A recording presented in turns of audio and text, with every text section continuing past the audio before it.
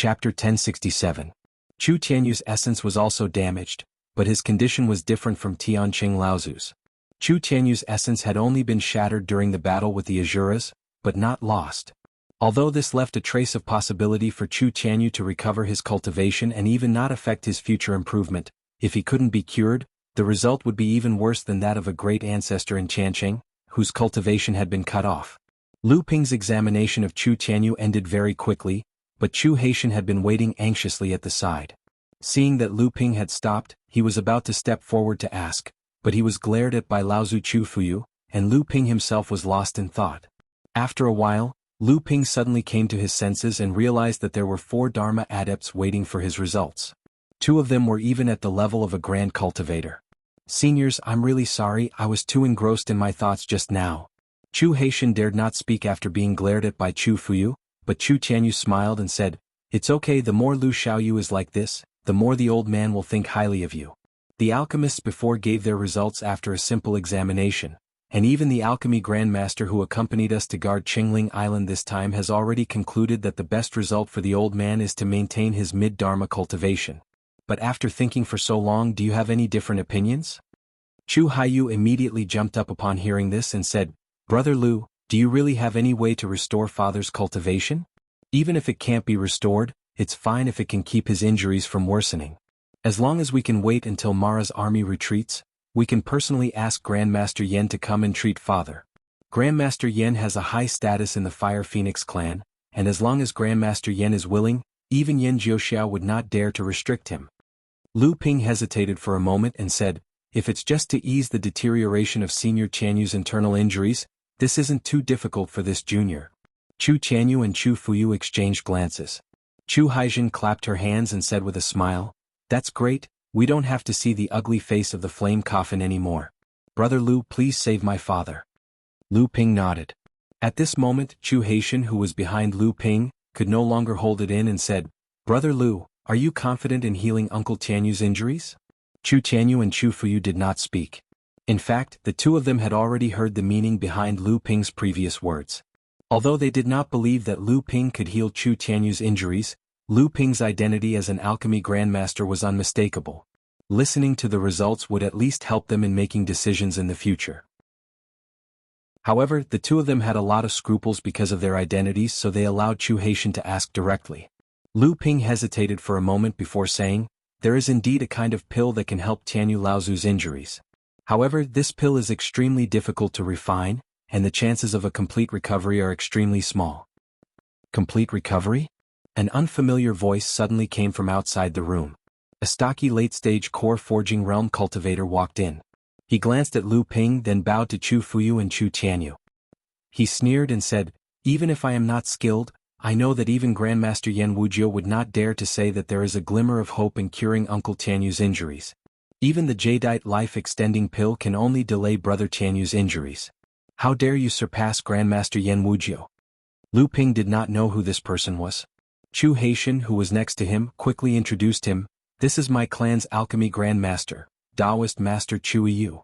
Lu Ping saw that although Taoist Master Chu Yu's cultivation was only at the core forging realm, he repeatedly questioned Lu Ping after entering the central room. He was only slightly respectful towards Chu Fuyu and Chu Tianyu Laozu. From this, Lu Ping knew that this grandmaster probably had a very high status in Jinling. Taoist Master Chu Yu hurried over when he heard that the Fire Phoenix clan had brought the life-extending pill. However, he was still too late.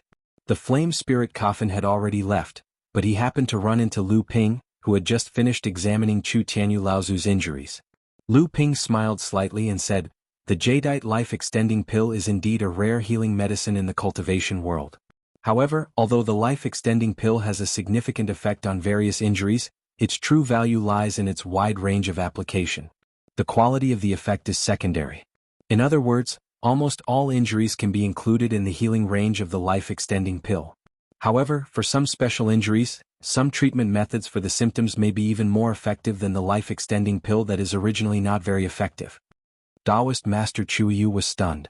He was a true alchemy grandmaster, so he naturally knew that what Lu Ping said was not false.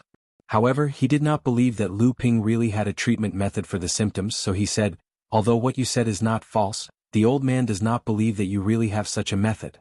Lu Ping did not care about arguing with this alchemy grandmaster.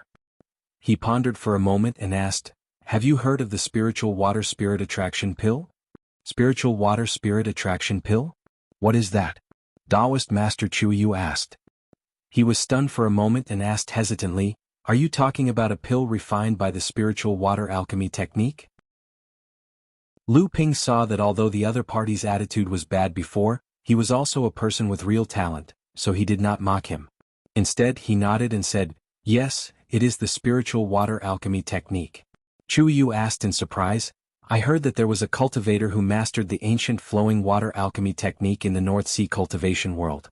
The old man did not believe it at first, but later I heard from Grandmaster Yen that it was true. I did not expect that the person who inherited the spiritual water alchemy technique would be you. Chu Haiming took the opportunity to add, 13th uncle, I'm afraid you still don't know, but Brother Lu was also guided by Grandmaster Yen. There's such a thing? When Chu Yu heard that, he no longer looked at Lu Ping with a scrutinizing gaze. Lu Ping took out a jade slip from his storage device, and a blue light flashed in his hand. Then he handed the jade slip to Taoist Master Chu Yu and said, "This contains the various spiritual herbs and spiritual items needed to refine the spiritual water spirit attraction pill. I'm confident that even if Grandmaster Yen has other methods to treat Tianyu Laozu's injuries, he will still need most of the herbs in this list. So, you can collect the precious items according to the list I've copied and make preparations in advance." Lu Ping knew that they would not make a choice in a short time after getting his judgment, so he said, "In that case I'll take my leave first." Chu Haitian suddenly shivered as if he had thought of something bad. He hurriedly said, "Brother Lu, I'll see you off." Chu Haiming also followed suit and said, "I'll go too." After Lu Ping left, Chu Yu was still reading the contents of the jade slip with a frown. Chu Fuyu and Chu Tianyu looked at each other and said, 13th brother, what do you think?" Chu Yu passed the jade slip to Chu Fuyu and said, "Truthfully speaking, I can't make up my mind. Even though the jade slip doesn't record the specific method of refining this medicinal pill, I can make some guesses based on the spiritual herbs and spiritual objects he listed. It should roughly be using the spirituality of a spiritual object as a catalyst to reform Seventh Brother's scattered quintessence. It does make sense, but the process of healing is extremely dangerous. The slightest mistake will definitely cause Seventh Brother's cultivation to disperse." Chu Fuyu passed the jade slip to Chu Tianyu and said, "Let's collect the spiritual herbs and spiritual items according to this kid's recipe first. Even if we don't need him to refine the spirit drawing pill, didn't he say that even Grandmaster Yen would need to use most of the things recorded in it?" Chu Yu hesitated for a moment and said, "Even though most of the spiritual herbs and spiritual items recorded in it are extremely rare, it's not impossible to collect them with the resources of our clan, but it will take some effort. However, there's an item that's difficult to find at the moment." "What is it?" "The 10,000 Wonder Dew is an extremely crucial step in refining this pill." Chu Fuyu and Laozu were stunned. "Wonder Dew? It's just a mid-grade heaven-ranked treasure. How could our clan not have it?" Chu Yu shook his head and smiled bitterly. "Even though it's a mid-grade heaven-ranked treasure, its value isn't inferior to a high-grade heaven-ranked treasure. Moreover, it's extremely rare, but it has a wide range of uses. Even our clan probably doesn't have it left." Chu Fuyu and Laozu asked with slight reluctance, "Even if we don't have it, can we use something else to replace it? I have a type of heaven-rank high-grade spirit water with me right now." Chu Yu still shook his head and said, "No. Not only does the spirit drawing pill need the Wonder Dew's spirituality as a guide, it also needs its vitality to nourish its source. Otherwise, even if we use other spiritual items to replenish Seventh Brother's essence, I'm afraid our lifespan will be greatly reduced." Chu Tianyu and Laozu smiled. "Since we can't find the Wonder Dew in a short period of time, then we'll first prepare other spiritual herbs. We'll think of a way to invite Grandmaster Yen once the siege of the illusory Spirit Five Islands is lifted." Chu Yu sighed and said, "I'm afraid we won't be able to invite Grandmaster Yen without Yen Jiuxiao's approval." Chu Fuyu had been suppressing a bellyful of anger since a long time ago when he saw Chu Yu spew out a string of unfavorable words. He immediately said angrily, "Does Yen Jiuxiao dare to imprison Yen Wujiu? Isn't he afraid that all the alchemists in the alchemy world will make things difficult for his Fire Phoenix clan?" Chu Yu said, "Although he didn't imprison him, I'm afraid he put him under house arrest in the name of protection. I heard that Grandmaster Yen has a disciple who was born in the Wood Phoenix clan and has always been under Grandmaster Yan's protection. Now that Yan Jiuxiao is undergoing his third lightning tribulation and is about to condense his pure yang avatar, he has set his sights on Grandmaster Yan's disciple. However, Grandmaster Yan has noticed this a long time ago and has hidden this disciple somewhere. In his rage, Yan Jiuxiao placed Grandmaster Yan under house arrest in the name of protection. Chu Tianyu seemed to have thought of something and said, "In other words, there are only two ways for the old man to recover from his injuries. One is to lower his head to the Fire Phoenix clan and form an alliance with Yan Jiuxiao, and the other is to gamble on Lu Tianping, a cultivator from the North Sea?" Chu Yu nodded and said, "That's right. That's why I've been provoking him all this time, wanting him to reveal even more of his true abilities. I didn't expect this kid to be very calm and didn't fall for it in the end. However, this list of spiritual herbs more or less proves that this kid isn't shooting blindly."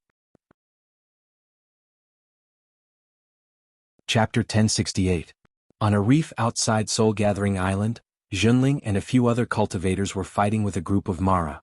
Damn it, I was careless. I didn't expect this group of Mara to be so cunning. They actually knew to set up a trap to ambush us.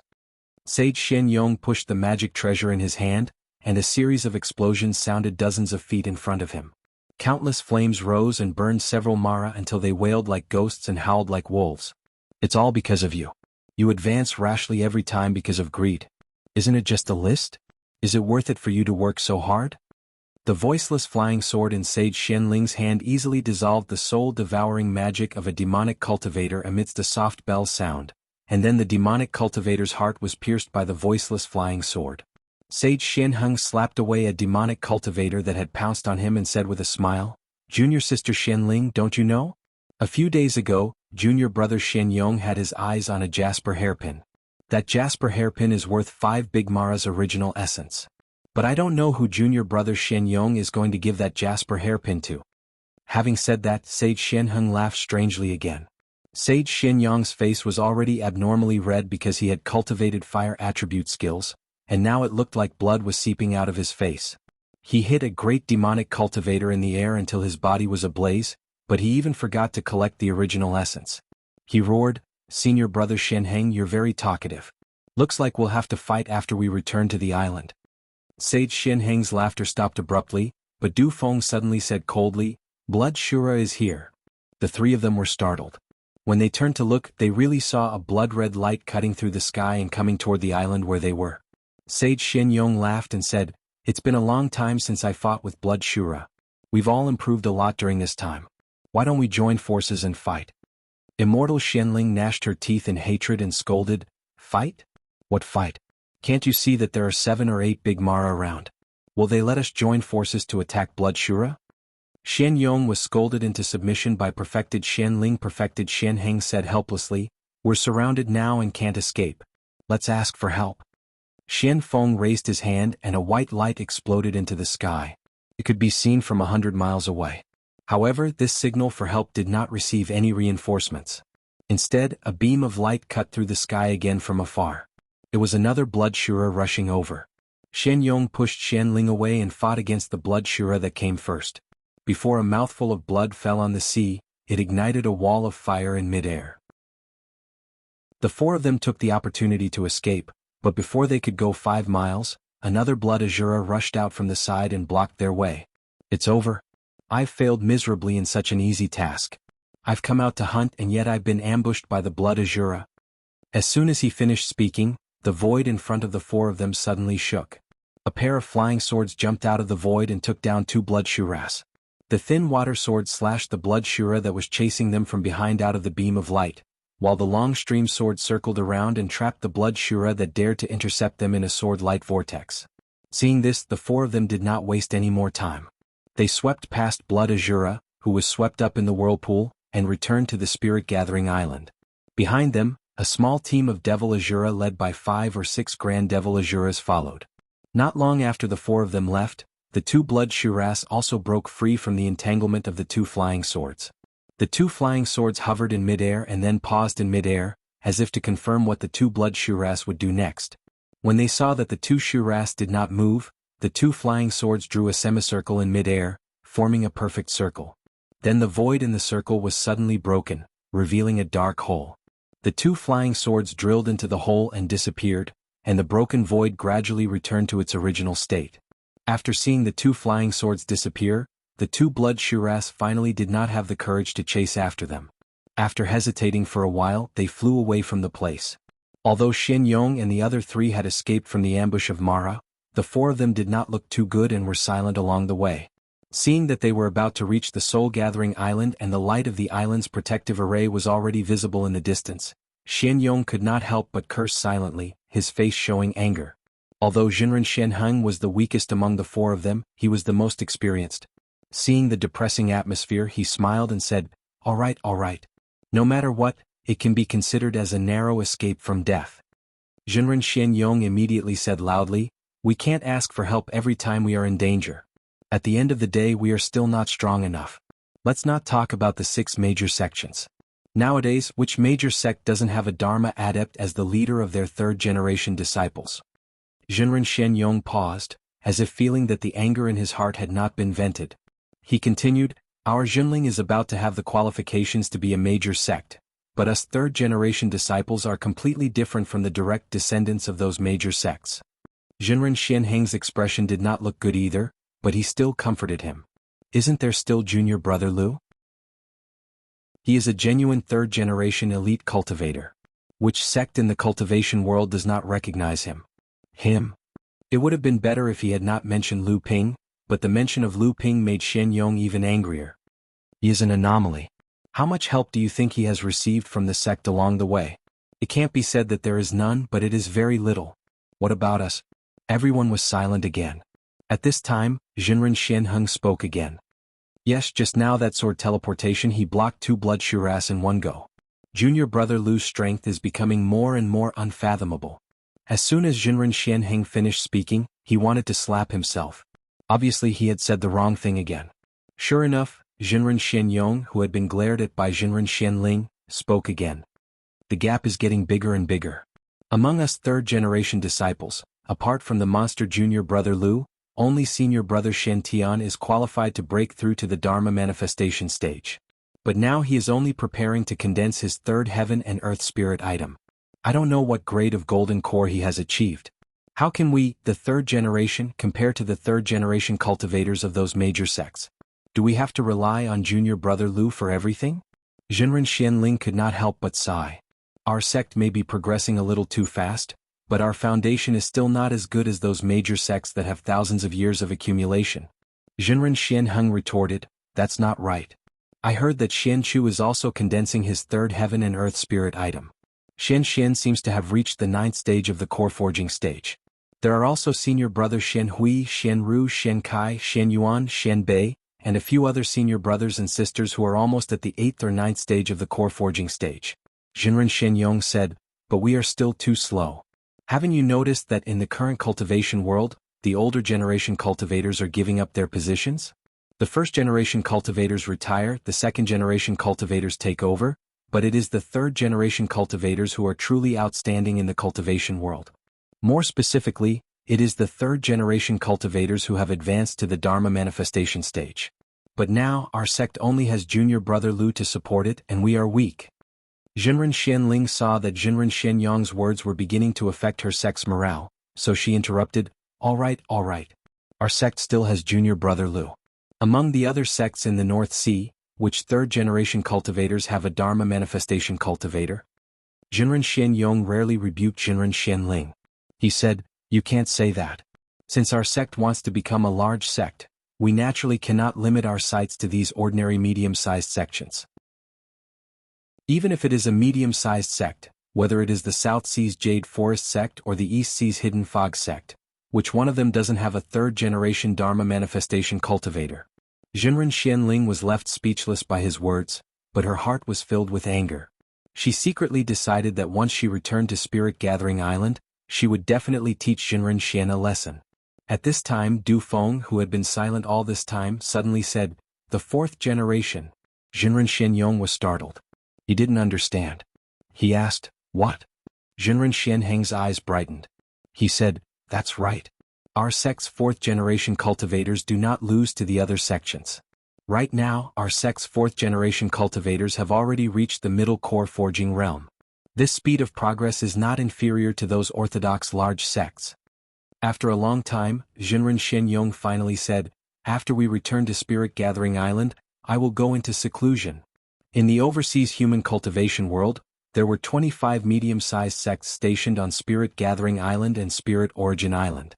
However, only Jinling's family had shown brilliantly thanks to Lu Tianping. In addition to Jinling's status as an alchemist grandmaster, all the sects knew that Jinling was aiming to become the first large sect in the North Sea after 400 years. Especially after the Battle of Qingling Island, the story of the 6 most outstanding third-generation cultivators of both human and demon clans fighting against the Asuras in the gap spread far and wide across the 5 islands of illusionary spirits. Every day, 5 out of 10 cultivators who came to visit Spirit Gathering Island were here for Zhenling's sect. As time passed, various kinds of rumors began to spread. One of the most important ones was the polarization of the cultivation of Zhenling's third-generation cultivators. Or perhaps it could be said that polarization was a compliment. Lu Tianping outshone Jinling's third-generation cultivators. Half of Jinling's prestige in Spirit Gathering 5 Islands was due to him. They were both third-generation cultivators, and they were all direct descendants of Jinling's third-generation cultivators. Why was the gap so big? In the end, it was just a medium-sized sect.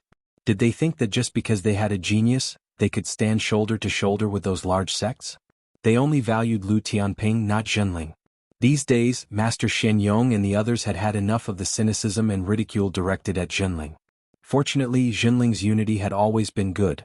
As these rumors increased, they realized that someone was playing tricks behind the scenes. Naturally, the other sects were happy to take advantage of the situation and instigate the antagonism between the third-generation cultivators of Jinling. However, Master Shenyong and the others were proud people. Although they did not resent Lu Ping because of this, they still felt indignant. However, this anger was used to reflect on themselves and instead stimulated their desire to improve. After the 4 of them returned to Spirit Gathering Island, the void above the island shook and Lu Ping walked out. Behind him was Chu Haidong. Chu Haidong smiled and said, "The senior brothers of your sect are very ambitious. It seems that the recent rumors about your sect have the opposite effect." Lu Ping sneered and said, "It's just some dirty tricks. If our sect can't even resist such rumors, then we don't need to attack the large sects." The 2 of them hovered in the air and looked in the direction that Master Shenyong and the others had left. The void shook again and the thin water-flowing sword came out.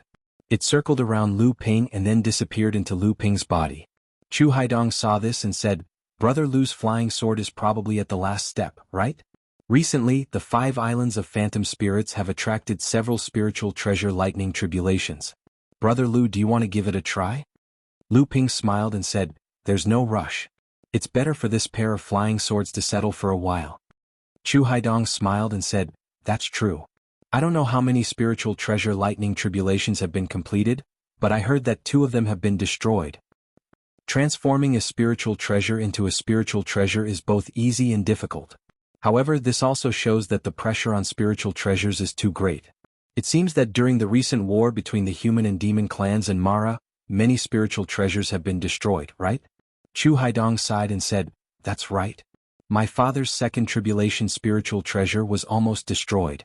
Although the weapon spirit was preserved, I don't know when it will recover." Lu Ping smiled and asked, "Speaking of Senior Tianyu's injury, how is he now?" Chu Haidong glanced at Lu Ping and said, "Brother Lu, do you want to know if my father's injury was caused by the flame coffin's life-prolonging pill or by Brother Lu's spiritual water-refining technique?" Lu Ping neither admitted nor denied it. Chu Haidong continued, "Actually, the reason why I invited Brother Lu to participate in the trade fair is to collect the materials that Lu Ping listed for refining the spiritual water-refining pill. However, before that, I would like to ask Brother Lu to follow me back to Qingling Island."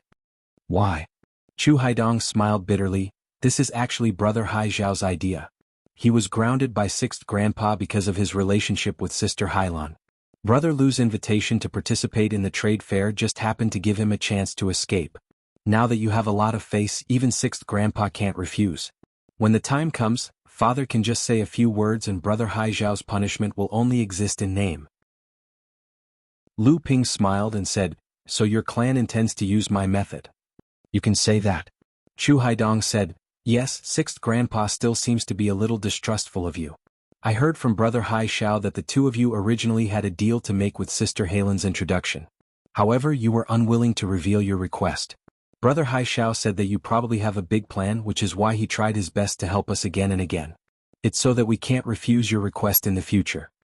Lu Ping was stunned for a moment, then he smiled and said, Brother Haishao is a man of few words, but others can't hide their thoughts from him. Chapter 1069.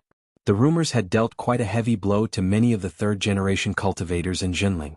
Even Lu Ping could not step forward to say anything. Fortunately, the relationship between the disciples and Jinling was pretty good. Thus, the provocative words had the opposite effect when it came to Jinling. Currently, the third-generation cultivators were either cultivating or hunting down Mara. On the surface, everything seemed to be the same as before, but in fact, everyone had advanced a lot. Naturally, Tiankang Laozu was happy to see this happen. He no longer paid any attention to the rumors. Ever since he heard about Yen Wujio from the Green Sea Snakes, Lu Ping had the intention to inquire about the Fire Phoenix clan from Chu Haiming. In fact, Chu Haiming did not know much about the situation of the Fire Phoenix clan. At the very least, it was about the same as what Lu Ping had learned through other means. The old patriarch of the Fire Phoenix clan, Yen Jiuxiao, was an extremely tyrannical figure. He had occupied the throne of the Fire Phoenix clan's patriarch for 500 years. Before Chu Fanyun, the former patriarch of the Green Sea Snakes, became the patriarch of the Fire Phoenix clan, Yen Jiuxiao was already the leader of the Fire Phoenix clan.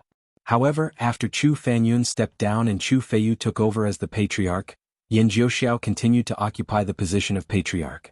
Logically speaking, after the rise of the second-generation cultivators of the Green Sea Snakes, as the first-generation cultivator, Yen Jiuxiao should have stepped down and retired. However, this old patriarch's desire for power was extremely strong. During his 500 years in office, he had cultivated a large number of direct descendants. Furthermore, he had obtained the support of the highly respected members of the clan. Thus, he had always dominated the position of patriarch. The Fire Phoenix clan was free and unrestrained. They were originally an extremely undisciplined demon clan. Although they were known as one of the three great demon clans in the Eastern Sea, in reality the Fire Phoenix clan was not as strong as the Green Sea Snakes, nor as united as the Kuan Fish. When there were real struggles over the distribution of benefits, the Fire Phoenix clan would often be defeated by the other clans. However, ever since Yen Jiuxiao took up the position of patriarch, he began to decisively reform the Fire Phoenix clan with the help of several knowledgeable experts of the Fire Phoenix clan. As a result, the Fire Phoenix clan began to truly acknowledge the entire clan. Their power was effectively consolidated, and their prestige in the Eastern Sea grew with each passing day, surpassing that of the Green Sea Snakes. From this point of view, Yen Jiuxiao could truly be considered an extremely talented and bold person in the Fire Phoenix clan. During the 300 years he had been the clan chief, the Fire Phoenix clan had always been on the rise. However, after 300 years of reform, the Fire Phoenix clan was already on the right track. It was time for the Fire Phoenix clan's patriarch to step down and pass his position to someone more capable. However, at this time this old patriarch, who had an extremely strong desire for power, refused to step down. This caused a huge uproar within the Fire Phoenix clan, and the Fire Phoenix clan began to split. A portion of the newly risen second and third generation cultivators of the Fire Phoenix clan split off from Yen Jiuxiao's power with the support of several first-generation experts who had originally supported Yen Jiuxiao's reform. They requested Yen Jiuxiao to step down from the position of patriarch, and obtain the approval of a considerable portion of the ordinary cultivators of the Fire Phoenix clan. At this time, some conservative forces who had originally opposed the reform also jumped out to attack Yen Jiuxiao wantonly. Yen Jiuxiao had clearly overestimated the results of his 300 years of hard work. It was true that he had gathered a group of direct descendants around him, and he had also won over a portion of the ordinary cultivators of the Fire Phoenix clan due to his 300 years of prestige. However, his tyrannical nature and his refusal to listen to any opposing opinions were also criticized by others. Although the Fire Phoenix clan had been on the rise for the past 300 years, there had been many strategic mistakes during this period, and most of them were caused by Yen Jiuxiao's tyrannical nature. For the past 200 years, Yen Jiuxiao had always been working hard to reunite the divided Fire Phoenix clan under his control. Thus he set his goal on the Third Lightning Tribulation. He believed that once he achieved the pure Yang avatar, his authority in the Fire Phoenix clan would undoubtedly increase. At the same time, he would also be able to win over a few of the neutral factions that had drifted between the three great powers to his side. However, even though Yan Jiuxiao had not neglected his cultivation for the past 500 years, it had still dragged down his cultivation progress. Wanting to overcome his third lightning tribulation in such a short period of time was truly beyond his ability, so he had thought of borrowing external help. At this time, the wooden phoenix minor repairs that Grandmaster Flame Spirit Coffin had originally protected had gradually entered the eyes of the Fire Phoenix clan's great powers as he grew. Yan Jiuxiao had made the first move, but the Flame Spirit Coffin had long sensed this and had already sent the wooden phoenix Luan Yu away. Other than the Flame Spirit Coffin, no one else knew of his whereabouts.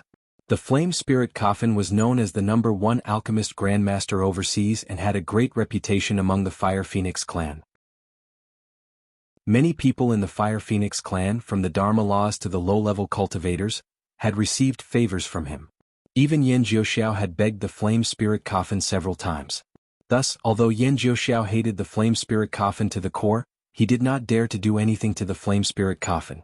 He could only use the excuse of protecting the Flame Spirit Coffin and put him under house arrest. After bidding farewell to Chu Hairen, Lu Ping stayed on Spirit Gathering Island for a few days before heading to Phantom City. In the west of Phantom City, outside a courtyard that was covered by a formation, Lu Ping took out a jade talisman from his storage artifact and pasted it on the courtyard's door. The protective formation dispersed like a stream of light. Lu Ping gently pushed the door open and a wave of heat rushed out. If an ordinary person was here, this wave of heat would be enough to turn them into barbecue. As soon as Lu Ping stepped into the courtyard, the door behind him closed behind him, blocking out the heat wave from entering the courtyard. Haha, so it's Lu Xiaoyu. Looking at the days, it's about time you came. Rongqing Laozu was already standing in the courtyard. When he saw Lu Ping enter, he immediately laughed loudly. Lu Ping also cupped his hands slightly and said, "I'm ashamed to say this. Senior Rong, she recently advanced to the Dharma Law stage, but I didn't come to congratulate her." Rongqing Laozu waved his hands and said with a smile, "A few days ago, junior sister Rong, she had just condensed her Dharma laws and was in seclusion to stabilize her cultivation. Even if you wanted to see her, you couldn't."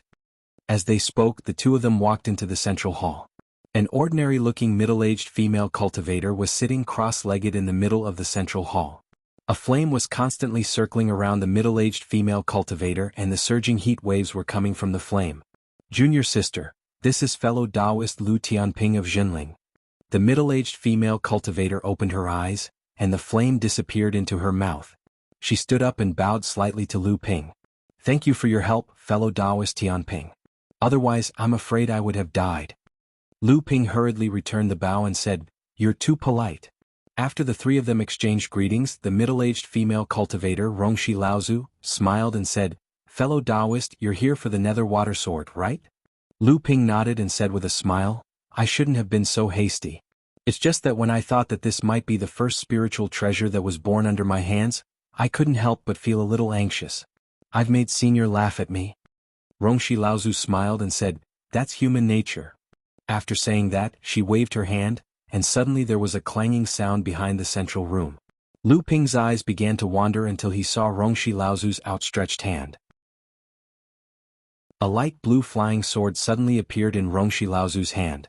Rongshi Laozu sighed and said, "The invisible sword, it really is the invisible sword.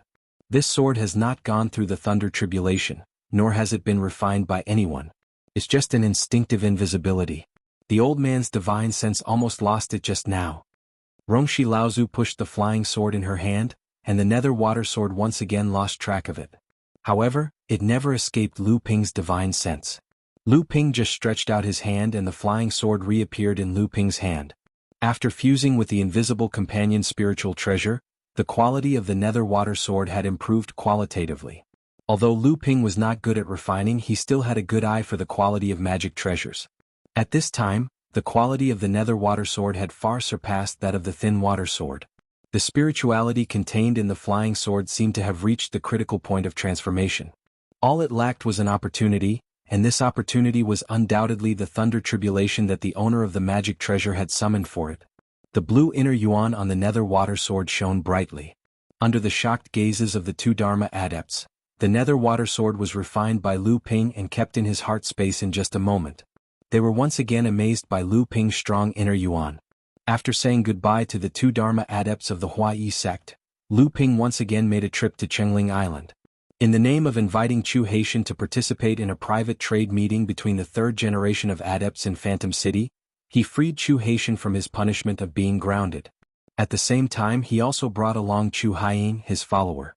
This private trade meeting was actually a gathering of the third generation of elite adepts who had advanced to the Dharma stage among the human and demon clans of the 5 islands of Phantom City.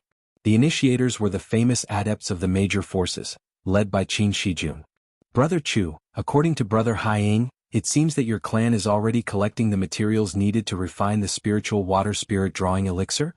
Lu Ping could not help but ask as the 3 of them were on the way to Phantom City. Chu Haitian was stunned for a moment, then said, "They have indeed begun to collect the materials that Brother Lu has listed, but whether or not Brother Lu is required to help is still unknown. It seems that there is some dispute between the Sky Feather clan uncle and 6th grandfather Fuyu Laozu." Lu Ping glanced at the slightly dispirited Chu Haitian. He did not know whether the 2 Laozus had a dispute over whether or not to refine the spiritual water spirit drawing elixir, or whether it was because of Chu Hailan. However, it seemed that no matter which it was, Chu Haitian had exposed his feelings for Chu Hailan in front of the 2 elders this time, so he would not have a good time. "So, how is the collection going?" Lu Ping naturally would not care about the personal affairs of the Green Sea Snakes, so he just asked casually. Chu Haishao thought for a moment and said, "Even though most of the things Brother Lu listed are rare and precious, with the strength of my Jade Sea Spirit Serpent clan, we should be able to gather almost all of them. Only that myriad profundity dew is slightly difficult." "Wonder Jade Nectar?" Lu Ping said in surprise. "Although this item is rare, it is only of the heaven middle grade. With the heritage of the Green Sea Snakes for tens of thousands of years, can't we gather one?" Chu Haitian shook his head and said, "It is difficult.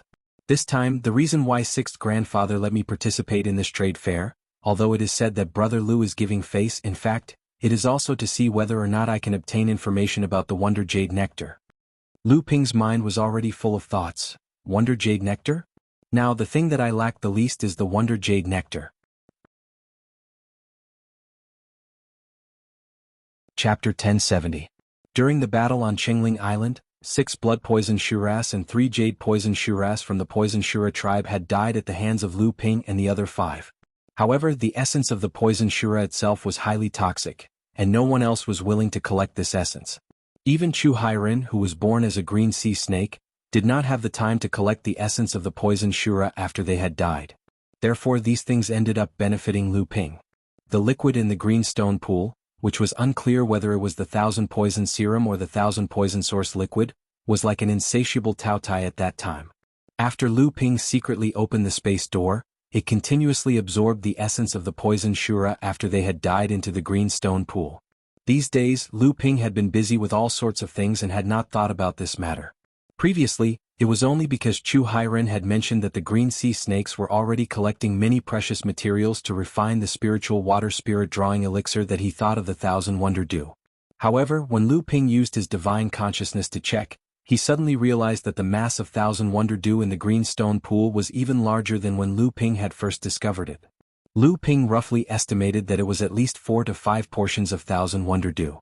Moreover, he saw that the 1000 poison serum in the green stone pool was moving without any wind, and small whirlpools formed on the surface of the liquid. It was obvious that the 1000 Wonder Dew was still condensing, and he did not know how many portions it would be able to condense in the end. "Brother Lu, what will make you agree to exchange the 1000 poison serum with me?" After Qin Shijun had advanced to the mid-Dharma stage, all the third-generation adepts had felt the pressure. They knew that the second division between the third-generation adepts was just around the corner. Qin Shijun had already taken the first step, and the others naturally did not want Qin Shijun to take the lead, let alone someone as proud as Chu Haitian. Chu Haitian had long reached the peak of the early Dharma stage. If not for the fact that he wanted to take advantage of the opportunity of advancing to the mid-Dharma stage to successfully condense his second supreme power, he would have already passed the first lightning tribulation and condensed the mid-Dharma stage. Lu Ping smiled but didn't say anything. Chu Haishao pondered for a moment and said, "Brother Lu, you've hinted to me that what you want me to do is extremely difficult. But after all these days, I'm sure Brother Lu already knows my status in the Jade Sea Spirit Snake clan. Even Sister Hailan thinks that I can be of help. Is Brother Lu still not willing to tell me what it is?" Lu Ping had saved Chu Haitian and Chu Haitian in succession, and he also had the 1,000 poison serum that Chu Haitian urgently needed to condense his second supreme power to pass the first lightning tribulation. Now that Feather Laozu had clearly asked for his help in order to recover his cultivation, if Chu Haitian's guess was correct, the 1,000 poison serum would most likely fall into Lu Ping's hands as well. Not counting the last matter, from Chu Haitian's point of view, he had already owed Lu Ping favors on at least 4 matters. However, even so, Lu Ping still did not tell him what he wanted him to do. This could only mean that what Lu Ping wanted him to do was extremely difficult. Even so, as long as Lu Ping did not say anything, for people like Chu Haitian, this was something that would always make him feel extremely troubled. He did not want to owe favors. As soon as Chu Haitian's voice fell, he saw a small jade bottle being thrown out from Lu Ping's hand. He said, "Brother Chu, it's not that I don't trust you, but this is really not a small matter. Of course, this matter will not harm the interests of your clan. I will definitely find a suitable opportunity to tell you, Brother Chu." Chu Haitian caught the jade bottle in his hand and shook it gently. There was a sound of liquid sloshing inside. His heart skipped a beat and a trace of joy appeared on his face. He said, "Brother Lu, this is..." Lu Ping nodded and said, "To be honest, even I don't know if the thing inside is the 1,000 poison serum you need." Chu Haitian opened the bottle and asked, "Is this the magical item that broke the poison Azura's innate magical power?" Lu Ping nodded and said, "Yes, it is." After Chu Haitian opened the bottle, he poured out a drop of golden liquid. It spun in his palm, and then seeped into his body through Chu Haitian's palm. Chu Haitian's face flashed with a hint of gold, and then his eyes suddenly opened. The joy on his face deepened and he said, "It really is the 1,000 poison serum and it's of the highest quality. Brother Lu, I'm afraid you've already refined many kinds of strange poisons into it, right?" Lu Ping smiled and said, "That's good. This jade bottle is a space container, and I don't know if the 1,000 poison serum inside is enough. However, when I got my hands on this item, it did contain a few famous poisons in the world of practice." Chu Haitian nodded and said, "It's enough, no wonder the quality is so high. With this item in hand, after this trade fair, I will attract my first lightning tribulation. As long as I successfully advance to the mid-Dharma stage, it will be a piece of cake to condense my second innate magical power." Lu Ping smiled and said, "Then I must congratulate you in advance, Brother Chu. After you advance to the mid-Dharma stage, your status among the green sea snakes will definitely increase.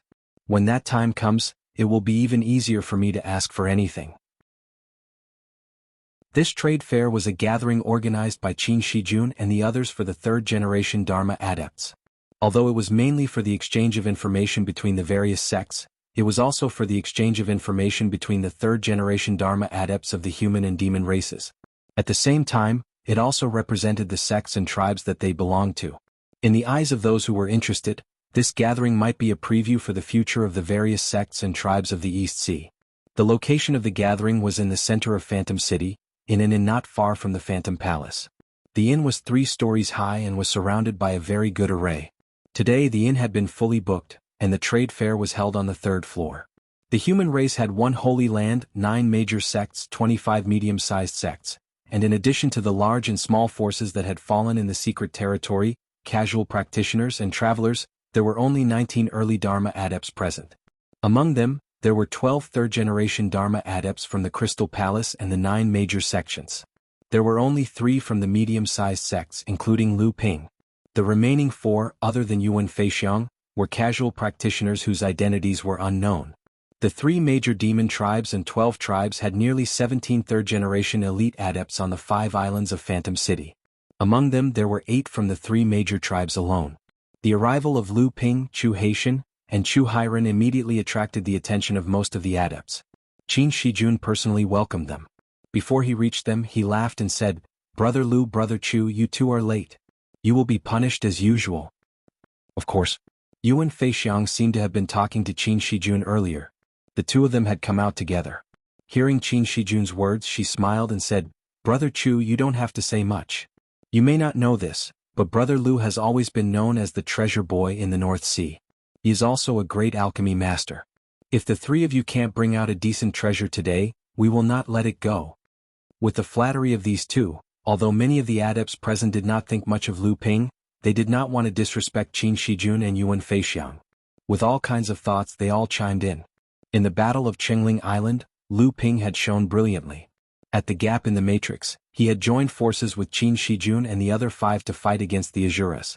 The strength he had displayed was not inferior to any of them, and it had shaken the entire 5 islands. The impact on the other third-generation Dharma adepts was even more intense. One had to know that the 5 people who had fought against Lu Ping, excluding Lu Ping, were all people of high status. Not to mention Qin Shijun Yuan Feixiang, who was the #1 expert of the top aristocratic family, had a status similar to Qin Shijun's. Even the adepts of the large sects had to show enough respect in front of Yuan Feixiang. As for Kong Qianjun and the Flame Coffin, they were the top figures among the Kuan Fish and Fire Phoenix clans. As for Chu Haitian, there was no need to mention him. The status of the Green Sea Snakes in the Demon Clan was comparable to that of the Crystal Palace in the Human Clan. Before Qin Shijun had advanced to the mid-Dharma stage, he had been on par with him. He was also the legitimate son of the leader of the Green Sea Snakes, Chu Feiyu, and the grandson of the previous leader, Chunyang Laozu, Chu Fanyun. Compared to the status of these 5 people, Lu Ping's status was like the difference between clouds and mud. He was just a practitioner of a middle-sized sect. No one knew what good luck he had, but he dared to call himself the boy of many treasures, after getting a few decent magic treasures. It seemed that only in the poor North Sea would he be praised to the sky. However, when he entered the inn, he was walking with Chu Hai. It was obvious that their relationship was not shallow. Coupled with the fact that Qin Shijun, Yuan Feixiang, and the others had personally come out to welcome him, some cultivators had no choice but to retract the trace of contempt in their hearts. However, it also aroused the jealousy and dissatisfaction of some cultivators. Lu Ping naturally understood the expressions of the people around him. He smiled and said, "In front of all of you, my wealth is nothing. But Brother Qin and Brother Yuan are of noble birth, and you are the initiators of this gathering. I wonder what kind of eye-opening treasures you have brought us?" Seeing that Lu Ping had easily kicked the ball back to him, Qin Shijun laughed and said, "It seems that Brother Lu can't wait any longer. Since everyone has arrived, then let's not waste time and begin." Everyone responded and went to the 3rd floor of the inn. The 36 Dharma adepts sat casually on the 3rd floor, leaving only a display stand at the top. All the practitioners present had to come forward and display at least 1 treasure for trade. Everyone sat down, and the innkeeper led the servants to serve fragrant tea and spirit fruits. However, Yuan Feixiang was the first to walk up to the display stand. A spirit prohibition box slowly opened, and from time to time flashes of blue lightning burst out from a fist-sized stone, immediately attracting the attention of many practitioners present. "I'll start first. This is a Sky Thunder Strange Stone from the collection of my Yuan family. It can also be considered a kind of natural treasure. It contains thunder and lightning, which is very beneficial to practitioners who practice thunder techniques. Let's use it to exchange for some top-grade spirit stones." Chapter 1071. The reason why the Yuan clan was able to become the #1 clan in the cultivation world, in addition to the powerful strength of the Yuan clan itself, the most important reason was the contribution of the Yuan clan's Peng bloodline to the cultivation world during the previous calamities of Mara, as well as the unique thunder magic power.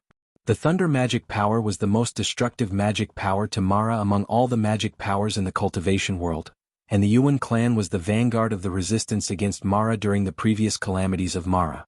The number of cultivators of the Yuan clan who had fallen in the previous calamities was unknown.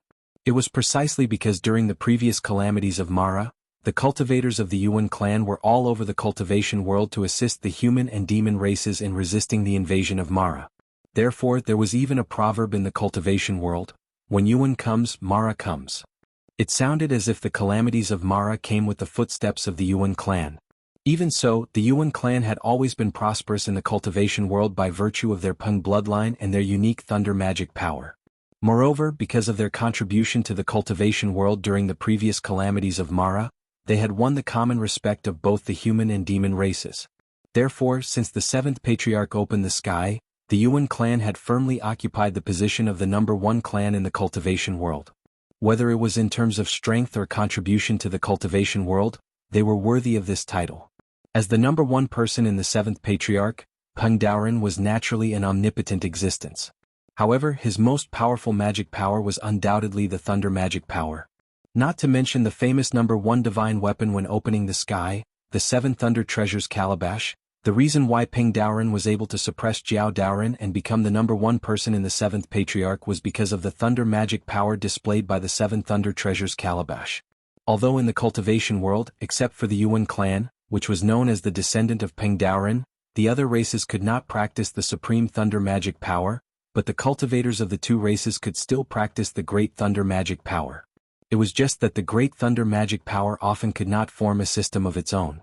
It had to be attributed to the attribute of the cultivator's own cultivation method. For example, Lu Ping, who practiced the water attribute cultivation method, if he wanted to practice the thunder magic power, he could only condense the divine power seed of the Yin water divine lightning. Even so, the thunder magic power was still an extremely difficult magic power for ordinary cultivators to practice. If it was not for the help of the 7 Thunder Treasures calabash, Lu Ping would not have been able to condense the Yin water divine lightning into a great magic power so easily. Of course, the thunder magic power could also use other external forces to speed up the cultivation or reduce the cultivation difficulty. The Heaven Thunder Wondrous Stone was one of them, and it was one of the more outstanding treasures. Especially in the face of Mara's crisis, with a thunder magic power in hand, coupled with a treasure that was suitable for using the thunder magic power, the effect was often comparable to the power of a supreme magic power, but the difficulty was much easier than condensing a supreme magic power. Furthermore, even if a thunder magic power was not used to deal with Mara when fighting with others, it would still be one of the most powerful of the great magic powers. Otherwise, how could the Yuan clan have been able to stand tall in the cultivation world for tens of thousands of years without falling? All these aside, just the Sky Thunder Rare Stone itself, with just a little bit of refinement, would be an incredible defensive treasure. When it was detonated during a battle, the power that it would unleash would be something that even a mid-Dharma adept would have to avoid. Therefore, when Yuan Feixiang displayed the Heaven Thunder Wondrous Stone on the display stage, it instantly attracted the exclamations of the dozens of Dharma adepts present. A practitioner suddenly asked loudly from below the stage, "Friend Yuan, such a treasure, are you really only using it to exchange for the best spirit stone?" Yuan Feixiang made a helpless gesture and said, "I am not an overseas practitioner after all, and the spirit stone mine of the 5 Phantom Islands is not for me to enjoy. I can only use this stone to exchange for some training supplies." Since the theft of the spirit stone mine of Yuanling Island had weakened the protective matrix of Qingling Island and was broken by Mara's army, the great practitioners of the human and demon clans in the Phantom Palace had made a decision, which was to excavate the spirit stone mine in a planned way and supply it directly to the practitioners of the various sects, in order to strengthen the cultivation and strength of the practitioners of the various sects, and to have more power to resist Mara's attack. And Yuan Feixiang and the other practitioners who did not belong to the 9 sects, the 25 forces, the 3 tribes, and the 12 tribes naturally did not have the right to enjoy the spirit stone supply. Other than the great practitioners of the Crystal Palace, the 9 sects, and the 3 tribes, there were probably very few people who knew that the Phantom Palace had to do this to balance the protective matrix of the 5 islands. Although the hidden danger caused by the theft of the spirit stone mine of Yuanling Island had been temporarily suppressed, it had not been eliminated. To fundamentally eliminate this hidden danger, the only way was to restore the balance between the 5 spirit stone mines. This was also the reason why during this period of time, except for the one on Yuanling Island, the other 4 spirit stone mines had reopened for mining. Of course, the Phantom Palace naturally would not explain this to the outside world. These things were verified by the jade slip left behind in Kong Wu's inheritance by Lu Ping. Then how many top-grade spirit stones does Brother Yuan want to exchange for it? You should know that there are many people here who want this Sky Thunder Fantastic Stone. Although the top-grade spirit stone is precious, the supply of the Phantom Palace has increased recently. I believe that everyone here has a few in their hands. Another Dharma adept said. At this time, Lu Ping was also determined to get this Sky Thunder Fantastic Stone. As for the top-grade spirit stones? What Lu Ping did not lack now was the top-grade spirit stones. After handing over the hundreds of top-grade spirit stones that had previously belonged to Jinling to Tiankong Laozu for safekeeping, Lu Ping now had more than 1,000 top-grade spirit stones on him. Even a large sect's share of the giant spirit stone mine on the Phantom Island was probably less than this. In the core space, the 7 treasures Thunder Calabash began to jump up and down the moment the Sky Thunder Fantastic Stone was taken out. Finally, it was pressed down by the Dharma power of the dragon and then it calmed down. Yuan Feixiang smiled and said, "The reason why I took out this Sky Thunder Fantastic Stone is that in this dangerous time, I hope that this stone can help one of you to master a great thunder technique. It can also be used to defend against Mara's attack and increase our strength. In this case, this stone will be priced at 7 top-grade spirit stones.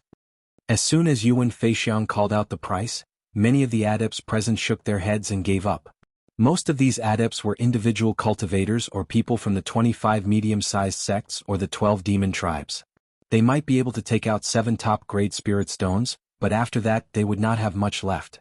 To be honest, Yuan Feixiang's asking price was not high.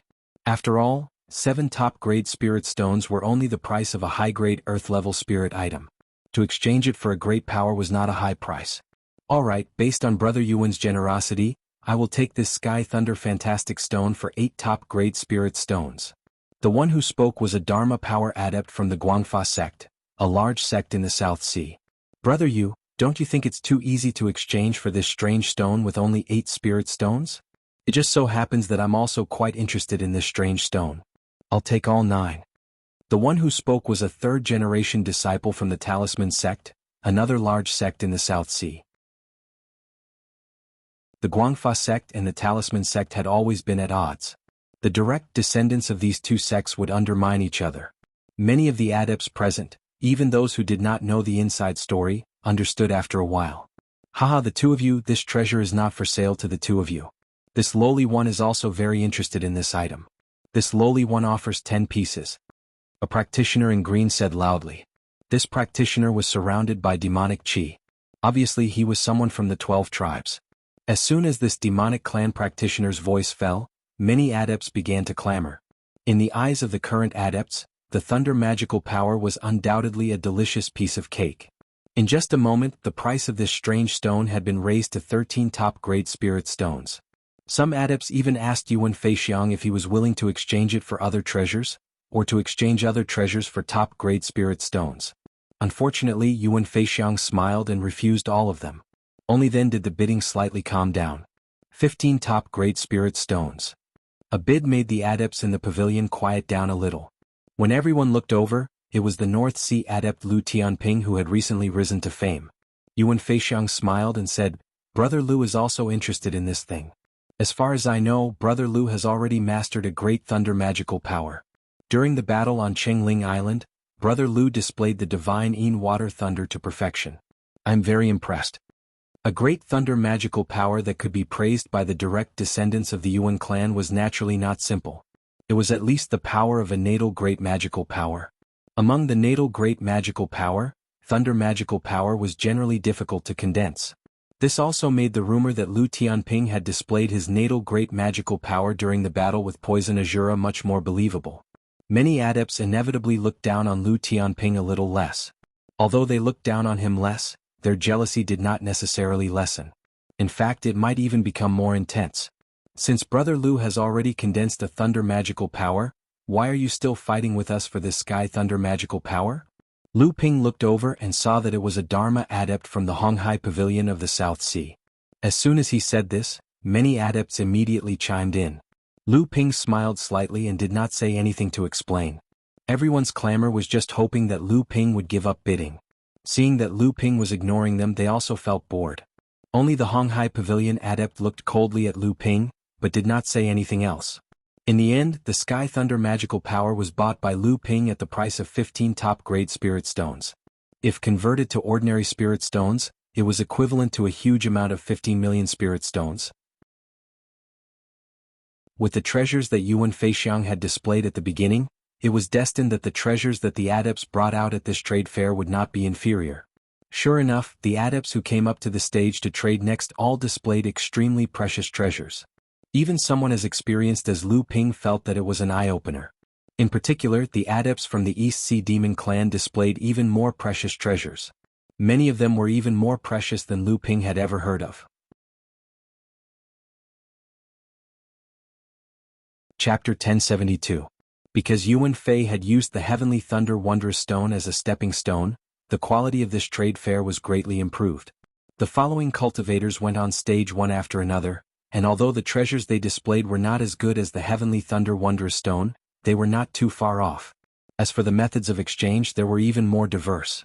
Some auctioned directly with top-grade spirit stones, some bartered and some used both. There were even auctions that used anonymous methods. Apart from the two parties involved, no one else knew what was being exchanged. Lu Ping had also found several items that interested him in the past few trades. He had tried to bid or barter for them, but in the end, the bids were either too high or the items he tried to trade weren't of interest to the other traders.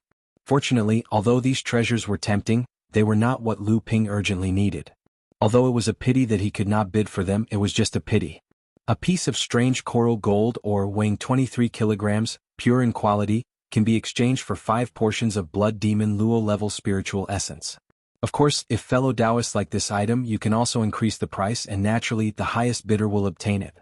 A female cultivator from the demon clan, dressed in clothes that looked like seaweed, placed a piece of alternating yellow and blue coral on the display stand. This person was from the bright-colored Snake clan, one of the 12 clans of the East Sea. They were one of the most tyrannical forces among the 12 clans. Lu Ping was taken aback when he heard about the mutated coral metal. He had heard about the mutated coral metal from Chen Lian before. It was an extremely rare spiritual material, especially when used to forge some water-attributed mystic treasures. It could greatly enhance the quality of the mystic treasure. When Lu Ping obtained it in the North Sea, he had given Chen Lian 24 corals that contained various top-grade spiritual materials, and one of them contained mutated coral gold. When Lu Ping was upgrading the Aquaslite sword, Chen Lian had refined a very small amount of exotic coral gold from the 24 corals into the Aquaslite sword. That was how the Aquaslite sword was upgraded to a spirit-nurturing level magic treasure. Chen Lian had once told Lu Ping that exotic coral gold was a special spiritual material that could be used to upgrade a spirit-nurturing treasure to a spirit treasure. Unfortunately, it was extremely rare in the cultivation world. If Lu Ping had not obtained a companion spirit treasure with an invisibility effect, which allowed the water spirit sword to reach the level of a top spirit-nurturing treasure that could attract a thunder tribulation, Lu Ping would have searched for it to upgrade the water spirit sword. Although this piece of coral was just a coral exotic gold or, even if it was pure in quality, it would be good enough to extract 2 to 3 grams of pure coral exotic gold from 23 kilograms of ore. But this 2 to 3 grams of coral exotic gold ore, although it did not need to be used on the Aquaslite sword now, if it was refined into the thin water-flowing sword, it would be enough for the pair of flying swords to reach the level of a top spirit-nurturing treasure. In the future, the possibility of attracting a thunder tribulation to become a spirit treasure would be greatly increased. Hua Dai, are you kidding me? Although this coral exotic gold ore is rare, you know what this means. It means that at least 7 or 8 blood Mara beasts have died in order to collect enough blood Mara essence. That's right. Including Mara beasts' large-scale invasion of the fallen mystery land, until now when they have surrounded the 5 illusory islands, a rough estimate shows that the number of Mara beasts that have been killed by the combined forces of the human and demon clans is less than 100. But the human and demon clans have lost at least 50 to 60 Dharma plane adepts. 5 complete blood Mara essence. Even if they had it, who would be willing to give it up? Generally speaking, Mara beasts were more powerful than the human and demon clans of the same level. However, Mara beasts usually had low intelligence. Although they were not afraid of death, they were unusually stupid. When fighting with the human and demon clans, as long as they did not encounter each other, the human and demon clans usually had the upper hand. However, Mara beasts often had the advantage in numbers. Because of this, even if the human and demon clans' combined forces could achieve twice the results, they would still be at a disadvantage. Hua Jie smiled coquettishly and said, I only ask for a fair trade. If you think that the price I set is too high, you can ignore it. It was not easy to collect Mara essence. Even if a practitioner set up a trap to ambush a blood Shura, and there were no other Mara beasts to disturb them, they would be able to collect the essence in advance. It was already very difficult to collect 70% of the essence after Mara beast's death. What's more, it was basically impossible to encounter such a situation in a battle with a blood demon.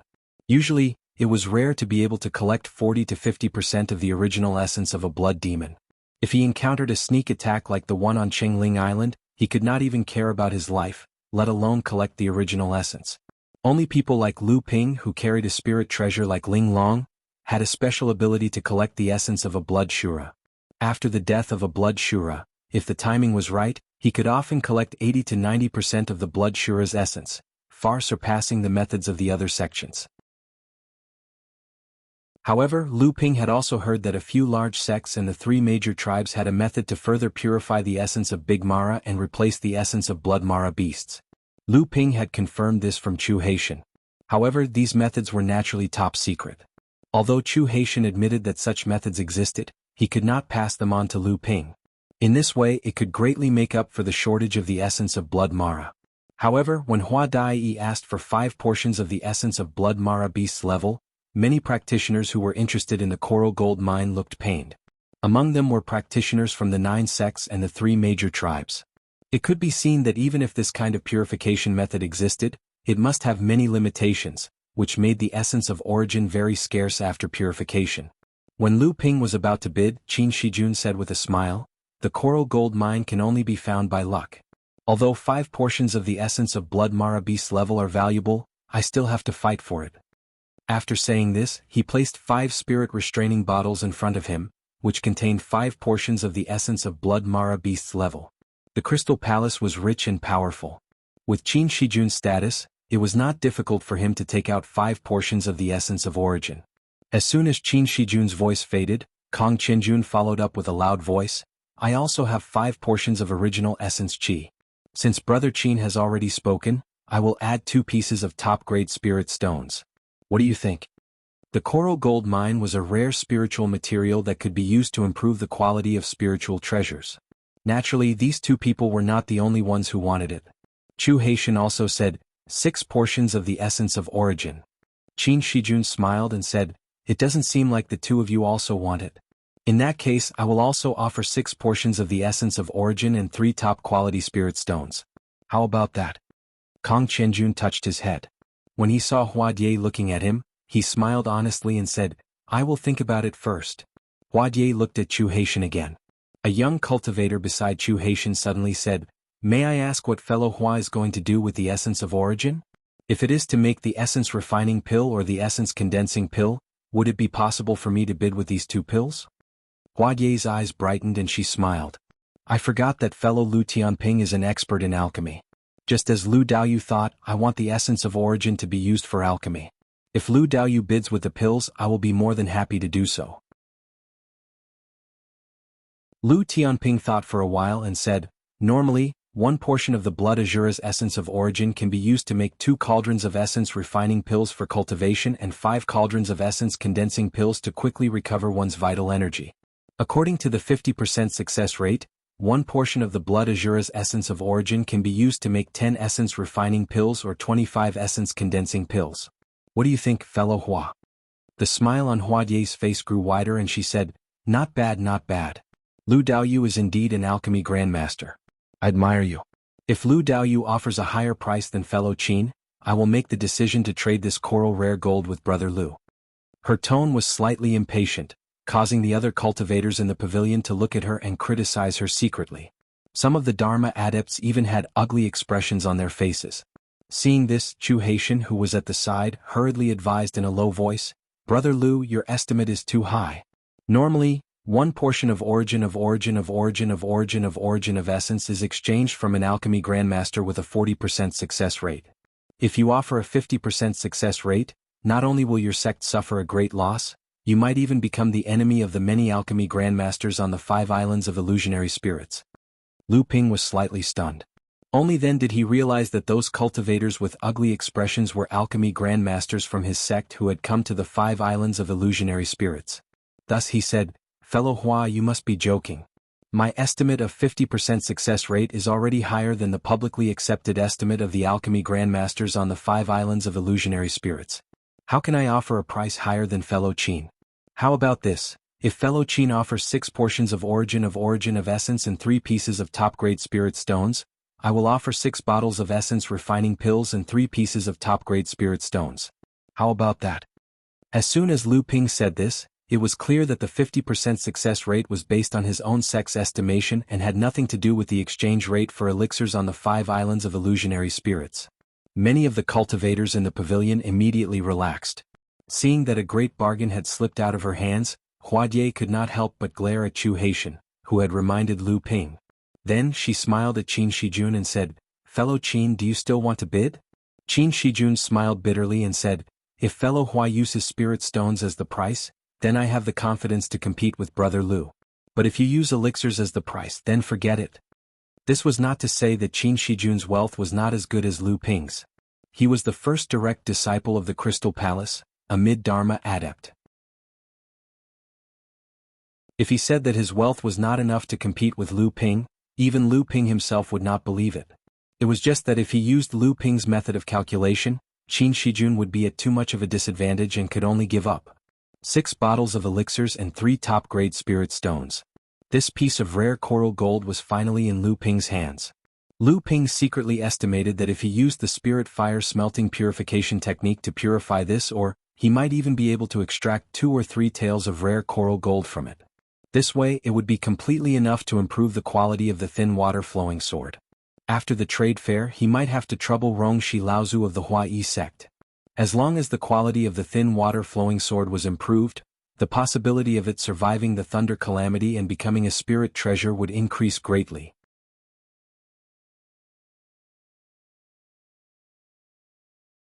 Chapter 1073. In the world of cultivation, except for the 6 holy lands, almost all the large sects had risen during Mara's catastrophe, and gradually accumulated a rich heritage and survived to this day. In the long history of the cultivation world, most of the sects that had perished were also because they did not handle the great calamity of Mara properly. Under the attack of Mara, they were either directly destroyed or suffered great damage to their vitality, gradually declining until they perished. Or they were struggling at death's door, clinging to the old and conservative. Therefore, whenever Mara's catastrophe came, although it was a disaster for the entire world of cultivation for many sects, it was also an opportunity to break the old balance, take advantage of the situation, and reshuffle the cards to establish a new structure. And one of the most direct manifestations of this opportunity was the original essence after Mara's death, as well as the accompanying instruments, magic treasures, and even spirit treasures that were left behind.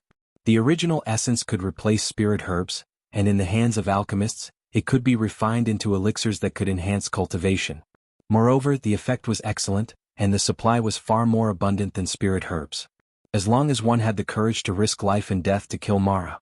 As for the accompanying instruments, magic treasures, spirit treasures, and so on, although most of them would also disappear after Mara's death, there would always be some that were lucky enough to survive. When the number of Mara's deaths increased, these small probability events could often bring about a considerable number of drops.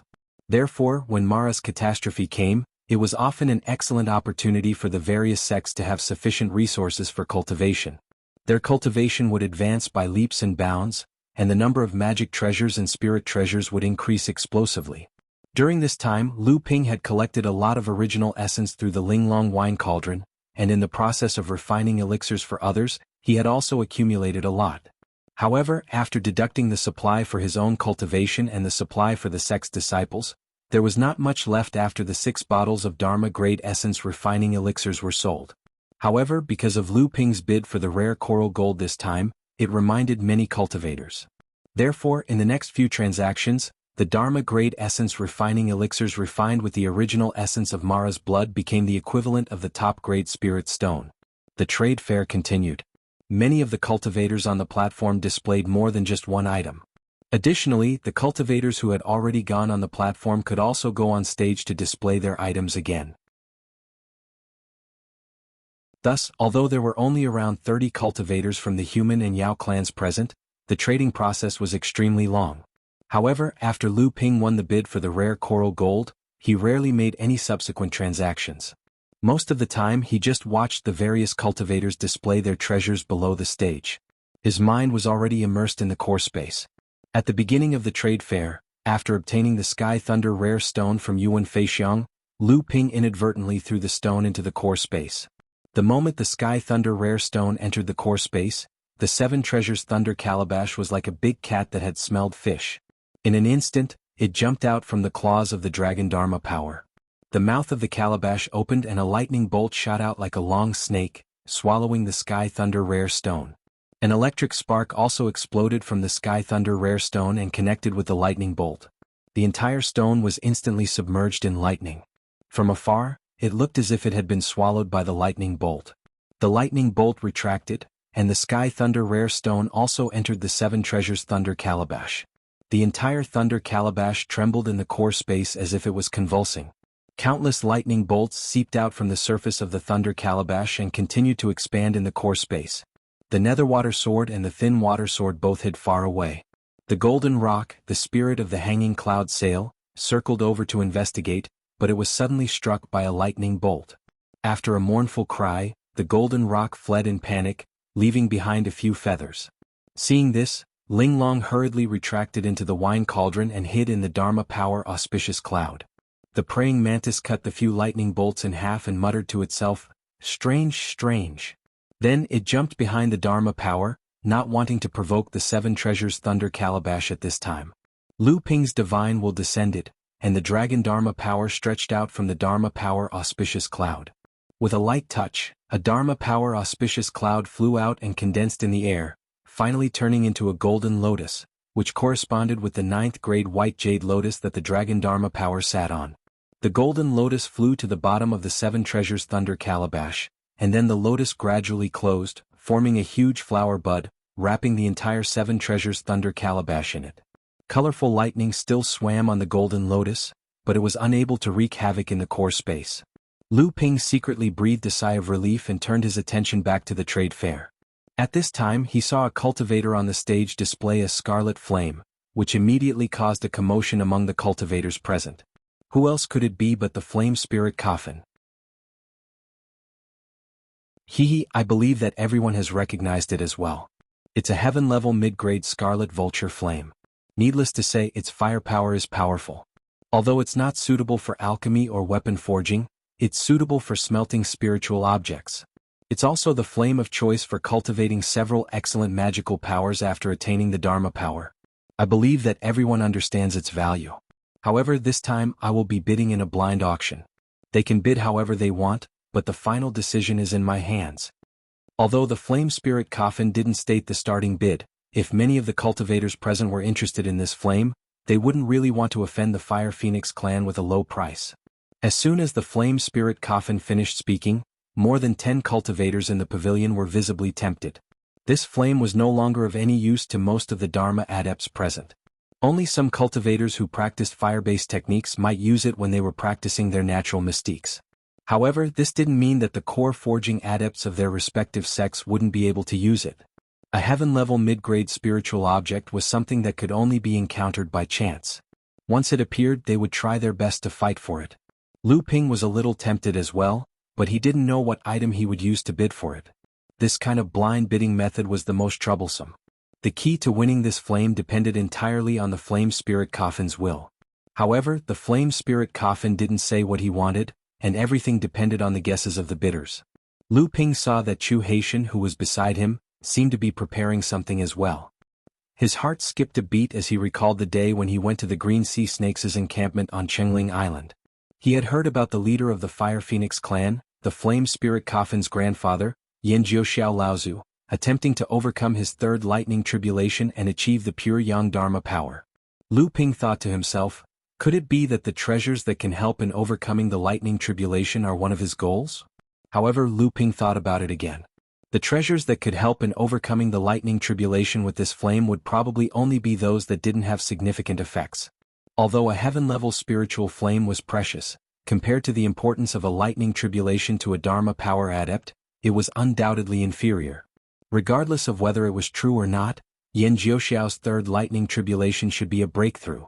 Lu Ping reached his right hand into his left sleeve and fiddled with it for a while. He placed 9 golden nut fruits into a spirit sealing box and made a mark on it. Then he used his spatial powers and the spirit sealing box in his sleeve immediately disappeared. At the same time, on the stone platform in front of the flame spirit coffin, a ray of light flashed, and a jade box appeared in front of him. At this time, there were already more than 10 boxes, jade bottles and other treasures on the stone platform in front of the flame spirit coffin. The flame spirit coffin was opening and examining them one by one. From time to time, it would reseal the box that it didn't like, and then activate the teleportation mark on the box to return to the hands of the cultivator who had placed the bid. Going back and forth except for the flame spirit coffin, no one knew the contents of each bid. Even if the flame spirit coffin knew the contents of each bid, it didn't know the identity of the cultivator who had placed the bid. One by one the boxes were opened, left or returned. However, Lu Ping didn't make a sound below the stage. In fact, this flame had already attracted almost half of the cultivators in the pavilion to bid, but no one had made a bid that matched the flame spirit coffin's expectations. In the end, after weighing the remaining boxes, a few more were returned. There were only 2 jade boxes left on the stage, and the teleportation mark left on Lu Ping's jade box had not been activated. At this time, the flame spirit coffin was clearly in a dilemma. The 2 jade boxes in front of him were attractive enough, but at this time he could only choose one of them. In the end, the flame spirit coffin seemed to have made up his mind. He took out the treasure from one of the jade boxes and placed the scarlet vulture flame, which had turned into a bean-sized ball of flame, into it. He then activated the teleportation mark on the 2 jade boxes, and the 2 jade boxes disappeared at the same time, returning to the hands of the cultivators who had bid for them. With a flick of his sleeve, the jade box fell into Lu Ping's right hand, which was still in his sleeve. Lu Ping opened the jade box without batting an eyelid, and a trace of disappointment flashed in his eyes. The 9 golden nuts inside had been returned to him. It seemed that the flame spirit coffin had not been interested in his bid in the end. Just as Lu Ping was about to put the jade box into his storage magic tool, his spirit sense seemed to have discovered something. The moment he wiped the teleportation mark on the jade box with his right index finger, a line of words appeared on the jade box. An inexplicable look flashed in Lu Ping's eyes. He inadvertently glanced at the flame spirit coffin, who had walked down the stage, and happened to see that the flame spirit coffin seemed to be looking at the cultivators in the pavilion with a look of anticipation. Although the flame spirit coffin had not chosen the item that Lu Ping had bid for, it did not mean that he was not tempted. He had hidden a message under the mark on Lu Ping's jade box, hoping to conduct a private transaction with Lu Ping. This was understandable. Although Lu Ping was not sure how many people had participated in the trade fair, there were definitely many cultivators who had conducted private transactions with each other. At the very least, Lu Ping's spirit sense had captured traces of spatial fluctuations in the pavilion several times. At that time, the cultivators who were displaying their items on the stage did not blindly bid like the flame spirit coffin. Now that the flame spirit coffin was asking for Lu Ping's help, the initiative was naturally in Lu Ping's hands. Lu Ping pondered for a moment, and a subtle and unpredictable spatial fluctuation was emitted, returning to the teleportation mark left by the flame spirit coffin.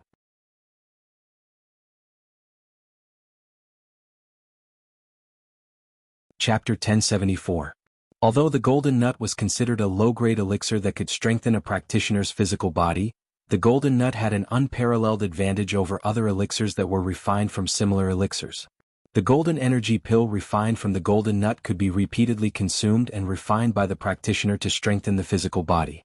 Although the effects were not as significant as the bone-forging pellets, azure wood pure jade fruit and blood skeleton flower that Lu Ping had consumed, when consumed in large quantities over a long period of time, the golden resilience pellets were still very attractive to Dharma adepts.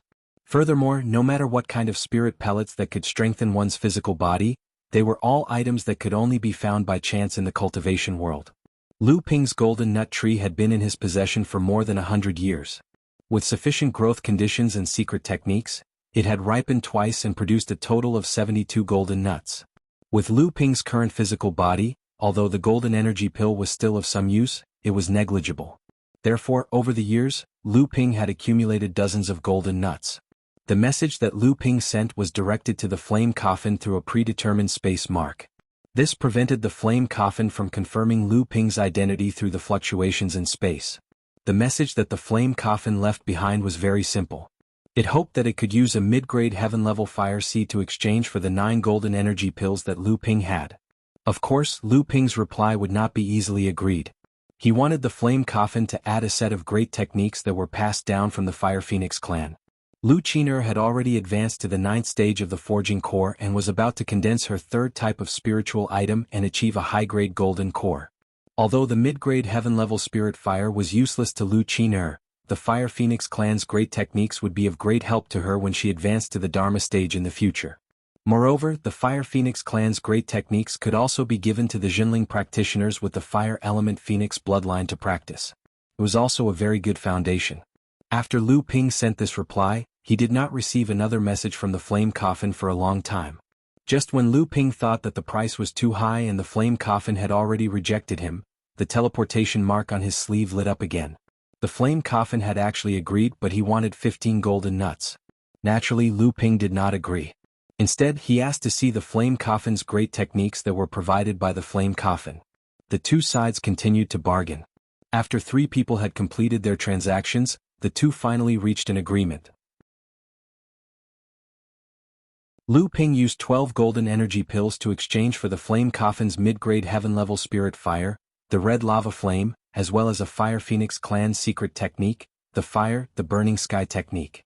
In terms of power, the Red Lava Flame might not be as powerful as the Scarlet Vulture Flame, but it was also a mid-grade heaven-level spirit fire. The Red Lava Flame was very easy to use in refining tools, and it was one of the most beloved flames of the refiners. As for the great technique, the Burning Sky technique, Lu Ping had heard from Lu Qin'er that it was a basic great technique of the Fire Phoenix clan's secret technique, the art of flame rebirth. Usually, only those with the pure bloodline of the Fire Phoenix clan could practice this technique. Cultivators of other clans and human clans who practiced fire element techniques would have their power reduced after practicing this technique. Lu Ping had just stored the Crimson Lava Flame in the jade box in his sleeve into his interspatial mystic treasure and passed the Scorching Heavens Flame art to Lu Qin'er, who was in the Golden House, when he heard Qin Shijun's laughter. "Brother Lu, you're next." Nearly 30 cultivators had taken turns on the stage since the start of the trade fair, and many of them were taking the stage for the second time. Now it was finally Lu Ping's turn. Lu Ping smiled faintly, stood up and walked towards the stage. Many cultivators in the pavilion looked at the only North Sea cultivator, their eyes filled with various thoughts. They wanted to see if this person who was touted as a sword immortal would have any new treasures to show to them. Lu Ping's divine sense was very sharp. The moment he stood up, he sensed the strange atmosphere in the pavilion. He knew that if he didn't take out a treasure that could hold the fort, Qin Shijun and Yuan Feixiang's praises would soon be met with overwhelming mockery and ridicule from the crowd. On the stage, Lu Ping calmly took out a spirit restriction box from his storage artifact. After opening it, a colorful brilliance burst out of the box. Oh, it's a 5-colored restriction-breaking talisman. Although it's rare, it's only average in this trade fair. After all, it's still far from the treasure boy I imagined. It's already very good. It's just a medium-sized sect from the North Sea.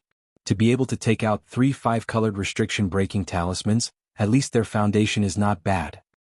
That's right. Most of the great sects' inheritances regarding the restriction-breaking talisman are only up to the 5-color talisman. Only those large sects with a long history and deep accumulation can collect the 6-color talisman inheritances. According to legend, the complete 7-color restriction-breaking talisman inheritance can only be found in the 6 great holy lands. Back then, the 7th Patriarch of Heaven Creation was the number 1 talisman maker in the Luan Daoist. This 7-colored restriction-breaking talisman was passed down by her. Could it be that the Fire Luan, Wood Luan and Wind Luan have not inherited the complete 7-colored restriction-breaking talisman? I don't think I've heard of it. In the pavilion, many Dharma adepts were whispering to each other. These 3 5-colored seal-breaking charms were created after Lu Ping entered the Dharma adept realm. With the help of his improved cultivation base, his charm crafting skills had improved, and he had painstakingly created them.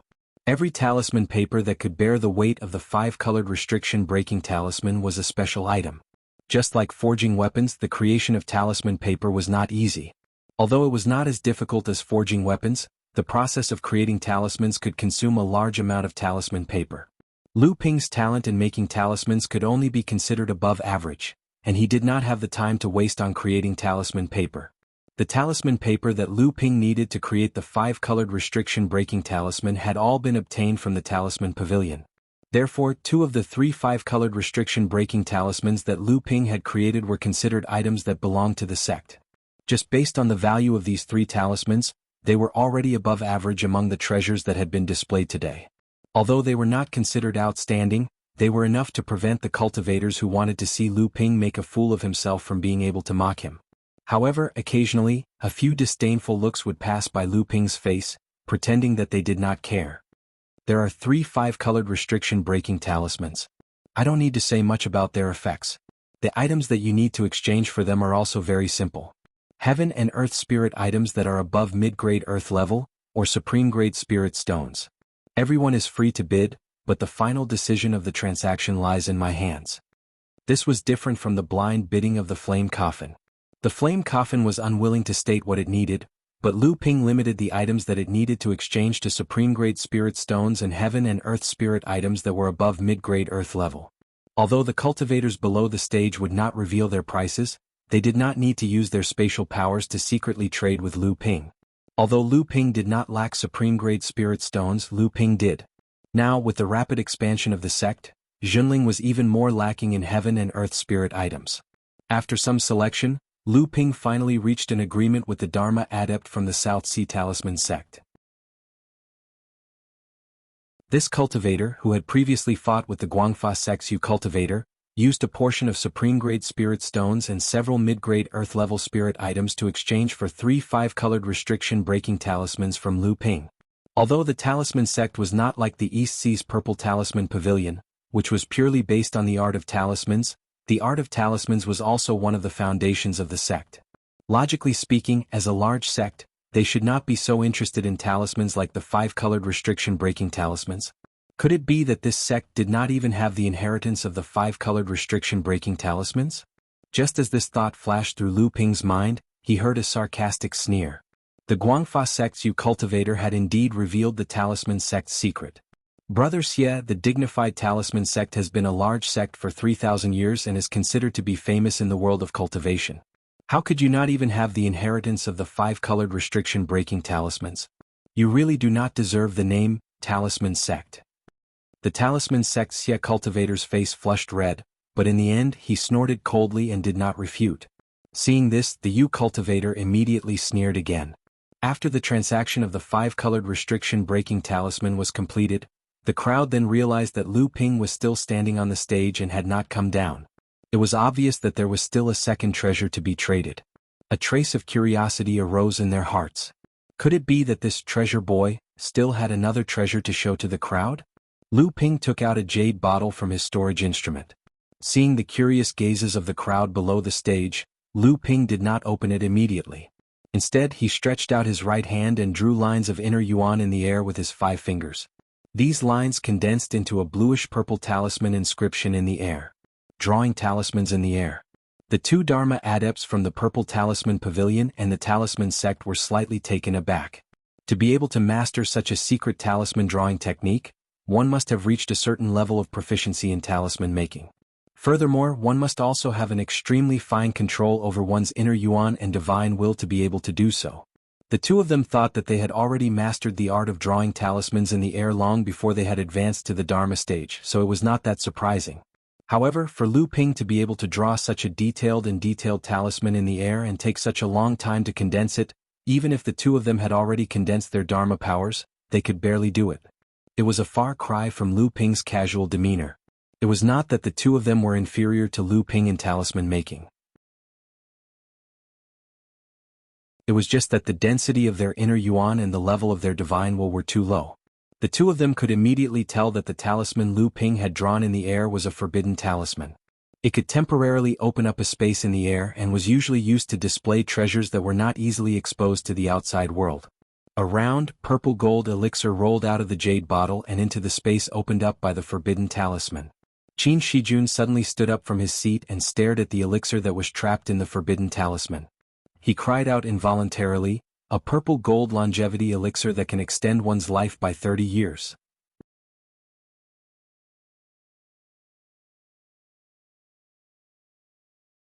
Chapter 1075. A violet gold longevity pill that can extend one's lifespan by 30 years. Qin Shijun's abrupt loss of composure caused many of the cultivators present to cry out in shock. Like Qin Shijun, many of them stood up from their seats. Their eyes stared intently at the purplish-gold round pill hovering on the platform. That included Chu Haishao and the Chu brothers, who had looks of shock on their faces. Seeing Lu Ping nod in their direction, Chu Haitian slowly sat down with a thoughtful look on his face. Chu Haitian also sat down, but he couldn't help but stretch his head out and whisper, "Big brother Xiao, didn't they say that longevity pills over 15 years in the cultivation world must contain the myriad wonder jade nectar? Did brother Lu refine this pill himself? If so, doesn't that mean that brother Lu has the myriad wonder jade nectar?" Chu Haitian's expression fluctuated. No one knew what he was thinking. After a while he said, "It is most likely that brother Lu refined it himself. Let's wait until the auction is over before we talk about it." Qin Shijun's expression calmed down. Then he asked everyone's question. Brother Lu is truly generous. No matter what sect it is, if they have a supreme treasure like the purple gold longevity pill in their hands, they would do everything possible to hide it and use it at a critical moment. Brother Lu directly taking it out for a transaction can be considered unique. However, I don't know what Brother Lu wants to exchange this purple gold longevity pill for. The violet gold longevity pill flickered with a faint light in the air. Even a spatial talisman couldn't conceal this enchanting light, causing Lu Ping's face, who was standing behind the pill, to become indistinct. Wind drumming technique. I need the complete inheritance of the wind drumming technique. The cultivators in the pavilion were in an uproar once again. Qin Shijun's expression changed and he asked with slight surprise, "Wind drumming technique? Is your sect building a treasure ship? Right now your sect doesn't have the qualifications to be a large sect, but it seems that your sect is very confident in itself." Wind drumming technique was a propulsion array for treasure ships to sail on the sea. Treasure ships usually needed at least one large spirit vein to provide propulsion, but in order to convert the power of the spirit vein into propulsion, a propulsion array like the wind drumming technique was required. There was more than one type of wind drumming technique. All large sects with treasure ships usually had their own array for this technique. The windward wave technique rune array on the wreckage of Fei Ling sect's treasured ship had long been broken. Although Jinling sect had collected some incomplete inheritances regarding the windward wave technique, they were still incomplete. Lu Ping had carefully asked Enlightened Xian Qin, Enlightened Tian Laozu, Tian of Shui, and Enlightened Shen of Daoist, and other formation and talisman. This wind drumming technique required at least a supreme secret technique. Zhenling sect did have a few supreme divine abilities that were passed down in this way, but none of them were suitable to be converted into the wind drumming technique. Lu Ping's self-created Great River Flowing East Sword technique was possible, but unfortunately, the Great River Flowing East Sword technique that had been modified and condensed in the Genshin Pearl could only be regarded as a top-notch Great Sword technique, far from a supreme secret technique. Hearing Qin Shijun's question, Lu Ping smiled and said, "I'm just preparing for a rainy day." Brother Qin came from the Crystal Palace, so you naturally don't know how long and complicated the process of building this treasure ship is. If we wait until the sect has 2 great cultivators before starting the construction, I'm afraid it may not be completed even after 200 to 300 years. Moreover, nowadays, there are many sects in the overseas that are interested in becoming large sections. Which one of them doesn't have a treasure ship construction project? Qin Shijun was stunned by Lu Ping's words. He came from the Crystal Palace, which was a veritable holy land in the cultivation world. Its inheritance had always been at the top of the cultivation world since the 7th Patriarch opened the sky, so he naturally didn't know the difficulties of the other sections. He could only embarrassedly smile and didn't answer. In the cultivation world, the longevity pill was an extremely special existence. Normally, a 10-year longevity pill was already very precious. A 15-year longevity pill not only required the 10,000 Wonder Dew, but it was also not a small challenge even for highly skilled alchemy grandmasters. A 20-year longevity pill was something that an alchemy grandmaster still had a little bit of confidence in. However, if it was a 30-year longevity pill, even an alchemy grandmaster would have to rely on luck to successfully refine it. A 30-year longevity pill was enough for a sect to overcome the predicament of a lack of successors. A 30-year longevity pill was enough for a Dharma adept who was on the verge of passing away to have a chance to break through the bottleneck of his cultivation and welcome another extension of his lifespan. At the very least, it would be enough for him to calmly arrange his own inheritance. A 30-year longevity pill was enough for a sect to pass on its legacy for 10,000 years. Just as Lu Ping and Qin Shijun were conversing, the platform in front of Lu Ping had already flashed with the light of several space magic powers. 4 or 5 jade scrolls flashed out of the space channel and landed on the platform. Lu Ping smiled at Qin Shijun and began focusing on the general contents of the jade scrolls. Qin Shijun was slightly taken aback. Then he slowly sat down, a calm expression on his face. It was unknown what he was thinking. After a while, a faint spatial fluctuation spread out from Qin Shijun's body. However, the surrounding cultivators did not notice it at all. Lu Ping checked several jade scrolls in succession that contained the records of the wind-face drumming technique. He could not help but feel disappointed. It was not that there was something wrong with these legacies. Rather, it was because these legacies were clearly from the great sects in the endless seas. After thousands or even tens of thousands of years, the contents of these legacies had been engraved with the legacy system of the respective sections. Although Jinling could use them, it was inevitable that there would be many areas that would go against the legacy system of Jinling. Spending a great deal of effort to make changes was a small matter. However, he was worried that doing so would weaken or even affect the ability of the treasured ship. Suddenly, the space channel in front of the platform opened up once more and a purple-colored jade scroll fell into Lu Ping's hand. Lu Ping sensed something and he raised his head to look at Qin Shijun.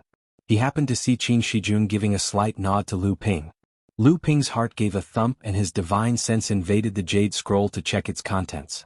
A trace of shock flashed across his face, but he quickly recollected himself. Next he returned all the other jade scrolls except for this one. Then he placed the purple gold longevity pill into the jade essence bottle. Following the transmission imprint on the jade scroll, he sent the jade essence bottle over. Many of the cultivators in the audience who were interested in the purple gold longevity pill could not help but reveal looks of disappointment. Qin Shijun, who was not far away, revealed a faint smile at Lu Ping. As for Lu Ping, he had already calmly walked down the platform. Lu Ping held a jade scroll tightly in his hand. This jade scroll was naturally what Qin Shijun used to exchange for the purple gold longevity pill. A bluish-purple brilliance flashed in his hand, and the inheritance imprint and restriction on the scroll were all broken. The complete content of the windward drumming technique appeared in Lu Ping's mind. Indeed, the content of this inheritance had too many similarities with the inheritance system of Zephyr Sect. This was simply the windward drumming technique that was inherited from Zephyr Sect's treasure ship.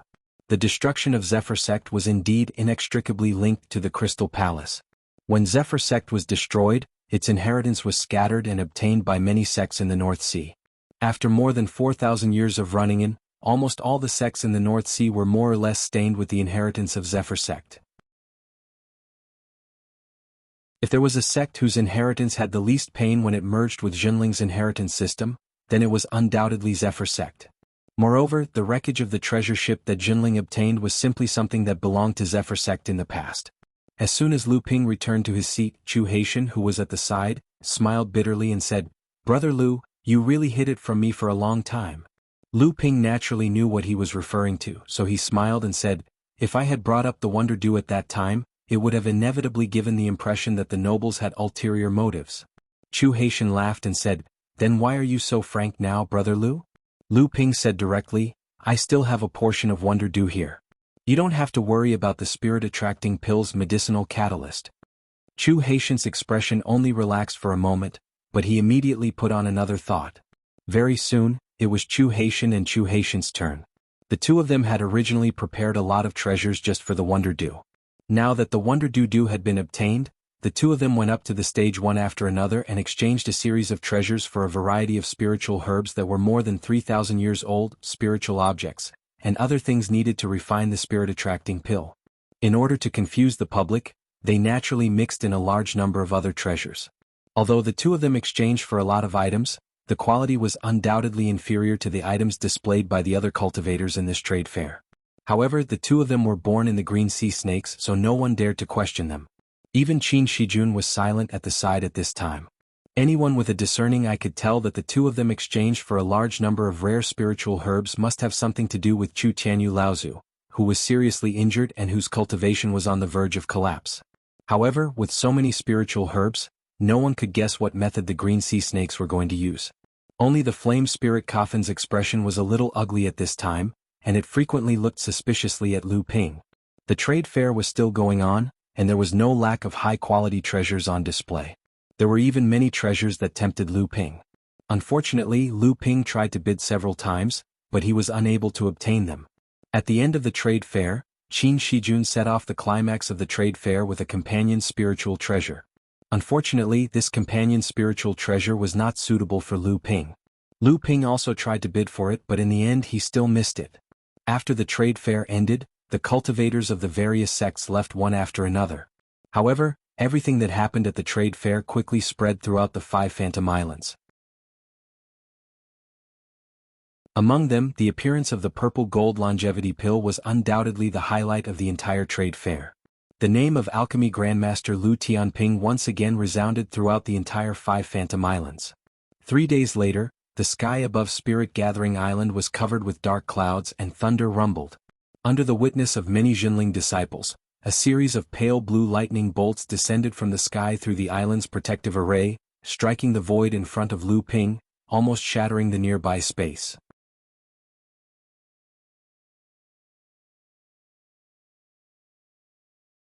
Chapter 1076.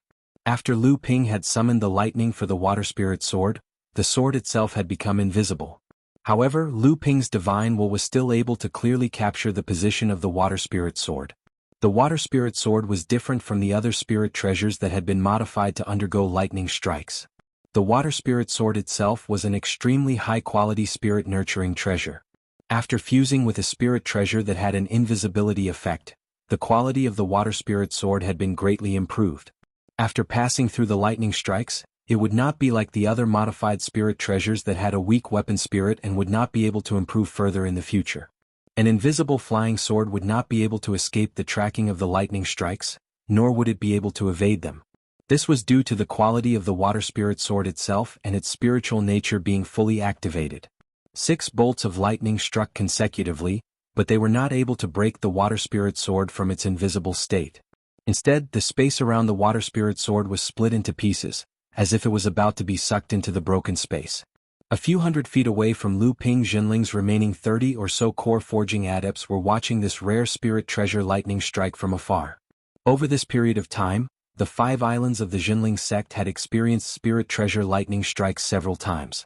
There had even been Dharma adepts who had risked their lives to seek out Dharma heavenly tribulations in order to forcefully advance. However, this was the first time many Jinling adepts were witnessing a lightning strike from such a close distance. Tian Kong Laozu had already hidden himself far away from the Dharma adepts. Whether it was the spirit treasure lightning strikes or the Dharma adepts' lightning strikes, the Dharma adepts who were not involved had to stay far away to avoid being caught in the crossfire. There was an explosion in the sky and the 7th tribulation lightning fell. It was like a blue snake rushing down from the sky, swallowing the void. Then its entire head exploded, and a blue flying sword was blasted hundreds of feet away from where it was hiding. Countless streams of light began to flash on the aqua-blue sword. After a while, the water spirit sword's body began to become mottled. Part of the sword returned to nothingness, while the rest of the sword remained aqua-blue. From afar, it looked as if the air had been dyed with circles and patches of blue ink. There was a cry of alarm from afar. Clearly, the water spirit sword had been damaged by the 7th bolt of lightning. Lu Ping's expression did not change as his majestic divine will entered the water spirit sword. At this time, the hidden spiritual nature of the water spirit sword had already accumulated to a critical point. Once it passed the lightning strike, the spiritual nature of the water spirit sword would be refined by the pure yang qi and finally become a sentient weapon spirit. The spirit treasure's lightning strike also needed the spirit treasure itself to pass. Although Lu Ping was the owner of the water spirit sword, he could only use his divine will to stimulate the spiritual nature of the spirit treasure so that it could recover as quickly as possible from the lightning strike. The circles and patches of the blue sword in the air gradually shrank until they disappeared. Just as the Jinling adepts were about to relax, there was a flash of lightning in the sky and a bolt of lightning had already descended with a deafening explosion. Once again it accurately located the water spirit sword in the air. The nether water sword was sent flying once again. This time it was clearly even more heavily damaged. The entire sword's body constantly alternated between aqua blue and colorless. At one moment only the hilt and the tip of the sword remained, and at another moment, several parts of the sword's body were missing, and the tip was revealed. At the same time, sparks would occasionally explode on the sword's body, appearing extremely strange. Lu Ping took a deep breath and used his divine will to connect with the spiritual nature of the water spirit sword once again. Lu Ping could clearly sense the faint fear coming from the spiritual nature of the water spirit sword. It was obvious that the water spirit sword was about to transform. However, if he could not completely stimulate the spiritual nature of the water spirit sword and maximize the potential of the sword, once this spiritual nature was destroyed by the lightning strike, the water spirit sword's attempt to become a spirit treasure would be in vain. Even if he was lucky enough to succeed, the water spirit sword's body and artifact spirit would be severely injured and it would be impossible for it to improve further in the future. Lu Ping's divine will began to calm and guide the spiritual nature of the water spirit sword as much as possible. At the same time, a pure yang qi that Lu Ping had refined was channeled into the sword through Lu Ping's divine will. After the spiritual nature of the water spirit sword was enveloped by the pure yang qi, it rapidly shrunk like snow in the sun. However, it did not disappear. Instead, it became more concentrated and condensed. At the same time, it began to slowly absorb the pure yang qi infused with it. The 9th bolt of tribulation lightning finally descended. The entire spirit-gathering island seemed to tremble amidst the deafening sound of thunder. The 9th bolt of tribulation lightning was much larger than the previous 8 bolts. Only a thin strand of lightning tore through the void and landed on the body of the water spirit sword. However, it disappeared into the water spirit sword. Junling and the other cultivators looked at each other. However, Lu Ping knew that the power of this lightning strike might not be too great for the water spirit sword.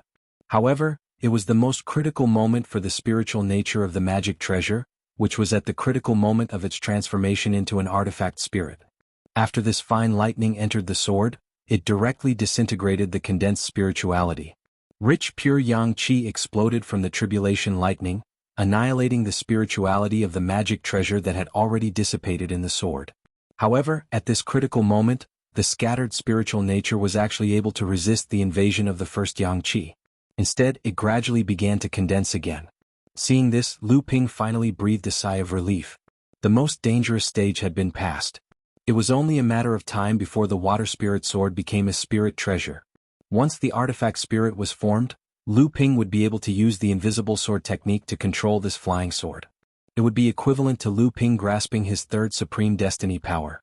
The surrounding cultivators of Junling had been uneasy when they saw the 9th lightning strike disappear into the sword. However, when they saw the relaxed expression on Lu Ping's face, they knew that the water spirit sword had completely overcome the 9th lightning strike. They immediately cheered. At this moment, Lu Ping's divine will moved, and a green light flashed in his eyes. He looked in the direction of the water spirit sword and saw a 7 or 8-year-old boy hanging from the hilt of the water spirit sword with both hands. Seeing Lu Ping look over, the boy loosened his hands and fell from the water spirit sword. A blue light flashed across his body, and he immediately appeared before the eyes of the Junling cultivators. Artifact spirit, it must be an artifact spirit. This was the first time many of the Junling cultivators had seen the true appearance of a spirit treasure, and they all began to clamor. The boy waved at the crowd and then grinned at Lu Ping. Invisible boy greets master. Lu Ping saw that the invisible boy was chubby and cute, and knew that the quality and spiritual source of the water spirit sword had not suffered too much damage during the process of becoming a spirit treasure. So he nodded and smiled. Although the spirit treasure calamity this time was more daunting than dangerous, you should recuperate and recover as soon as possible. Stay in the core space for this period of time. The Junling cultivators were still gathered in the distance, unsatisfied, but Lu Ping had already left. In the secret chamber of the Green Sea Snakes' camp on Qingling Island, Chu Haitian congratulated Lu Ping. Lu Ping has gained the help of another spirit treasure, which is like adding wings to a tiger. If I were to fight with Brother Lu again, I'm afraid I would be left in the dust. Lu Ping smiled. Brother Chu, you don't mean what you say. The aura around you is turbulent now, and it's obvious that you're only one step away from advancing to the middle Dharma stage. Once your Dharma power condenses pure Yang Qi, I'm afraid I'll have to admit defeat. After the two of them exchanged pleasantries, Chu Haitian handed a storage bag to Lu Ping and said, Brother Lu, I'll leave the matter of the spiritual water elixir to you. 13th uncle said that regardless of whether the elixir refinement is successful or not, the Green Sea Snakes will owe Brother Lu a favor. Lu Ping also said seriously, I'll try my best. Chu Haitian hesitated for a moment and said, Brother Lu, what is it that you're still unwilling to say? Lu Ping smiled and waved his hand to form a few seals. An isolation restriction enveloped the entire secret room. He then stretched his hand to open a space door, and 3 youths around the age of 14 or 15 walked out from the door. A natural reaction from their bloodline caused Chu Haitian to jump up. Looking at the 3 youths in front of him, Chu Haitian suddenly turned to look at Lu Ping and said coldly, Brother Lu, what's going on? You have to give me an explanation. After the Samling walked out of the House of Gold, the sense of intimacy from their bloodline made the 3 of them look at Chu Haitian curiously. This kind of reaction from their bloodline was even more intimate than when Samling had first met Chu Hailan. However, after seeing Chu Haitian's reaction, the Samling all stood behind Lu Ping. However, with regards to Chu Haitian's state, which was like a dormant volcano, Samling did not have the slightest hostility. Instead, they all made their stand clear. Lu Ping's expression was calm, as if he had already expected such a reaction from Chu Haitian. Seeing that Lu Ping was calm, Chu Haitian's divine sense had already circled around Samling's body. It seemed to be confirming Samling's identity, as well as investigating some other things. After a while, Chu Haitian seemed to have discovered something, and only then did he seem to calm down a little. At this time Lu Ping opened his mouth and introduced, "I personally hatched these 3 children with my own essential vitality. They are my adopted son and daughter Lu Bai, Lu Hai and Lu Ling." After saying that, Lu Ping turned back to Samling and said, "Bai, Lu Hai Ling, the 3 of you come and greet the senior cultivators of our clan." Chu Haitian calmly accepted the 3's greetings and then said seriously, "Do the 3 of you know that in your bloodline flows the pure bloodline of the green sea snake? You should all be surnamed Chu." After saying that, he stared at Lu Ping. However, Lu Ping remained calm, while the Samling behind him said in unison, "We will follow our father's surname." Chu Haitian's face was cold and he said to Lu Ping, "Brother Lu, do you know what you are doing? You are secretly hiding the people of the green sea snakes. As long as I give the order, Brother Lu will not be able to take a step out of Chengling Island today. Even if your clan is far away in the North Sea, the green sea snakes will not let you go." Lu Ping looked calm. He smiled and said, "Brother Chu, you won't do this."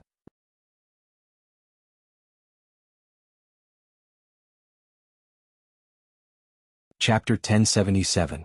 In the secret room of the green sea snakes' base on Chengling Island, which was originally prepared for Lu Ping to use for alchemy, Chu Haitian looked at Samling who was standing behind Lu Ping with a gloomy expression. After a while, Chu Haitian suddenly said, "Brother Lu, how can you be so confident that I won't tell my uncle and 6th grandfather?" Lu Ping smiled and said, "Chu Hailan, you believe in Chu Hailan." Chu Haishao was taken aback. Lu Ping's answer was clearly out of his expectations. However, he quickly suppressed his anger and said coldly, "I thought you've guessed it. It's because you didn't place a divine sense seal on the 3 children." Lu Ping's answer surprised Chu Haishao. Chu Haishao's answer was out of his expectations, but he quickly suppressed his anger and said coldly, "I thought you've guessed it." Lu Ping could see that Chu Haitian was a little angry out of humiliation, so he said with a smile, "Brother Chu, please don't blame me. Maybe this is a little embarrassing for you, but I don't think it's difficult to talk about the matter between you and fellow Taoist Hailan. Besides, fellow Taoist Hailan has already mentioned the reason you mentioned before." Chu Haitian said coldly, "What do you know? She could have been anyone's fiancée, but it had to be my dead cousin." At this time, Lu Ping had already seen that he seemed to have oversimplified the matter between the 2, so he didn't interrupt. Chu Haitian restrained his expression and looked at Samling who was behind Lu Ping. He seemed to have thought of something and asked, "You want these 3 kids to become your followers and enter the secret place of inheritance of the green sea snakes?" Lu Ping nodded and said, "Exactly. This is also fellow Taoist Hailan's intention. It seems that there has been such a precedent in your family." Chu Haitian said nothing. After a while, he turned to the Samling behind Lu Ping and said, "You 3 come here." When Samling saw Lu Ping nod at them, he walked up to Chu Haitian and saw Chu Haitian stretch out his right hand in front of them. Samling seemed to have a telepathic connection. They each placed their palms on top of Chu Haitian's palms. A deep blue light immediately emerged from Chu Haitian's palms and slowly seeped upwards, dyeing Samling's palms blue. Both Chu Haitian and Samling closed their eyes. Chu Haitian looked calm, but Samling seemed to be enduring something. Lu Ping was silent, but he could see that Samling seemed to be receiving some kind of inheritance from Chu Haitian. After a while, Chu Haitian suddenly opened his eyes. A pale color flashed across his face and he breathed a sigh of relief. Samling also opened his eyes and withdrew his palms from Chu Haitian's hands. Chu Haitian said solemnly, "Always remember, you are the noble green sea snakes. What flows in your bodies is the direct bloodline of Jiao Daoren." Chu Haitian paused and then said, "The things that you have just received are different, but they are all the secrets of the green sea snakes. In the future, only your own bloodline can be inherited. Other than that, you can't reveal it to anyone else." After saying that, he glanced at Lu Ping and added, "The same goes for the people you follow." Samling nodded solemnly and then returned to stand behind Lu Ping.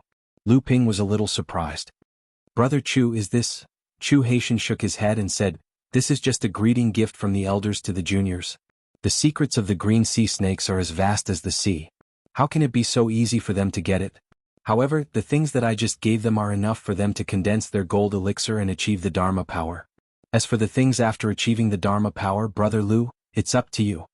Seeing Lu Ping's surprised look, Chu Haitian laughed and said, "Brother Lu, you don't think that Sister Hailan asked me to come to you just to help these 3 little guys enter the secret inheritance place of the green sea snakes, do you?"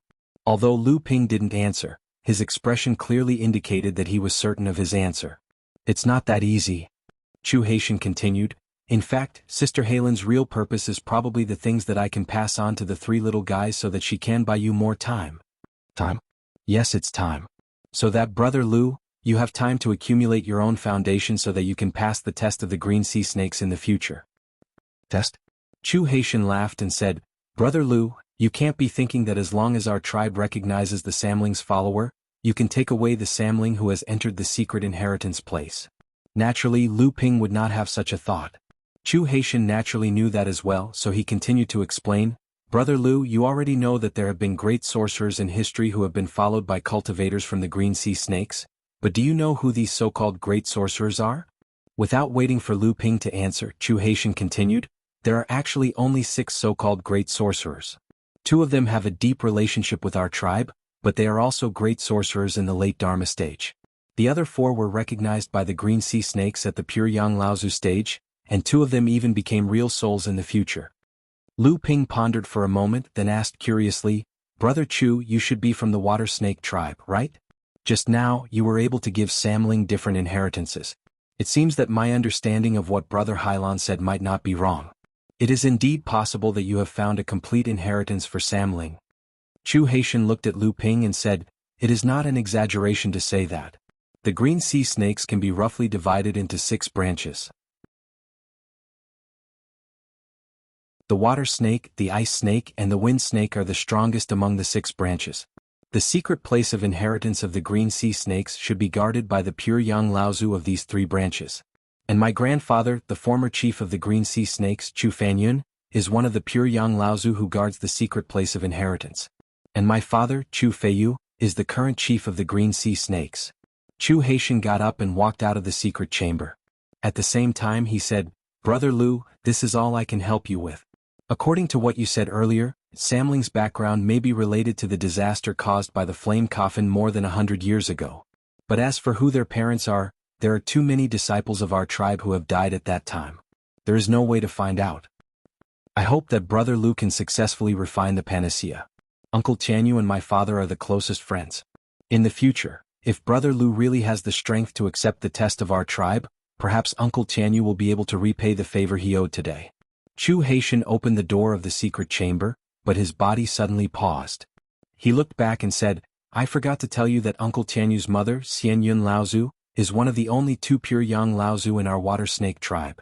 The secret chamber returned to silence. Lu Ping sat cross-legged in the center with his eyes closed, deep in thought. The Samling behind him looked at each other. Lu Bai opened her mouth carefully and said, Father. Lu Ping suddenly came to his senses. He turned around and said with a smile, All right, you don't have to worry about these things. Go back to the House of Gold first and experience the inheritance you received today. After the Samling entered the House of Gold, Lu Ping lit a pot of calming soul incense. No one knew what he was planning, or maybe he was trying to refine the spirit guiding pill to calm himself down. After a while, when Lu Ping opened his eyes again, his gaze was as calm as a bottomless lake. Lu Ping waved his hand, and the Nachuan cauldron turned into a giant cauldron as tall as a person. When it landed on the ground, the whole secret chamber shook. He opened the storage bag that Chu Haitian had given him. Dozens of rare alchemy materials covered the entire floor of the secret chamber. Lu Ping drew out a stream of 10,000 wonder dew from the bottom of the bluestone pool in the House of Gold and poured it into the jade essence bottle. Lu Ping thought for a moment, and with a hook of his hand, an even bigger stream of 10,000 wonder dew fell into the Nachuan cauldron. Since he was going to use spiritual water to refine the pill, he might as well use the 10,000 wonder dew. Although Lu Ping still had a heaven-high-grade spiritual vein essence milk, he thought that the spirit-guiding pill originally needed the 10,000 wonder dew as the main ingredient. If he used the 10,000 wonder dew as the spiritual water to refine the pill, he might be able to increase the success rate of the pill. After thinking about it, Lu Ping took out a jade essence bottle from his storage magic tool. He opened the bottle stopper, and a fragrance immediately broke through the monopoly of the soul-nourishing incense on the smell of the secret chamber. The bottle contained the purple crystal royal jelly. 3 days later, the rich pill fragrance could not even be confined in the secret chamber. It lingered over the entire station, alarming all the green sea snakes in the station. At the last moment of the pill's completion, The rich fragrance could not even envelop the station of the green sea snakes. It spread to the entire Qingling Island with the wind. In front of the central room of the green sea snake station, Chu Fuyu, Chu Tianyu, and Chu Yu were looking in the direction of the strong fragrance. It was the secret chamber where Lu Ping was refining the spirit water spirit guiding pill. Chu Fuyu Laozu suddenly turned his head and asked, "What do you think?" Chu Yu wrinkled his nose and said, "It looks like it's going to succeed. It's not easy." Chu Fuyu smiled and said, "Are you talking about the person or the alchemy technique?" Chu Yu smiled and said, "Of course I'm talking about the person. Although the spirit water spirit guiding pill is rare, it was passed down by Jiao Laozu in the past. However, even if this person's alchemy technique is not as good as Yan Wujiao's, I'm afraid it's not far from it. At least I can't compare with him." Chu Tianyu's face was still pale, but he frowned slightly at this time and said, looking at the soaring fragrance, "I'm afraid the matter of alchemy can't be hidden anymore. With the flame coffin's perverse temper, our tribe is naturally not afraid of it. If it brings trouble to the sect of the little guy who is refining the pill, it's a little unreasonable." Chu Fuyu smiled and said, "It's okay, the old man will naturally pay attention." Chu Tianyu nodded and said no more. In the secret chamber, the Nachuan cauldron opened and a dark blue pill escaped from the furnace, but it was caught by a big hand of spiritual energy that had been waiting outside the furnace. "I hope you won't be disappointed." Lu Ping put the pill into the jade essence bottle and then waved his hand to put away the remaining spiritual herbs, furnace and wonder jade dew.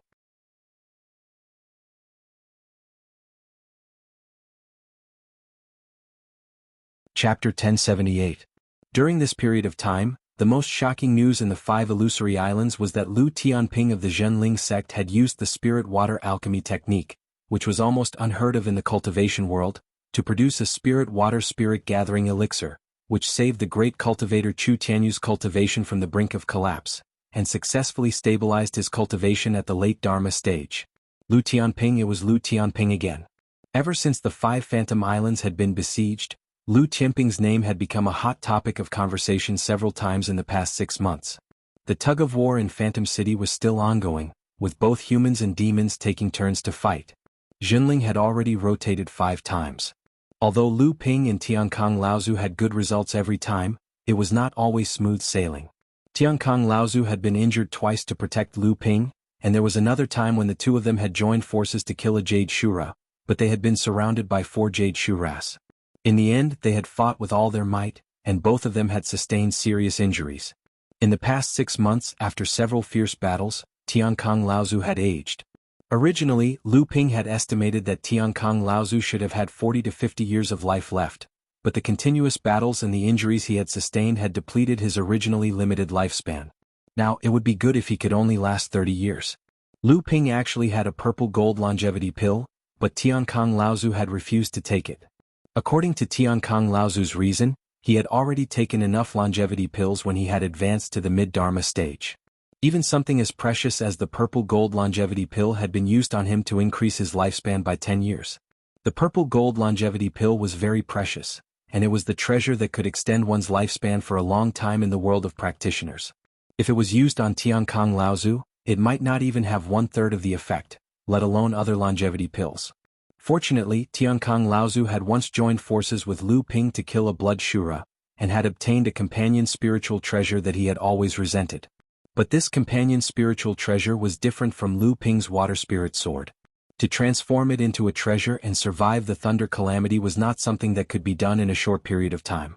Of the 40 or so Zhenling disciples who had followed them to the 5 Phantom Islands, only 20 remained. Half of them had fallen in battle with Mara's army, and of the remaining half who were still alive, nearly half had all sorts of injuries. Even with Lu Ping, a grandmaster alchemist, could not recover in a short period of time. Among them there were also cultivators like Xian Peng who had lost an arm or a leg.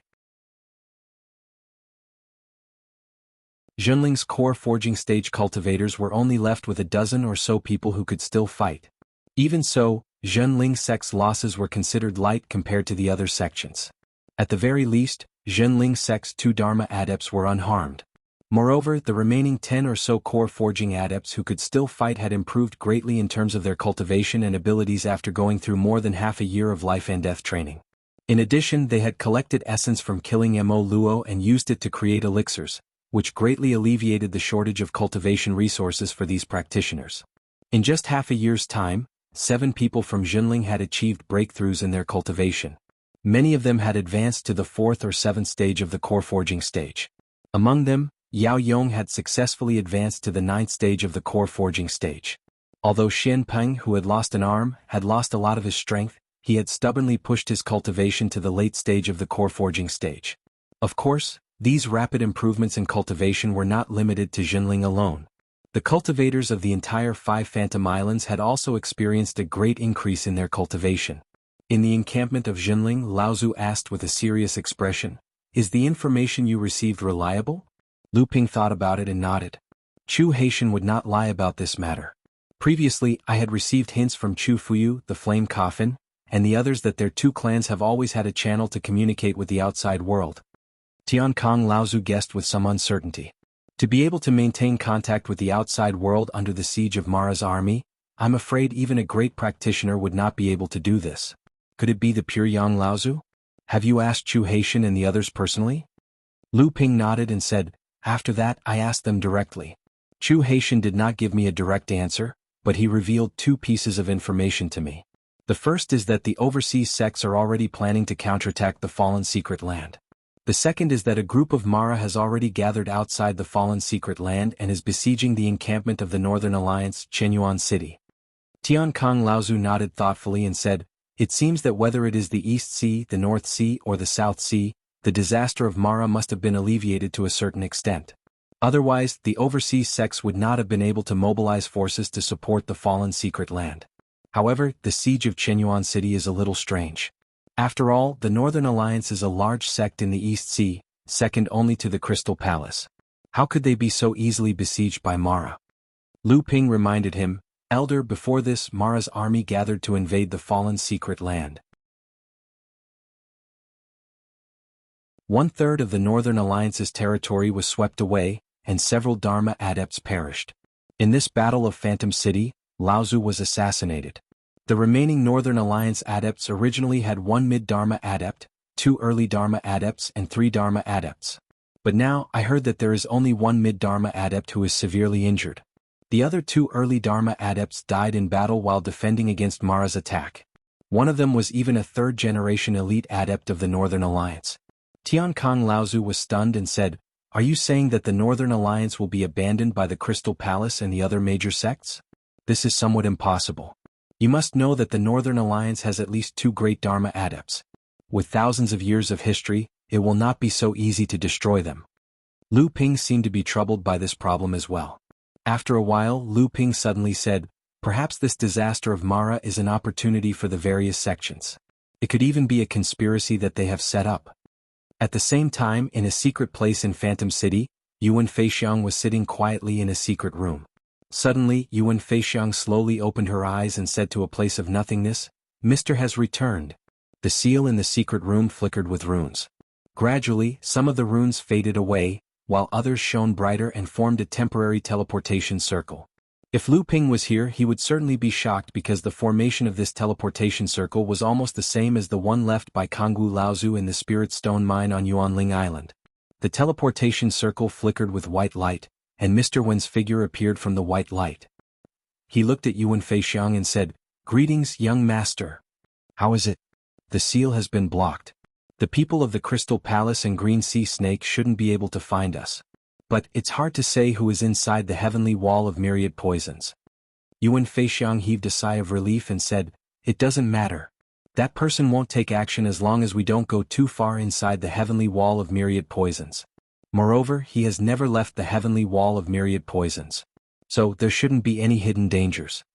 Mr. Wen nodded and said, "This old servant has also received a piece of news. It seems that the overseas cultivators of the human and demon races have joined hands to launch a counterattack on the fallen secret domain." Yuan Feixiang didn't care about this. She smiled and said, "This is expected. The siege of the 5 Phantom Islands has lasted long enough. The overseas cultivators must have been relieved by the invasion of Mara's disaster. The 5 Phantom Islands can be said to be an important base for the overseas cultivators. So they can't wait any longer. There is one more thing that the young master may be interested in." "Oh." It is said that Qinyuan City has been besieged by Mara's army. Yuan Feixiang sneered and said, Mara's army has actually reached the city. The Northern Alliance is truly doomed. That's not right. The Northern Alliance is the closest to the fallen secret domain. It's almost at the edge. Where did Mara's army come from? This is somewhat unexpected. It's most likely the Crystal Palace's trick of driving the tiger to swallow the wolf. Moreover, they are using this trick to divide the Mara's army that has entered the fallen secret domain. It's a good plan to kill two birds with one stone. Mr. Wen couldn't help but ask, how can the Crystal Palace control Mara's army? Yuan Feixiang smiled meaningfully and said, the origins of these famous holy lands can be traced back to the time when the seventh patriarch opened the sky. The secrets they know and grasp of this world are probably second only to the seventh heaven creator Laozu. Although it's unexpected, it's still reasonable. Yuan Feixiang saw that Mr. Wen was still standing in the secret room and asked, is there anything else, Mr. Wen? Mr. Wen seemed to be a little hesitant, but he still said, young master, this old servant wants to go to the South Sea after the Phantom Island. Yuan Feixiang didn't seem to be surprised. She said, it seems that Mr. Wen is still thinking about the Kongming sect's treasures. The Kongming sect's formations have evolved to the pinnacle. This old servant has been studying formations all his life. But I've only obtained some superficial knowledge from the Kongming sect. And I'm already at my current level. I'll regret it for the rest of my life if I don't go to the Kongming Sea. Yuan Feixiang pondered for a moment and said, very well. The Beast Tide and the Mara's Calamity broke out at the same time in the southern Endless Mountain Range. The two holy lands of the Nine Profound Tower and the Lingyun Valley have been badly battered. But the Peacock race, the strongest royal family of the Endless Mountain Range, has repeatedly appeared in the South Sea. This matter is very strange. Mr. Wen, you might as well pay attention to these matters when you go to the South Sea. A trace of gratitude appeared on Mr. Wen's face, but he was still a little worried. He said, young master has gained a lot from this overseas trip. Once this old servant leaves, young master will be alone. It would be better for you to return to the Middle Earth as soon as possible. Yuan Feixiang nodded and smiled. Very well. I'll return to the Middle Earth once the Phantom Island siege is resolved. I've heard that the Middle Earth is in a turbulent state. The 6 Meridian Sword Immortals of the Purple Sun Palace, the 5 Great Juzi of the Wuxing School, the 9 Profound Tower Masters, the Lingyun Valley's 7 Rainbow Lights, the Skyward Pavilion's 8 Pavilion Masters, and the Spirit Beast Sect's 3 Empyrean Walkers have stirred up a great storm in the Middle Earth. They've made a great name for themselves.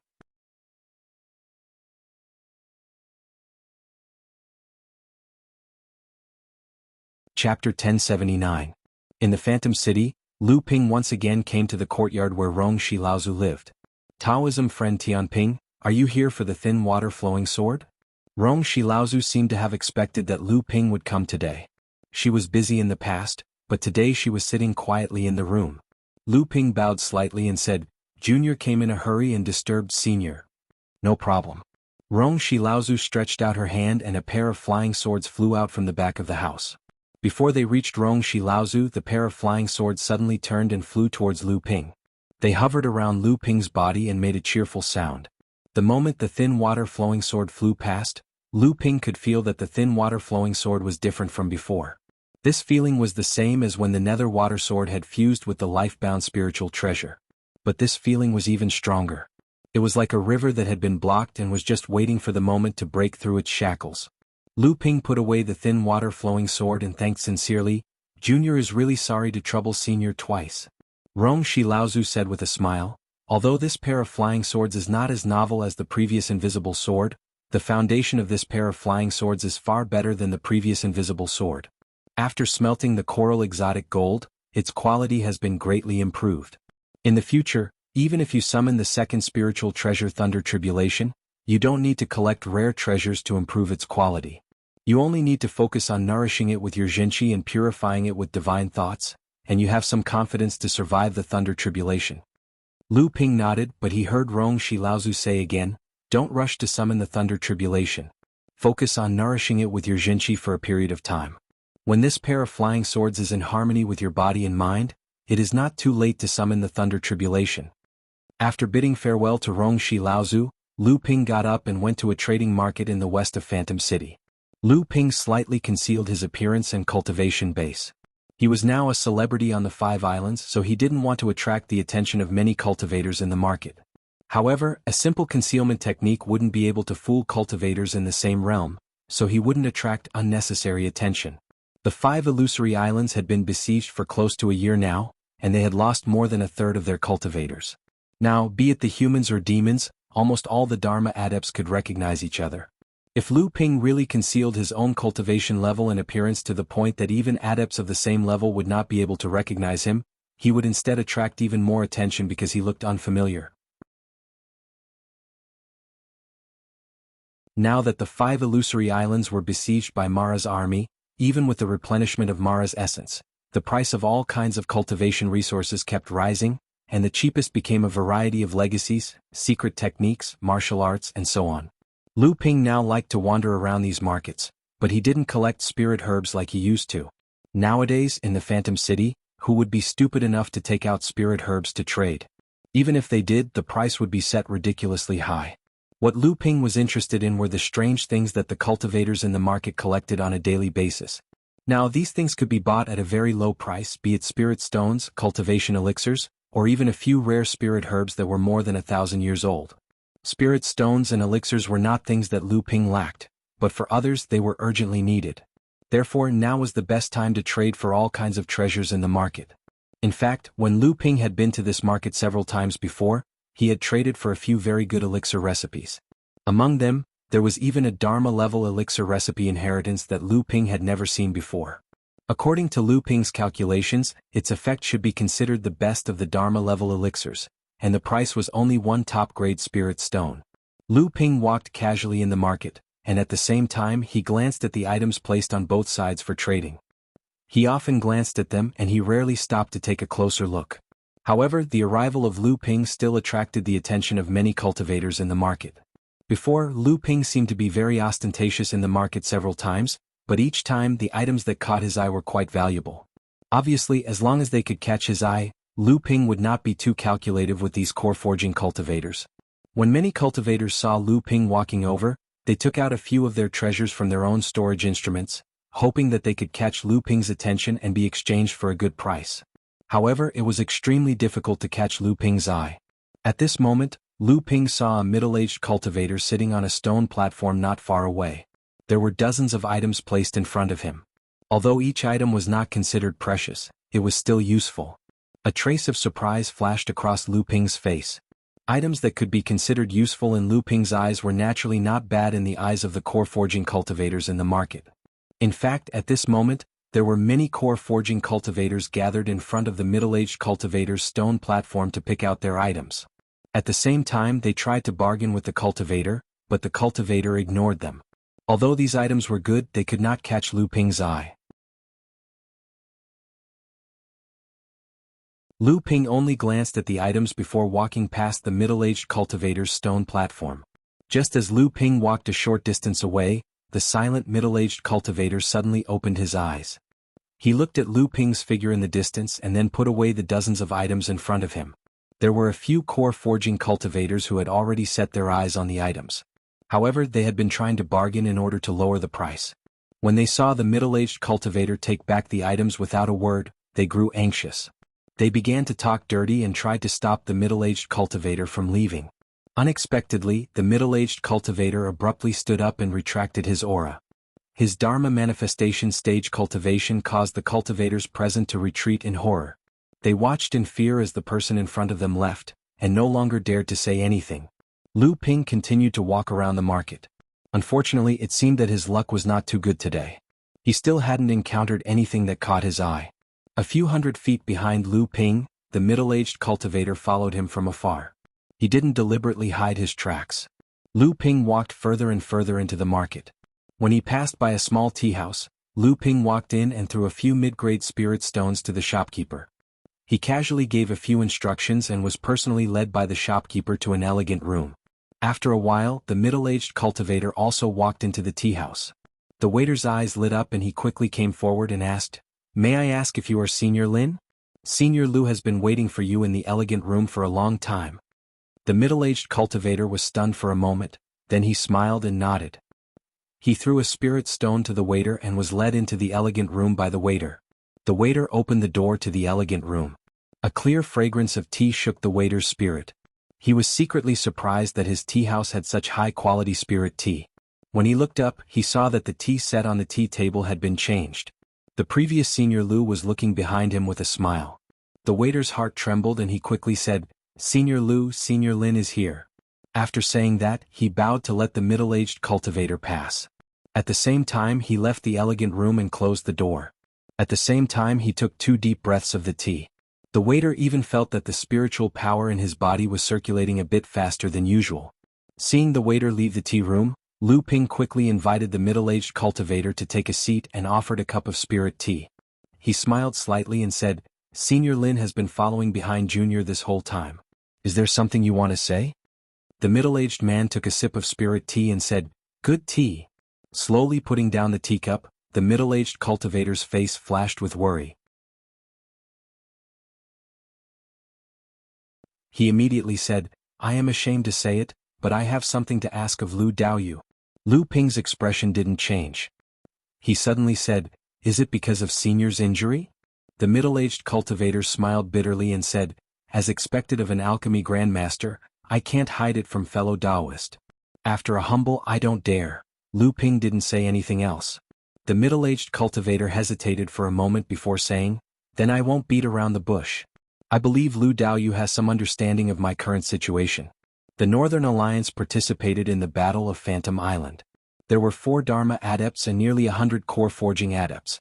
Now, Uncle Master Chui has been assassinated and 2 of his nephews have also fallen in the battle with Mara's army. The remaining disciples are either dead or scattered. I am the only one left, but I am also seriously injured. I believe fellow Daoyu has some understanding of these matters. Lu Ping nodded and didn't say anything.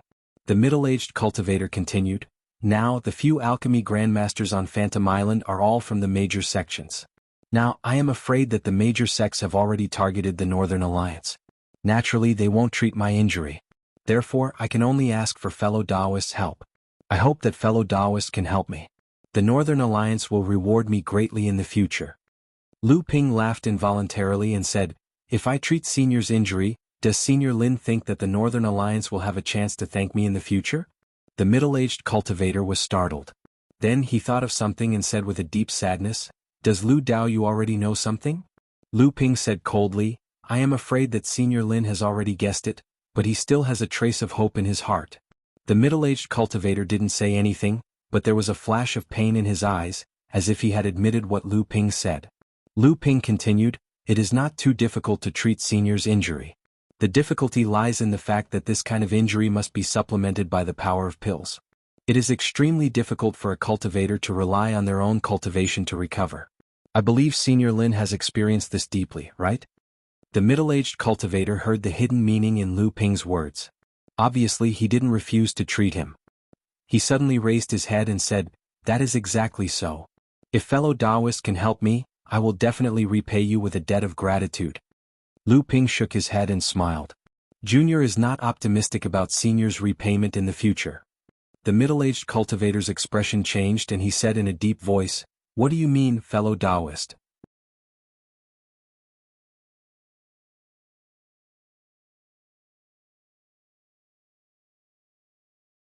Chapter 1080. Lu Ping's words infuriated the middle-aged cultivator. He asked coldly, "What is the meaning of this, Lu Daoyu?" Lu Ping stared into the middle-aged cultivator's eyes and said, "Senior Lin, can't you tell? The reason you're still alive is most likely because the people behind the Northern Alliance want to keep someone of some status in the Northern Alliance alive so that they can help them find the secret heritage sites of the Northern Alliance in the future. Even if I manage to heal your injuries, do you think you can escape from the hands of those people?" Lu Ping's words were like a sharp knife that cut through flesh. Every sentence he said could cut a piece of flesh from the middle-aged cultivator's body. By the time Lu Ping finished speaking, the middle-aged cultivator, who was at the mid-Dharma stage, was already sweating profusely. His eyes were filled with despair. Lu Ping fell silent after he finished speaking. He watched as the middle-aged cultivator recovered from his despair. Slowly, his eyes began to fill with determination, as if he had made up his mind about something. Lu Ping's eyes, however, were as calm as a bottomless lake. "Tell me you didn't refuse to help me heal my injuries. What do you want in return?" The middle-aged cultivator finally regained his composure. He looked at this ridiculously young Dharma adept in front of him with a complicated expression. A smile finally appeared on Lu Ping's face. Lu Ping's voice carried a hint of lightness as he said, "That's right. Any promise from you, senior, in the face of a crisis of life and death for the Northern Alliance, means nothing to me. Therefore what I want can only be from you." The middle-aged cultivator's expression had completely calmed down. He looked at Lu Ping quietly as if he was no longer surprised by any of Lu Ping's requests. "What I want is the portion of spirit stones that the Northern Alliance got from the giant spirit stone mine on Phantom Island that you're carrying." Eee. The middle-aged cultivator sneered, "You sure have a big appetite. Do you know what rank the Northern Alliance is among the 9 great sects? Do you know how large the spirit stone mine is? Why would I carry such a large sum of spirit stones with me?" Lu Ping chuckled and said, "Well, we can't put all our eggs in one basket, right? At the very least, a portion of the spirit stones should be in Senior's possession. I only want that portion." As Senior said, this is a very large number of spirit stones. Even if Senior only has a portion, it's still a considerable amount, isn't it? The middle-aged cultivator looked at Lu Ping with a gloomy expression. However, Lu Ping remained calm throughout. At this moment, there was a sudden explosion outside Phantom City, and a loud roar rang through the entire city. All Dharma adepts, quickly face the enemy and receive the emissaries outside the city. The entire city was in an uproar. Lu Ping's face lit up, but the middle-aged cultivator was shocked. Lu Ping stood up, paused and turned around. "In 3 days at the same place I will bring the elixir for healing. Senior, don't forget about the spirit stones. I believe Senior knows what the arrival of the emissaries outside the city means. There is not much time left for Senior." Lu Ping was the first to walk out of the tea house. He cast a questioning glance at the shopkeeper who was doing the accounts behind the counter. The shopkeeper shook his head slightly and Lu Ping walked straight out of the tea house. A light flashed beneath his feet and he flew out of the city. Within the Phantom City, using flying techniques was a privilege reserved for Dharma adepts, even when they were surrounded by Mo Luo. In the elegant room of the tea house, the middle-aged cultivator did not care about the summons from the various sects of the Phantom Palace. Instead, he sat there quietly thinking about something. After a while, he seemed to have made up his mind. He stood up, patted the storage instrument on his waist, and walked out of the elegant room. At this time, the entire Phantom City was in an uproar. The cultivators from the various sects who had been besieged for almost a year were all rushing up the walls of Phantom City. Dharma adepts from the other 4 islands were constantly flying over their heads, charging towards the Demon Luo army outside Phantom City. When Lu Ping arrived at the Phantasm City's city wall, the sea outside the city was already in chaos. The entire sky was shrouded in colorful lights. "Brother Lu, over here." Lu Ping turned to look and saw Chu Haitian waving vigorously in the distance. Chu Haitian had also stopped, waiting for Lu Ping to go over. Lu Ping turned to look in the direction of the spirit-gathering island, but did not see Tian Kong Laozu. He did not know if the old man had already rushed over. The light under Lu Ping's feet flashed, and he had already arrived in front of the 2 of them. However, he saw that there were a few other lights that had stopped not far away. The person in the lead was the Dharma adept of the Green Sea Snakes, Chu Fuyu Laozu. Chu Fuyu Laozu nodded at Lu Ping and said, "All right, among the cultivators who have taken the risk to break into Phantom City, there will definitely be Dharma adepts from the Green Sea Snakes. Everyone be alert. This is going to be a tough battle. The old man will lead the way. Shiyu, Wuyu, Jinyu, Inyu, the 4 of you mid-stage Dharma adepts will protect the old man on both sides. The rest of you early-stage Dharma adepts will protect the back. Let's go." In addition to Lu Ping, there were a total of 10 Dharma adepts. They formed a huge triangular attack formation in mid-air, with a distance of tens of feet between them. They charged towards Mara's army as fast as lightning. Chu Fuyu Laozu raised his hand, and all the water vapor within a radius of 3 miles condensed. It then turned into raindrops that filled the sky and poured down on the Mara's army that was charging towards them. This was the first time that Lu Ping had seen a late Dharma adept attack so directly. The raindrops that filled the sky instantly hit the hundreds of Maras that were charging towards them. They screamed in pain as they fell towards the sea like dumplings in a pot. In the process of falling, more than half of the Maras melted on the spot, turning into the original essence and dissipating in mid-air. The path that the group was moving towards had been cleared for 2,000 to 3,000 feet in an instant. Lu Ping thought that if he were to use the art of traveling through clouds and summoning rain with all his might, although it was possible that he could cover a radius of more than 1,000 feet within the range of his magical powers, whether it was the speed or the power of the technique, he was still far inferior to Chu Fuyu Laozu's. However, before the group could advance more than 100 feet, the alarmed Mara quickly surrounded them from all directions. However, the 10 of them did not care at all, and they continued to push towards the center of the Mara's army. Seeing that Mara was rushing towards them, the 4 mid-Dharma adepts on both sides each attacked. They killed tens of large and small Maras consecutively, finally intimidating the Mara's army that was closing in on them from both sides. At this time, Chu Fuyu Laozu, who was leading the way, was also attacked by a Jade Shura. However, he was repelled by a second Calamity Spirit treasure in his hand, and he hid within the ranks of the Mara's army. Chu Fuyu Laozu did not stop and continued to push forward, and the group behind him followed. At this time, Chu Haitian shouted, "They're coming!" Lu Ping's divine consciousness had also discovered that a group of Mara had surrounded them from behind like a flood. Chu Haitian slashed out with the Jade Sky Sword in his hand, and a magnificent sword aura killed the 3 big Mara that were chasing at the front. The sword aura continued to rush forward, and it only dissipated after killing the 5th Mara.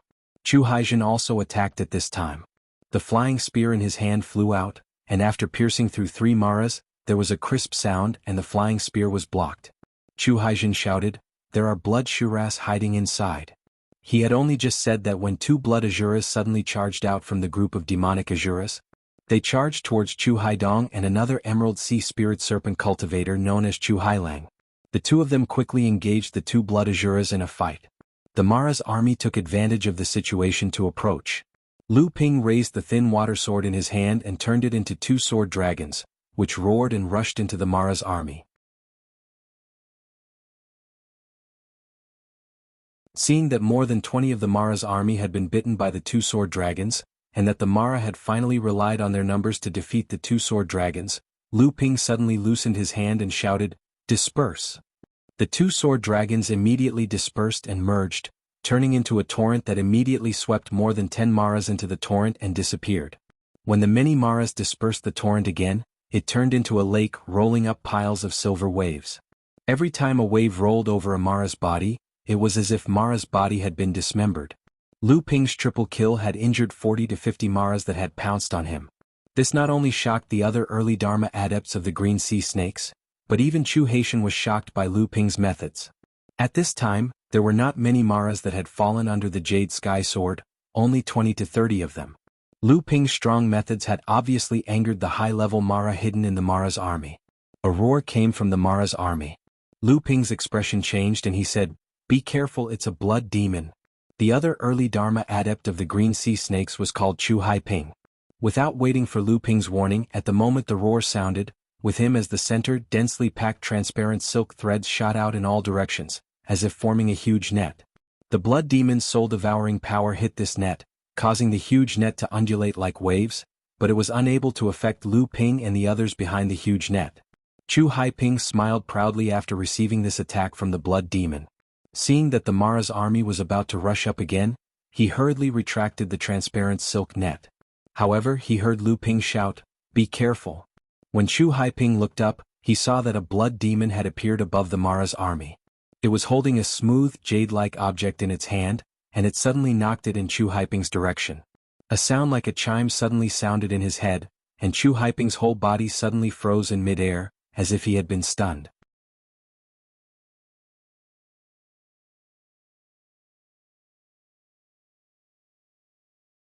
Chapter 1081. Not good. Due to Chu Haiping's carelessness, he was suddenly ambushed by the blood demons.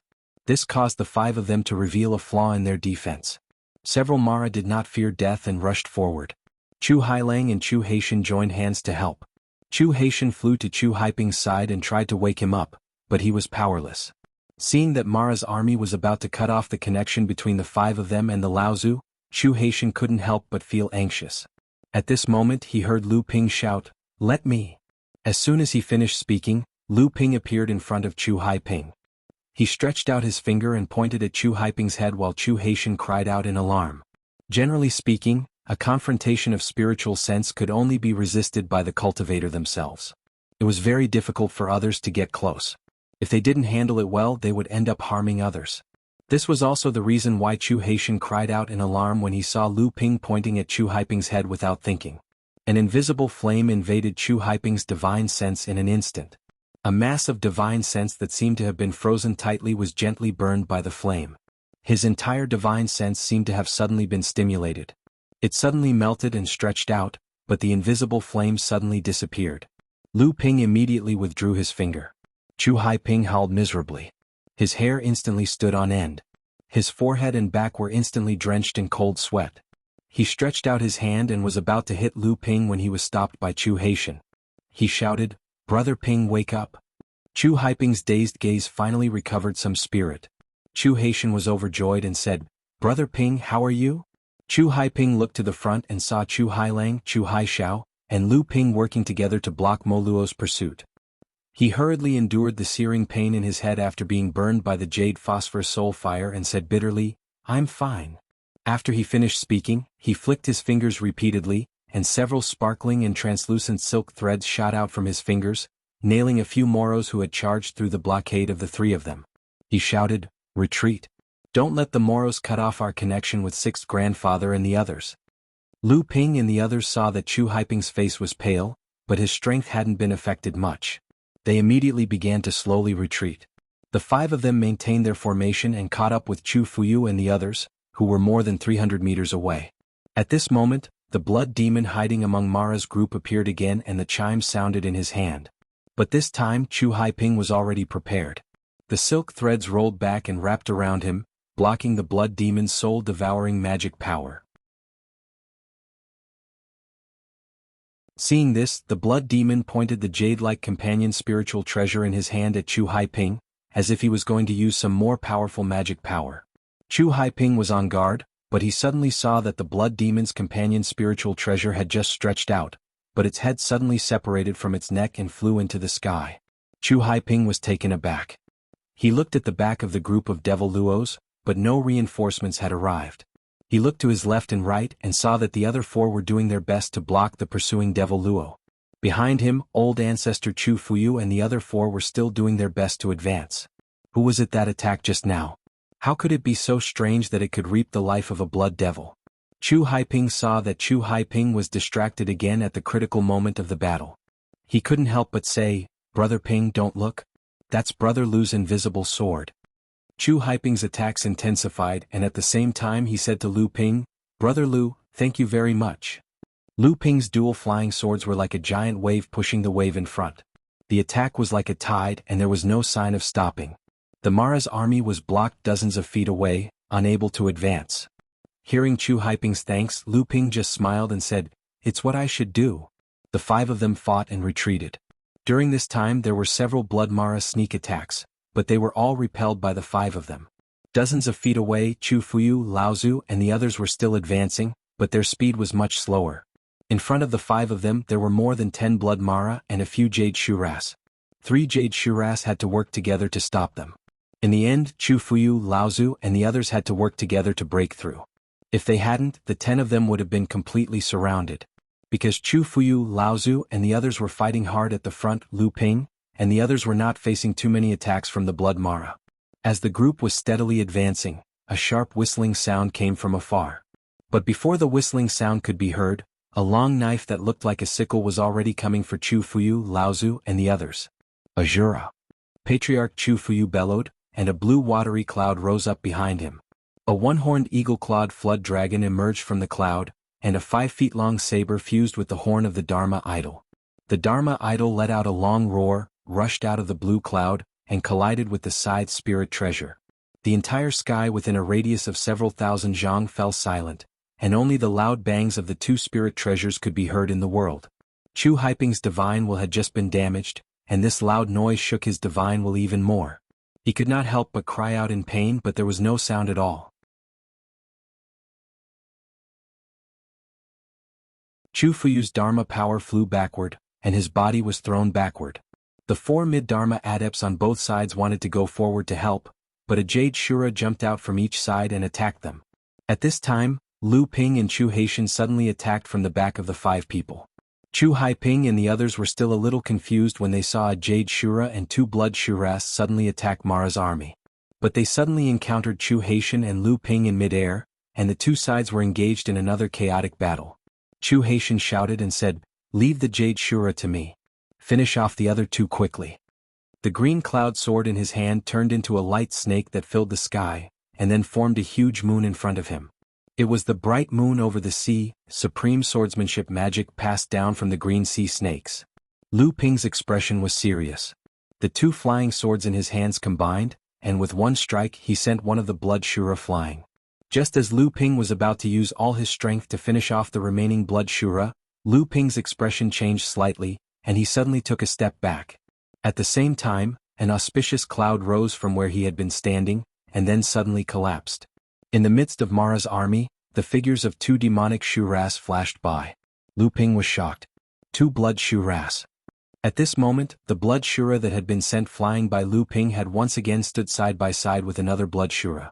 At the same time, two more blood Shuras came out of the Mara's army and fought with Chu Haiping, and Chu Hailang. Lu Ping's heart was filled with ruthlessness. A 3-foot bell rose above his head, and Lu Xiaohai jumped out from the void beside him. He used all his strength to hit the bell with the copper hammer in his hand. Clang. The surface of the 3-foot bell was instantly filled with dense cracks, and invisible sound waves spread in all directions. Among the Mara's army, the big and small Mara's bodies were all stunned, and some of the weaker ones fainted on the spot and fell to the sea. Lu Ping jumped up, stepping on the golden auspicious cloud.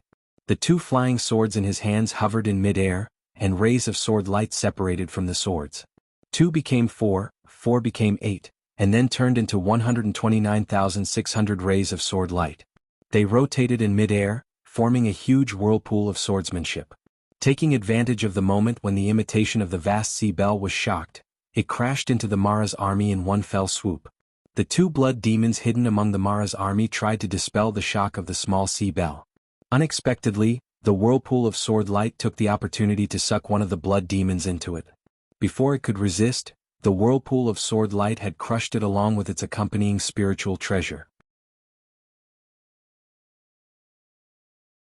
The other blood demon dodged the strangulation of the Sea of 100 Rivers. The accompanying spiritual treasure in its hand lit up with a spiritual light, and the surrounding Mara, who had not been sucked into the whirlpool of sword light, immediately woke up and dodged. Seeing this, the two blood demons hurried to attack Lu Ping, trying to stop Lu Ping's terrible swordsmanship. But Lu Ping stretched out his hand and pushed at the two blood demons. Suddenly, columns of water rose from the sea hundreds of feet below, entangling the two blood demons. The two blood demons were not afraid, and each used their innate magical powers. Before the water columns could reach them, they turned into water blades and water snakes, counterattacking Lu Ping. Unexpectedly at this moment, a little man about a foot tall, suddenly broke through the water mist and appeared in front of one of the blood demons. A 5-inch wooden sword left its hand and stabbed at the throat of one of the blood demons. The blood demon dodged and waved the accompanying spiritual treasure in its hand. A white light burst out from Lu Xiaoping's chest. With a crack, an intact top-grade spirit stone suddenly shattered, forming a light shield of spirit chi in front of Lu Xiaoping, blocking the blood demon's hasty attack. But Lu Xiaoping was still sent flying. But this was enough. At the moment when Lu Xiaoping was killed, a hole suddenly appeared in the blood demon's chest. The blood demon looked down at the sudden wound on its chest and made a gurgling sound. Starting from the wound, its whole body was slowly melting. The other blood demon had long been frightened by Lu Ping's mysterious methods. After breaking through the interference of Lu Ping's water-controlling magic, it ran back without looking back. Lu Ping's methods not only scared off Mara, who was chasing after him, but also shocked Chu Haiming and the others. If it were not for the fact that there was a great enemy fighting in front of them, they would have looked at Lu Ping as if he was a monster. The two flying swords didn't wait for the swords to be pulled back. The scattered sword heirs formed two sword-light dragons with the two swords as the center. They went for the Jade Shura, who was fighting Chu Haitian. Although the Jade Shura was fighting Chu Haitian, she could see everything around her.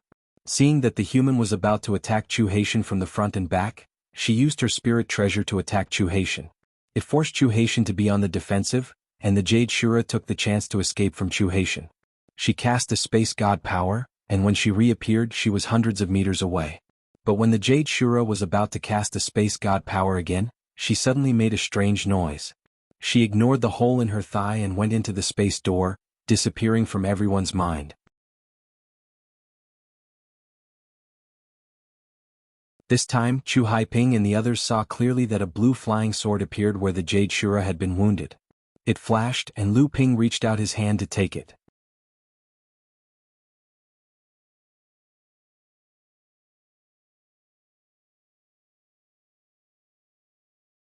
Chapter 1082. Although Chu Fuyu was wielding a second-level spirit treasure, the single-horned longsword, and had summoned his Dharma power to fight the Asuras, Chu Fuyu and Laozu were almost sent flying out of their formation. Although the appearance of the two Jade Shura had restrained the left and right flanks, two of the mid-adepts still managed to break free. They wanted to help Chu Fuyu and Laozu fend off the attack of the Asuras. However, before the two of them could do so, two more blood demons appeared from within the ranks of Mara to help the two Jade Shuras. The two mid-adepts hesitated for a moment. They did not know whether to help Chu Fuyu and Laozu, or to turn back and fend off the attacks of the two blood demons. Just then, Chu Haiping, Chu Haiming and Chu Hailang suddenly rushed forward. The three of them took action to block the two blood demons. One of the Dharma adepts was enraged and said, "Why are you guys here? Stand guard at the back." In a flash, Chu Haiping hid in the net of crystal wires that Chu Haiping had blown up and avoided a sneak attack from the blood demon. With a sweep of the flying spear in his hand, he forced the blood demon to retreat several feet. Then he turned to the Dharma adept and said, "Seventh uncle, the ones behind us have been beaten back. With those two guarding us, there won't be a problem." The sudden appearance of the three of them actually solved the urgent situation of the two mid-adepts. The two hurriedly looked behind them and saw that Chu Haitian and Lu Ping had joined forces. The Mara army was actually more than 100 feet behind them, not daring to move forward. The two had no time to think about the reason. Although the battle between Chu Fuyu and Laozu and the Asuras was still at a stalemate as time went on, they would definitely be at a disadvantage. Moreover, they were now deep within the encirclement of the Mara army. They could only enter and exit quickly without any pause. Otherwise, once they were surrounded by the army, even if the 10 of them were all Dharma adepts, it would be difficult to escape. With the addition of the two mid-Dharma adepts, the situation quickly turned for the better. Although Chu Fuyu, Laozu, and Chu Hailang could not defeat the Asuras did not dare to rush forward and block their advance.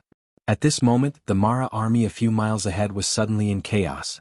Chu Fuyu, Laozu, and Chu Hailang's eyes narrowed as he shouted, "There go!" On one side, they were fighting against the Devil Luo army that was harassing them from both sides. On the other side, they followed behind Patriarch Chu Fuyu, charging into the most chaotic and densely packed Devil Luo army several miles away. It was getting more and more difficult for the group of 10 to advance. The Asuras had been fighting with Chu Fuyu and Laozu all the way, and now that they were deep within the Mara army, it was like a tiger that had grown wings. Numerous blood Mara were summoned by the Asuras to join the battle, and the pressure on Lu Ping and the rest increased. At this moment, there was a cry of alarm from the Mara tribe in front of them, as if some great danger had occurred. The Mara tribe quickly dodged and opened up a path, but then they saw an Asuras rushing over. This time Lu Ping and the rest were all shocked.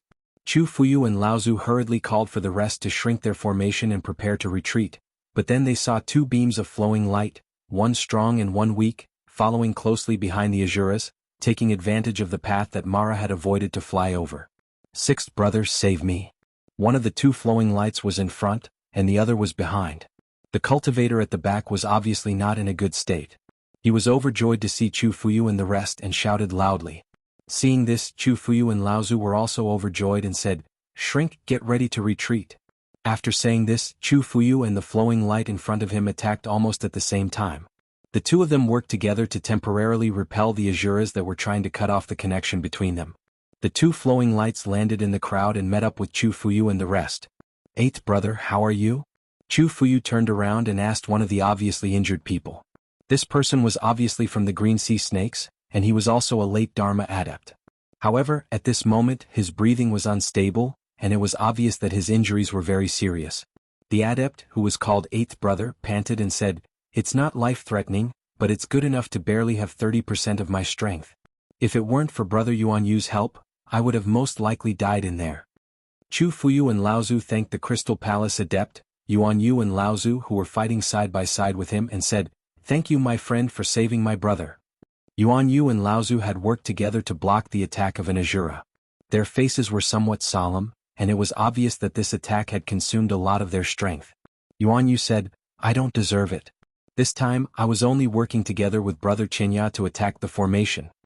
After saying this, Yuan Yu and Laozu glanced at the only human adept among Chu Fuyu and Laozu. Seeing this, Chu Fuyu and Laozu nodded slightly and said, "No matter what, I still have to thank you, my friend. Let's get through this first." As the two of them spoke, they had already started to retreat with Lu Ping and the others. However, behind them, two more Azuras were chasing in the direction that Yuan Yu, Laozu and Qinya Laozu had come from. This made the number of Azuras increase to 4. Originally, the two Azuras were just harassing them, but with the help of the other two Azuras, they immediately joined forces to attack the group.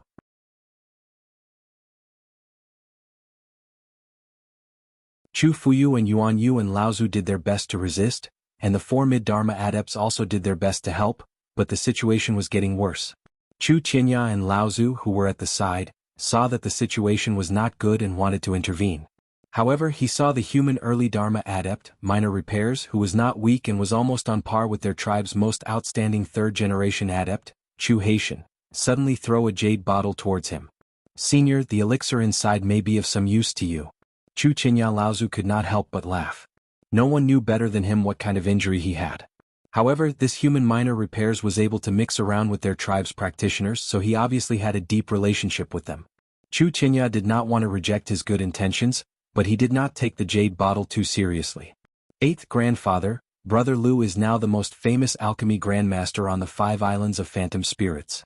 He was the one who cured Father's injury. 13th Uncle said that Brother Lu's alchemy skills are probably close to Grandmaster Yen Wujia's. Chu Haitian saw that Chu Qinya Laozu had put away the jade bottle. It was obvious that he did not take the elixir Lu Ping had given him seriously, so he quickly spoke up. "Alchemy Grandmaster?" Chu Qinya Laozu was taken aback. In his opinion, people like Lu Ping's improvement in cultivation had already exhausted their energy on other things.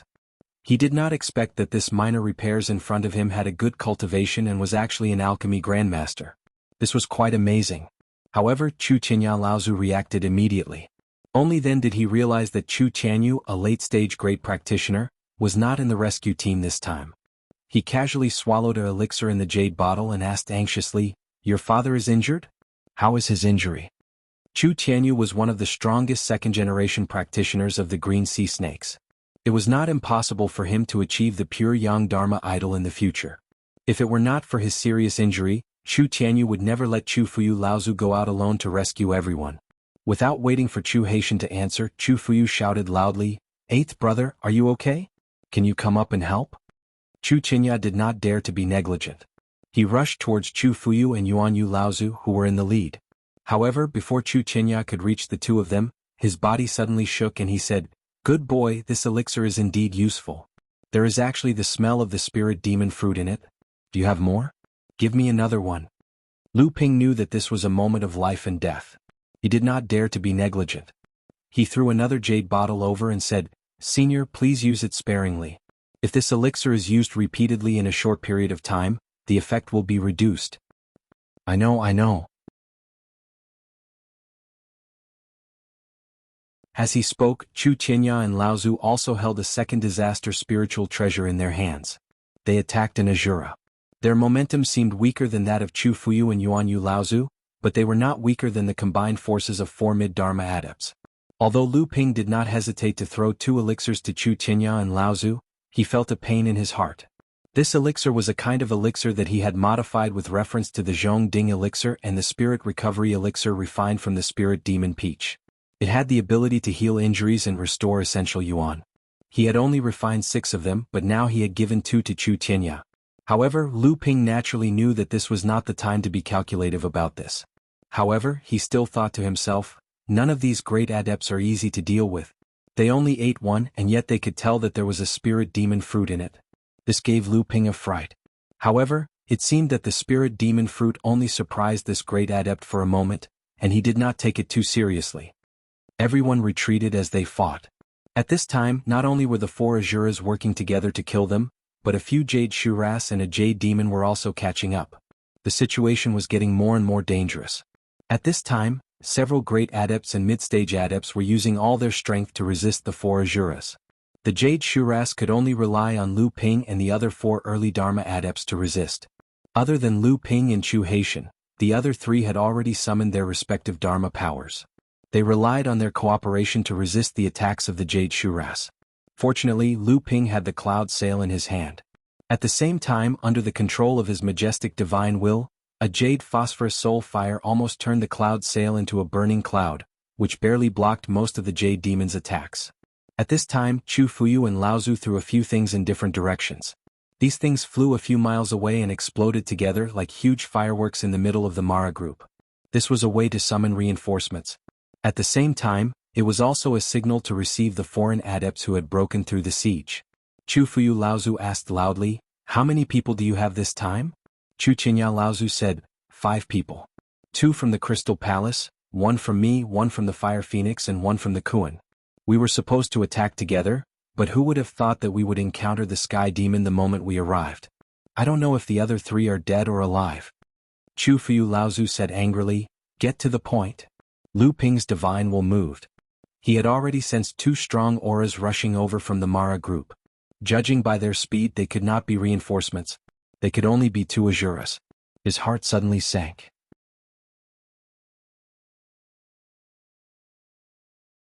The 3 grand practitioners had probably already discovered them. Chu Fuyu Laozu did not ask before but asked now. Obviously he wanted to share the news with everyone. If things went wrong, as long as one of them could escape, they could bring the news back to the Phantom Island. In 7 days the overseas practitioners will attack the humans and demons.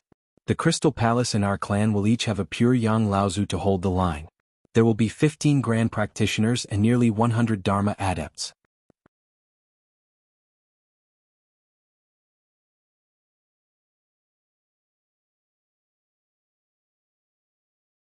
Chapter 1083. Without waiting for Chu Qinya Laozu to finish speaking, Mara, who was hundreds of feet away, had already dodged again. 2 Azuras roared and charged towards the group. Patriarch Yuan Yu bellowed, and a huge tiger Dharma idol rose above his head. The Dharma idol let out a loud roar, and the tiger's tail behind it transformed into a huge crystal whip, which lashed out at an Azura in front of it. Shockingly, it was another One Tribulation Spirit treasure. Chu Qinya Laozu also summoned his own Dharma power. It was also a single-horned dragon, but this one had crocodile legs and prawn whiskers. It was different from Chu Fuyu Laozu's Dharma power. The 3 Laozu exerted their strength together and forced the few Azuras in front of them to retreat. Then they shouted, "Retreat, retreat quickly." However, at this moment, the Jade Demon, who had been hiding in the surroundings and taking the opportunity to sneak up on them, suddenly attacked. Despite being injured by Lu Ping's Jade Phosphorus Soulfire, a black soul fog broke through the cloud sail's obstruction. Lu Ping secretly thought, "Oh no," and shouted, "Be careful." Although the black fog had broken through the magic clouds, it was still weakened by the Jade Phosphorus Soulfire and the cloud sails. 3 of the 4 mid-Dharma adepts managed to avoid the attack in time. Only one of them, who had been injured in the battle earlier, was unable to avoid the fog in time and was enveloped by the fog. The Azura, who was being held back by the 4 of them, took the opportunity to break through. With one palm, he smashed the head of the adept who had been pinned by the Jade Demon. This was the first person to die after breaking through Mara's encirclement. Uncle 16. Chu Haitian shouted and leaped up. A giant dragon circled above his head. Together with the other 3 mid-Dharma adepts, they blocked the gap that had been exposed. At the same time he turned around and said, "Brother Lu." Lu Ping's expression was solemn as he nodded slightly. With a flick of his left hand, another flying sword shot out. It was surrounded by blue lightning and the true appearance of the sword could not be seen, but it was undoubtedly a spirit treasure. The water spirit sword's shapeless sword, the thin water flowing sword's 6 major sword techniques, and the Een water divine thunder attached to the blood orange sword. 4 flying swords flew out at once, completely covering the gap left by Lu Ping and Chu Haitian. At the same time, Lu Ping waved his hand and a small banner flew into his hand. He waved the banner in the direction of the Jade Demon and his divine sense was blown by a gentle breeze. Suddenly, his divine sense appeared beside the Jade Demon. The Jade Demon could feel that Lu Ping's divine will was like a giant hammer that had been thrown by a huge force. It was even burning with flames that made the Jade Demon's heart palpitate. This flame was fanned by the small banner, and it came crashing down on the Jade Demon's head in one fell swoop. The Jade Demon let out a shrill cry and a black crystal ball jumped out from the thick soul fog around its body. Then there was a crisp crack and the surface of the crystal ball was instantly covered with fine cracks. Lu Ping's head was like a metal hammer that had been rebounded, and he jerked back violently. His face turned pale and 2 streams of blood flowed from his nostrils. There was a buzzing in his head and the 4 flying swords in the sky were also slightly scattered. Among them, the water spirit sword could no longer maintain its shapeless form and revealed its blade in mid-air. Whoosh! The crystal ball in the jade demon's hand, which was full of cracks, finally shattered. The jade demon turned and fled into the group of Mara and disappeared. Chu Haiping wanted to go up and ask Lu Ping about his situation, but he was startled by the sudden appearance of Lu Xiaoping in front of him. At this time Lu Ping's voice rang out. "Brother Haiping, I'm fine here." When Chu Haiping looked over, Lu Ping smiled at him and swallowed a soul-nourishing elixir. Although his face was still slightly pale, it was obvious that he was much better now. A clash of divine will was the most dangerous. Although Lu Ping had used the Cloud Sail and the Jade Soul Fire to injure the Jade Demon and destroy its accompanying spiritual treasure, Lu Ping himself had also suffered serious injuries. Even though he had swallowed an extremely precious soul-nourishing elixir, the sharp pain in his head still disturbed him from time to time. Without the interference of the Jade Demon, the few mid and early Dharma adepts finally did not feel as if their hands and feet were tied. Although the situation was still serious, it was a lot better than before. At this moment 2 Asuras had already closed in on them. The 3 great adepts tried their best to resist, but they were no match for 6 Asuras. In an instant the formation was broken, and everyone was suddenly in a situation where they were fighting on their own. There was a scream and Lu Ping looked up hurriedly. He saw Chu Hailang being grabbed by the Asura, and his chest was pierced by the Asura's palm. His heart was still beating in the Asura's palm. Chu Hailang looked at the heart that had originally belonged to him, and his eyes were wide open. It was only when the heart entered the Asura's mouth that he lost his spirit. A Jade Shura took the opportunity to attack. It went for the back of Chu Haijin and Chu Haiping. The 2 of them did not seem to realize the danger that was coming. A milky white light suddenly broke through the air, and the Jade Shura was caught off guard and disappeared into its body. The Jade Shura's body suddenly froze, but it was only for a moment, and the Jade Shura broke free from the strangeness of the white light.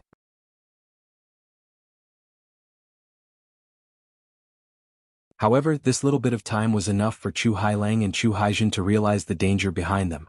But at this time, Lu Ping himself was in great danger. He was being targeted by an Asura.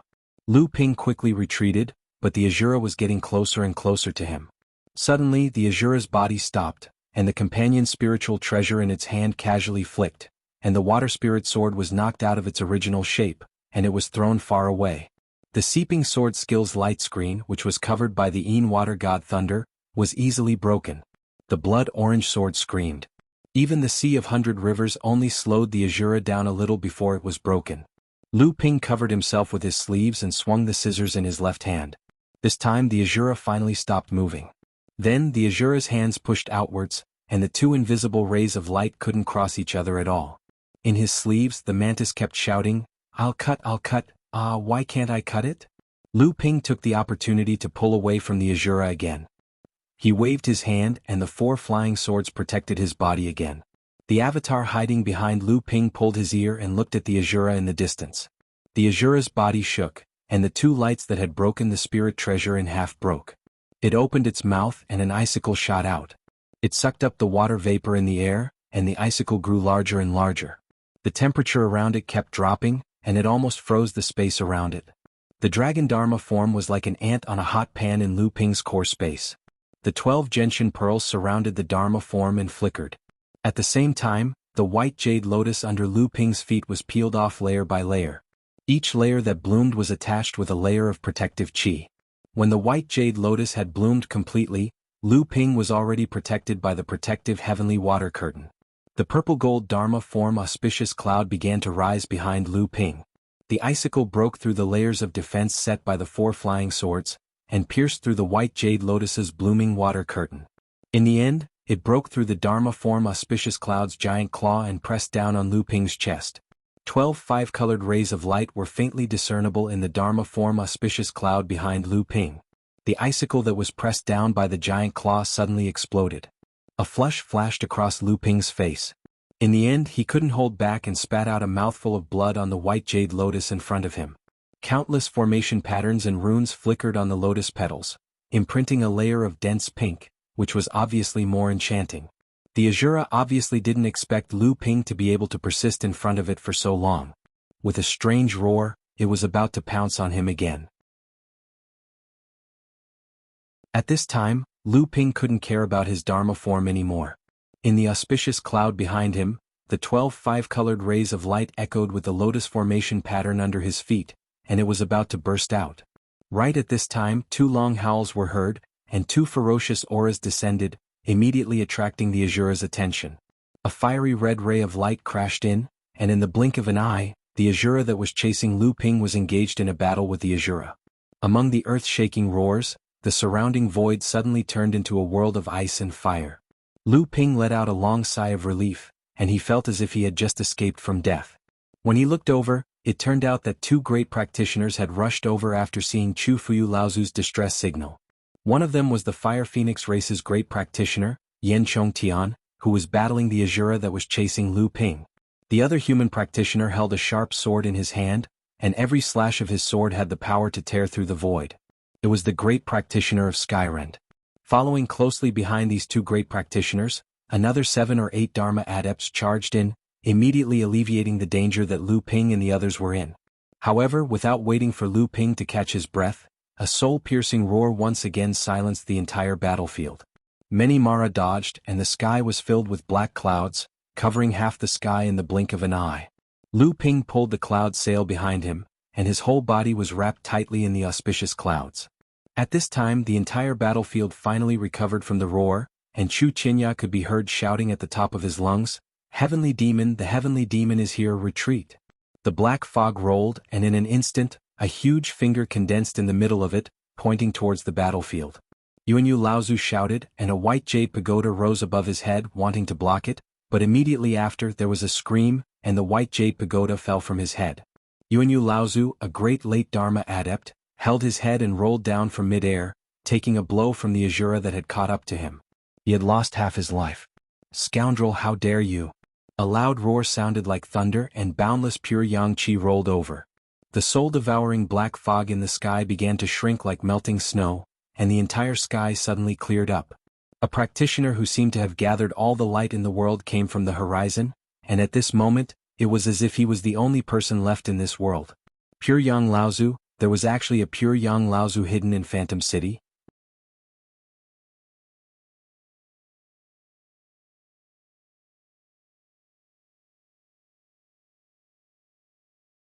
Chapter 1084. There was actually a Pure Yang Laozu hidden in Phantom City? Lu Ping was secretly surprised. Previously, even when Qingling Island was on the verge of being destroyed, this Pure Yang adept had not appeared at all. Now, the few great cultivators who had broken into Phantom City to deliver the news had suddenly appeared. Could it be that these people had some other secret with them other than setting a date for the counterattack with the Phantom City cultivators? Lu Ping looked around him. At this time, Chu Haiying, Chu Haiping, and the others were still fighting with Mara. However, from their faces, one could not see the surprise that the Pure Yang adept had appeared. Clearly, the existence of this Pure Yang Laozu was kept a secret from the other small and medium-sized forces. The appearance of the Pure Yang adept had completely suppressed the heavenly demons, and the 2 Azuras had broken away from their respective opponents to help the heavenly demons. The pressure on Lu Ping and the others was greatly reduced, but they were still not out of danger. This was especially so for Yuanyu Laozu, who had been ambushed by the heavenly demons and then taken a blow from the Azuras. He had almost completely lost his ability to fight. Everyone hurriedly retreated and met up with 2 groups of cultivators who had been fighting on the periphery of Mara's army. Although there were no great cultivators joining in, the number of mid-Dharma adepts had increased by 5 or 6. The number of Mara's army that was chasing after them was also increasing. There was a constant stream of people with battle powers above Mara's level joining in. Fortunately, at this time, everyone had gradually broken away from the encirclement of Mara's army. From being surrounded, they were now being chased. At least, they were no longer in a situation where they were surrounded by enemies. Chu Haiying and Chu Haiping were already seriously injured and were barely holding on. Chu Haitian was not much better off. Out of the 3 mid-Dharma adepts who had joined forces with him to fight against the Azuras, 1 had fallen. The remaining 2 were also pale as paper, both signs of internal injuries. Of the more than 10 Dharma adepts who had rushed to help, 3 had fallen as well. They had all been suddenly surrounded and killed in the midst of the chaotic battle. After the pure Yang Laozu appeared, he disappeared with the heavenly demons and the two Asuras who had left the battle. However, very quickly 2 more Asuras appeared. At this time, even Chu Fuyu Laozu was exhausted after fighting so many battles. To deal with 2 more Asuras, the great cultivators were unable to do so. They could only rely on the mid-Dharma adepts who had joined forces to fight. Fortunately, the battle that Lu Ping and the others were in had already attracted the attention of many people. In the distant sky, flashes of light kept flashing over, joining the battle with Mo Luo. The scale of the battle was getting larger and larger. It was no longer a battle that revolved around Lu Ping's group. Instead, it had become a huge chaotic battle.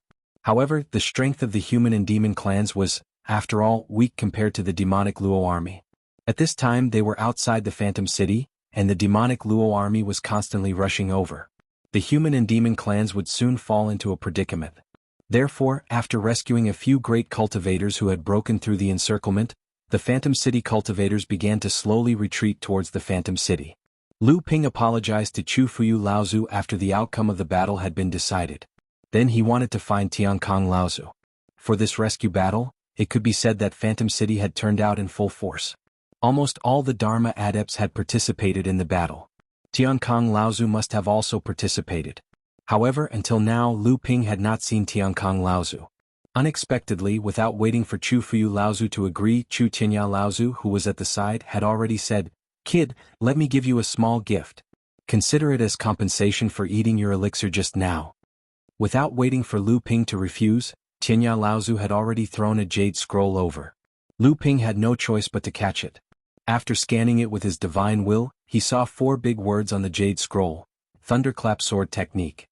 It was a set of sword techniques that combined thunder techniques and swordsmanship. "Kid, I see that your swordsmanship is superb, and you also know how to use the water thunder technique. However, you are still far from being able to combine these 2 remarkable techniques. It is obvious that you are just trying to figure it out yourself. This set of sword techniques is a legacy that specifically combines 2 remarkable techniques. It is a pity that the old man did not manage to achieve a natural thunder attribute remarkable technique back then. This legacy is good for you." Lu Ping had originally wanted to refuse, but when he saw this set of legacy, he hesitated. Just as Tianya Laozu had said, Lu Ping's exploration of the combination of the 2 was still far from perfect. With this set of remarkable techniques as a reference, at least Lu Ping would be able to face Mara's army with more ease. After thanking Chu Tianya, Chu Fuyu Laozu ordered Chu Haitian and Lu Ping to look for Tiankong Laozu together. Lu Ping's heart moved. After thanking Chu Fuyu Laozu, he was about to leave with Chu Haitian when a sound transmission sword suddenly arrived. Lu Ping stretched out his hand to take a look and immediately frowned. Seeing this, Chu Haitian asked, "Brother Lu, is there news about Senior Tiankong of your sect?" A murderous look flashed between Lu Ping's eyebrows and he said, "Yes, Martial Uncle has returned to Phantom City, but he is seriously injured now. I have to rush back to Spirit Gathering Island as soon as possible."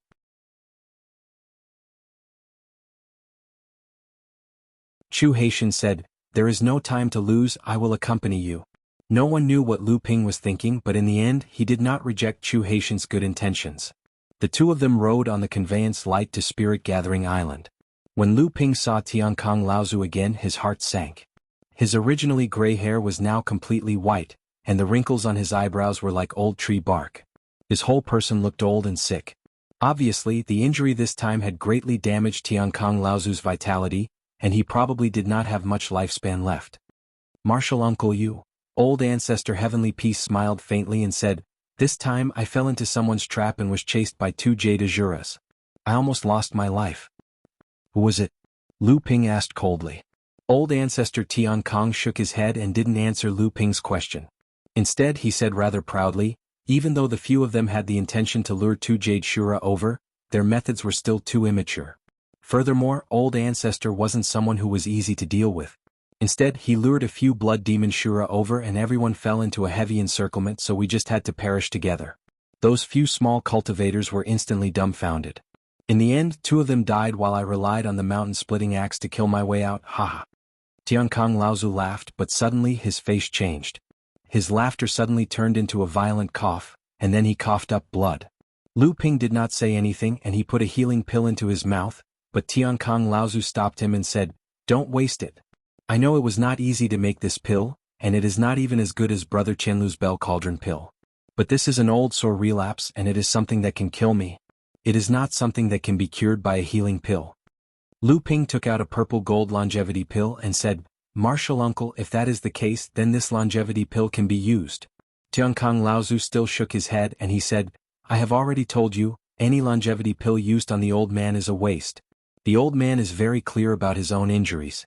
The old man should have died more than 100 years ago, but he has been holding on for more than 100 years. He can die with no regrets." Lu Ping knew that Tiankong Laozu wanted to die a long time ago, but because of the sect's friendship, he was able to hold on until now. Previously, Jinling had plotted several times and Tiankong Laozu always played the role of a pawn, always charging at the front. There were several battles in the Phantom City, and he was willing to be injured to protect Lu Ping. When Lu Ping and Chu Haitian came out of Tiankong Laozu's secret room, Chu Haitian asked in a low voice, "Brother Lu, what do you think about the cultivator who attacked Senior Tiankong?" Lu Ping's expression was cold and he said in a cold voice, "Our sect's foundation is not deep, so it is most likely because of jealousy. Moreover, I am afraid that this matter will fall on me. I am afraid that I have been in the limelight for too long, and I am afraid that I am an eyesore. Of course, it is also possible that our sect has unintentionally offended someone." Chu Haishao pondered deeply for a moment and seemed to be considering something, and then he tactfully said, "Senior Tiankong has always kept his mouth shut about the cultivator that assaulted and killed him. I think Senior has surely noticed something, but the power behind the assailant is too great, so you can only swallow your anger and humiliation." Lu Ping nodded, but he did not say anything. How could he not have thought of this? Seeing this, Chu Haitian said again, "Brother Lu, if your sect has any difficulties, don't forget about us, the Green Sea Snakes. Not to mention the fact that the Heavenly Feather Tribe's uncle's cultivation would have been destroyed if Brother Lu had not intervened. Even with our current relationship, there is no reason for us to stand by and do nothing." In the battle to receive the cultivators outside the city, there were 5 great adepts who charged in from outside the city. Among them there were 2 from the Crystal Palace, and 1 each from the Green Sea Snakes, Kuan Fish and Fire Phoenix tribes. In the end, all 4 great adepts were seriously injured. Chu Tianya's injuries were considered light, and as for Yen Jiuyang Laozu from the Fire Phoenix tribe, he had completely disappeared. There was an 80% chance that he had died without even a trace. However, in order to receive the 5 of them, almost all the Dharma adepts in Phantom City had come out. After a huge battle, another 20 to 30 Dharma adepts had completely fallen. According to what Lu Ping knew, Shirling Island was guarded by one of the top 10 medium-sized sections. Originally there were more than 20 Dharma adepts, but now there were only 12 or 13 left. The 5 islands of Phantom City had been surrounded for almost a year, and almost half of them had fallen. Yuanling Island was not much better, especially when the heavenly demons had led Mara's army to attack Yuanling Island. 15 years ago there were close to 30 Dharma adepts. Now, the number of Dharma adepts left was about the same as that of Shirling Island. On average, each sect did not even have enough Dharma adepts. If Shirling Island and Yuanling Island were like this, then Jade Spirit Island, which was guarded by the 12 foreign demon tribes, was not much better. Phantom Island and Qingling Island were originally the strongest. Although Phantom Island was guarded by several great adepts from the 9 main sects, Phantom City was also the main direction of attack for Mara's army. Qingling Island had almost fallen after Poison Shura opened up a gap, and the casualties were even worse. After sending off Chu Haitian, 3 days later, Lu Ping once again came to the VIP room in the tea house in Phantom City. The middle Dharma adept from the Northern Alliance was already waiting there. "Elder Lin, you're early. Have you thought about the matter?" Lu Ping asked without beating around the bush. The middle-aged adept was no longer as confused as he had been the last time they met. Instead he smiled and said, "I do have a portion of the Spirit Stone mine from the Northern Alliance, but Lu Daoyo's healing elixir is only worth a few top-grade Spirit Stones. Don't you think your appetite is too big?"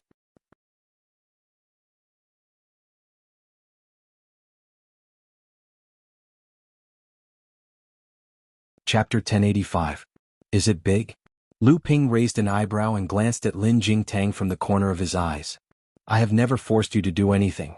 If you think it's inappropriate, you can always look for other alchemists." Lin Jingtang pointed at Lu Ping. His anger had just risen, but he had to extinguish it. He said coldly, "You are making things difficult for me. In 4 days the overseas cultivators' reinforcements will arrive. Where do you expect me to find alchemists now? Besides, if I could find other alchemists, I wouldn't have spent so much time looking for Lu Daoyu." Lu Ping smiled faintly and said, "Rather than being held hostage by others and having all your possessions become spoils of war for your enemies, why don't you let me take advantage of you now? That way those people who want to make things difficult for you will be happy for nothing. Don't you agree, senior?" Lin Jingtang sneered. "You sure have your wishful thinking. How can you be so sure that I won't be able to escape? After I give them to you, if I manage to escape, wouldn't this little bit of wealth go to you for nothing? Oh, since you are so confident, senior, then there is no need for me to refine this pill. Senior, do as you please." Lin Jingtang was exasperated. Lu Ping said seriously, "What do you think are the chances of you escaping? Even if you manage to escape, what are the chances of the Northern Alliance surviving this disaster?" Lin Jingtang was silent. Half an hour later, Lin Jingtang left the tea house as if nothing had happened. In the VIP room, a storage bag was placed on the tea table in front of Lu Ping. Lu Ping weighed the bag in his hand and said, 300 supreme spiritual stones is a little too little. Lin Jingtang must have hidden quite a lot. With the Northern Alliance's reputation, they should be in the top 5 of the 9 sections. They should have at least 1,000 spiritual stones. There was a knock on the door and the tea house's manager walked in with a smile. "Junior brother Lu, you seem to have gained a lot." Lu Ping waved the storage bag in his hand and said, "Not bad, but it's less than I expected." The shopkeeper let out an "oh," and said, "Junior brother has been persuaded by that Lin Jingtang? Speaking of which, this is quite risky. If the 9 great sects who are plotting against the Northern Alliance find out about this, it will be very disadvantageous to our sect." Lu Ping said confidently, "He won't tell." Lu Ping stood up and walked out of the tea house. At the same time he seemed to think of something and asked, "What's the background of the waiter in your shop?" The shopkeeper's expression tensed up as he said, "He's a servant I adopted in the Phantom City. Since he's quite intelligent, I taught him the cultivation method. Now he's already at the late blood refining realm.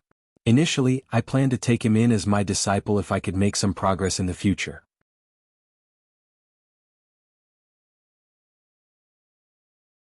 "Is there something wrong with this child?" Lu Ping shook his head and said, "That's not it. There's a problem with this child's bloodline. I'm afraid even he doesn't know that he's a mixed blood."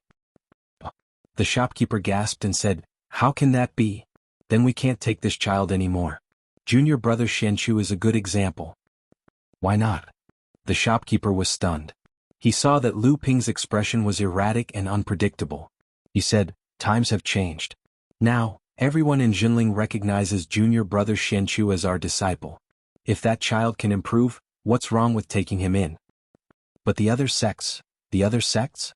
Before the shopkeeper could finish, he was interrupted by Lu Ping, who said, "Which sect in the North Sea dares to speak ill of our sect? Because of what happened to junior brother Xianchu, our sect was still in decline.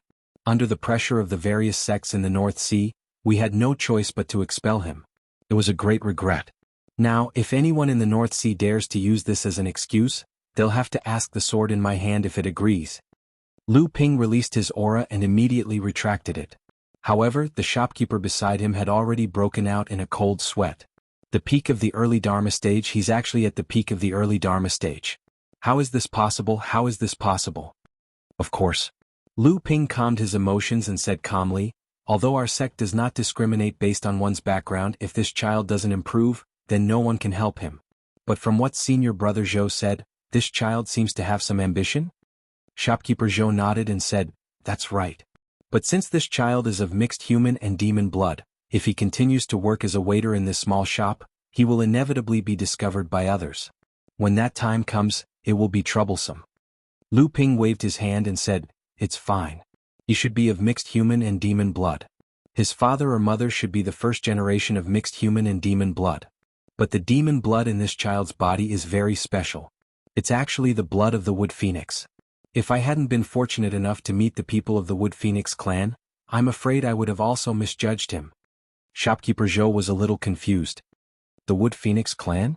Didn't they go extinct a long time ago?"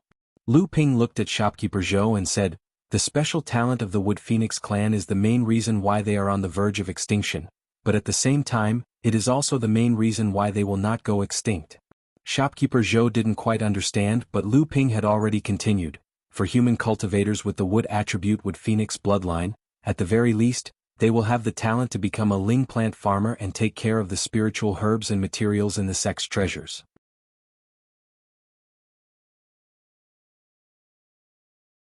This child originally has the pure blood of the demon race's wood phoenix bloodline. When he enters the blood condensation realm, among the 7 human bloodlines in his body, whether or not he has the wood attribute wood phoenix bloodline, his bloodline will undoubtedly be the wood phoenix bloodline. If he has both, then his talent will be extraordinary. In the future, if he is properly nurtured, not only will his cultivation of wood attribute spells be twice the result with half the effort, he will even have the ambition to become an alchemist. Shopkeeper Zhou was shocked by Lu Ping's words. He didn't hear the rest of what Lu Ping said, but one thing he understood was that he had picked up a treasure when he took in this servant out of kindness. In the future, if he took this servant in and nurtured him well, he might even have to rely on his student's achievements as a teacher. Although Shopkeeper Zhou was a third-generation disciple of the Jinling clan like Lu Ping and was also Lu Ping's senior brother, the difference in status between them was like heaven and earth. Shopkeeper Zhou didn't have the slightest disgust towards Lu Ping's orders. Instead, he repeatedly nodded in agreement. In the end, he stared blankly at the 2 storage pouches in his hands, but Lu Ping had already disappeared without a trace. Suddenly, Shopkeeper Zhou came to a realization. Of the 2 storage pouches Lu Ping left behind, one was for him and the other was for the waiter. However, it was stated that the waiter could only be given to him after he advanced into the blood condensation realm. Shopkeeper Zhou didn't dare to open the storage pouch that Lu Ping left for the waiter, so he only opened the one that was left for him. Inside there were neatly stacked high-grade spirit stones, more than 10 bottles of various kinds of spiritual pills, and 2 spirit-connected artifacts, one for offense and one for defense. Shopkeeper Zhou's hands trembled. A mid-stage core forging realm cultivator almost lost his grip on the storage pouch. After calming himself down, Shopkeeper Zhou finally recovered. He put away the 2 storage pouches and looked around. Suddenly he was furious and shouted, Wan Xiaobei, where the hell have you been? You only know how to be absent-minded every day. Have you finished your homework for today? What? Do it again tonight? Go back to the backyard right now. If you don't finish your homework today, don't even think about eating the leftovers of my 5-grain nourishing soup today. The waiter, Zhou Xiaobei, didn't know what was wrong with the shopkeeper today. He was more than happy to be able to focus on his cultivation without having to run around. Why did the shopkeeper have to make such a scene? Zhou Xiaobei carefully held a small cup of unbrewed scented tea left behind by the senior in the VIP room. Then he ran to the backyard happily. From the books in the shopkeeper's collection, Zhou Xiaobei found out that this tea was most likely a top-grade spiritual tea. Just from the fact that the arcane energy in his body could circulate faster after he took a few sniffs of it, this bit of spiritual tea might be enough to help him break through to the 9th layer of the blood condensation realm. However, the spiritual spring water was still a problem. It would be a great waste if he didn't soak such a good spiritual tea in the spring water. It seemed like he still had to get some ideas from the shopkeeper. 7 days passed in the blink of an eye. Most of the cultivators of the human and demon races gathered in Phantom City, ready to join forces with the cultivators from the various overseas sects in this final battle. Under Lu Ping's repeated persuasion, Tiankong Laozu finally agreed not to participate in this battle, and Lu Ping also promised that he would join forces with the Green Sea Snakes this time and not act alone. Although the Green Sea Snakes had lost 3 Dharma adepts in the battle, and the rest were injured, after 7 days of recuperation, those who were not seriously injured had recovered their combat power. This time, Chu Tianyu and Laozu would also participate in the battle, so the number of Grand Adepts in the Green Sea Snakes had reached 3. If Lu Ping moved together with them, he should be able to ensure his own safety. Above the Phantom City, hundreds of Dharma Adepts stood in the air above the city walls. Below them, there was a dense crowd of core forging adepts. In the middle of these hundreds of Dharma Adepts, there was an old man in his 60s who was surrounded by more than 10 Grand Adepts. Lu Ping recognized this man as the pure Yang Laozu who had forced the heavenly demons to retreat at the critical moment. Chu Haitian had already introduced him to this pure Yang adept as the Crystal Palace's Yuan Yen Laozu, who had been guarding the Phantom Palace's protective matrix. Other than the humans' Crystal Palace, the 9 great sects, and the 3 major demon tribes, no other forces, big or small, knew of his existence. It was precisely because of this pure yang Laozu that the protective matrix of the Phantom Five Islands could remain unbroken under the bombardment of Mara's army. Even when there was a crisis on Qingling Island, he could single-handedly control the matrix to resist the corrosion of the entire poisonous Azura tribe on the island's protective matrix, preventing the gap from expanding. Lu Ping's eyes flashed with green light, and his vision broke through the light fog outside the city to look at the sea a few miles away. He asked Chu Haitian in a low voice, "Brother Chu, how do you think the overseas practitioners' reinforcements will attack Mara's army outside the island?" Chu Haitian laughed softly and said, "They will use the thing that your sect desires the most as a means of attack."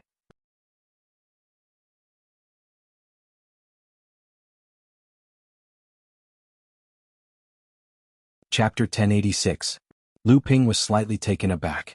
He seemed to have vaguely guessed what method Chu Haitian was talking about. The sun had just risen, and the warm light made the light fog on the surface of the sea look like a dream. However, before the crowd could immerse themselves in the wonder of the sunrise, the sudden sound of war drums broke the silence of the morning and seemed to have awakened the dreamy light fog. The mottled colors of the war drums became more and more distinct, and finally, when the light fog that filled the sky dissipated under the rising sun, all the cultivators who had rushed to the top of Fantasy Spirit City suddenly let out a shout that even drowned out the sound of the drums in the sky. 6 huge black shadows broke through the barrier where the water and the sky met. Amidst the dull but vigorous sound of the war drums, they gradually revealed their majesty in the eyes of the cultivators of Fantasy Spirit City. Treasured ships, they were treasured ships. 6 huge treasured ships, with Fantasy Spirit City as their target, formed a huge fan-shaped attack formation from 6 different directions, creating huge waves on the surface of the sea. They were like the 6 ribs of this huge fan, and with a momentum that could topple mountains and overturn seas, they crushed towards Mara's army a few miles away from Fantasy Spirit City. Thump thump thump. Thump thump thump. Thump thump thump. 3 consecutive sounds of drums could be heard, and the 6 treasured ships shone brightly. Lu Ping's 3 pure true eyes were activated to the extreme, and he could clearly see that the various colored runes on the bodies of the treasured ships were being activated. Various colored protective barriers rose along the bodies of the ships, protecting the 6 treasured ships under the protective barrier of the formation. Mara's army finally began to move. Like a huge octopus stretching out 6 thick tentacles in the sky, they wrapped around the 6 treasured ships. All the cultivators above Fantasy Spirit City looked at the old man who stood at the highest point of the city with his hands clasped behind his back. He was the strongest pure yang cultivator on the 5 islands, Yuan Yen Laozu. Just waiting for his order, hundreds of Dharma adepts and nearly 1,000 core forging adepts would charge out of Fantasy Spirit City to join forces with the 6 treasured ships to attack Mara's army from the front and back. However, Yuan Yen Laozu remained quietly suspended in midair, his expression calm and silent. He quietly watched the battle that was about to erupt in the distance, as if he had decided to stand by and watch. Without Yuan Yen Laozu's order, no one dared to take a step out of Fantasy Spirit City. The commotion caused by the shocking appearance of the 6 treasured ships quickly calmed down. However, the more it was so, the more oppressive the atmosphere became. Among the core forging adepts standing above Fantasy Spirit City, many of the weak-willed ones had already begun to move back without a trace. The 5 thick tentacles collided with the 6 treasured ships one after another. Spiritual lights of different colors abruptly appeared in the sky, piecing together to form 6 different yet extremely beautiful scrolls. The 6 treasured ships were instantly submerged within the scrolls. Rumble. Kacha. Although the rumbling sound was late, it still shocked the many cultivators above Fantasy Spirit City, causing everyone's hearts to leap to their throats. Even the Dharma adepts floating in midair knew that such an attack would not be able to do anything to a single treasured ship. However, when they saw such a magnificent scene, they could not help but worry for the 6 treasured ships. Sure enough, the huge white wave fan on the horizon was still stretching. The 6 huge ships were like unromantic executioners, tearing apart the 6 beautiful paintings in one fell swoop. Their advance did not seem to stop at all. Immediately after, another wave of deafening cheers rang out. This time, it came from the top of the city walls of Phantom City. Treasured ships are the crystallization of the human race's weapon-forging skills. If not for these treasured ships, the sea closest to the land would not have fallen into the hands of the human race. In the battle for the 5 islands of Fantasy Spirit City, the 3 main tribes and 12 races would not have been defeated by the overseas humans. In the end they only managed to obtain 2 islands, Chengling and Yuling. Chu Haitian murmured as if he was lamenting, but also as if he was speaking to Lu Ping beside him. Lu Ping asked, "Brother Chu, do you know which sect these 6 treasured ships belong to?" Chu Haitian glanced at them and said, "The 2 in the middle are the Crystal Palace's Idle Cloud, and Li Fan. I'm not sure about the other 4. Lu Ping pointed to the outermost treasured ship in the east and said, "I've seen this Carefree before. It should be the Carefree sect's treasure ship." Although the 2 of them did not recognize the remaining 3 treasured ships, they knew that it was impossible for the North Sea and South Sea to send ships.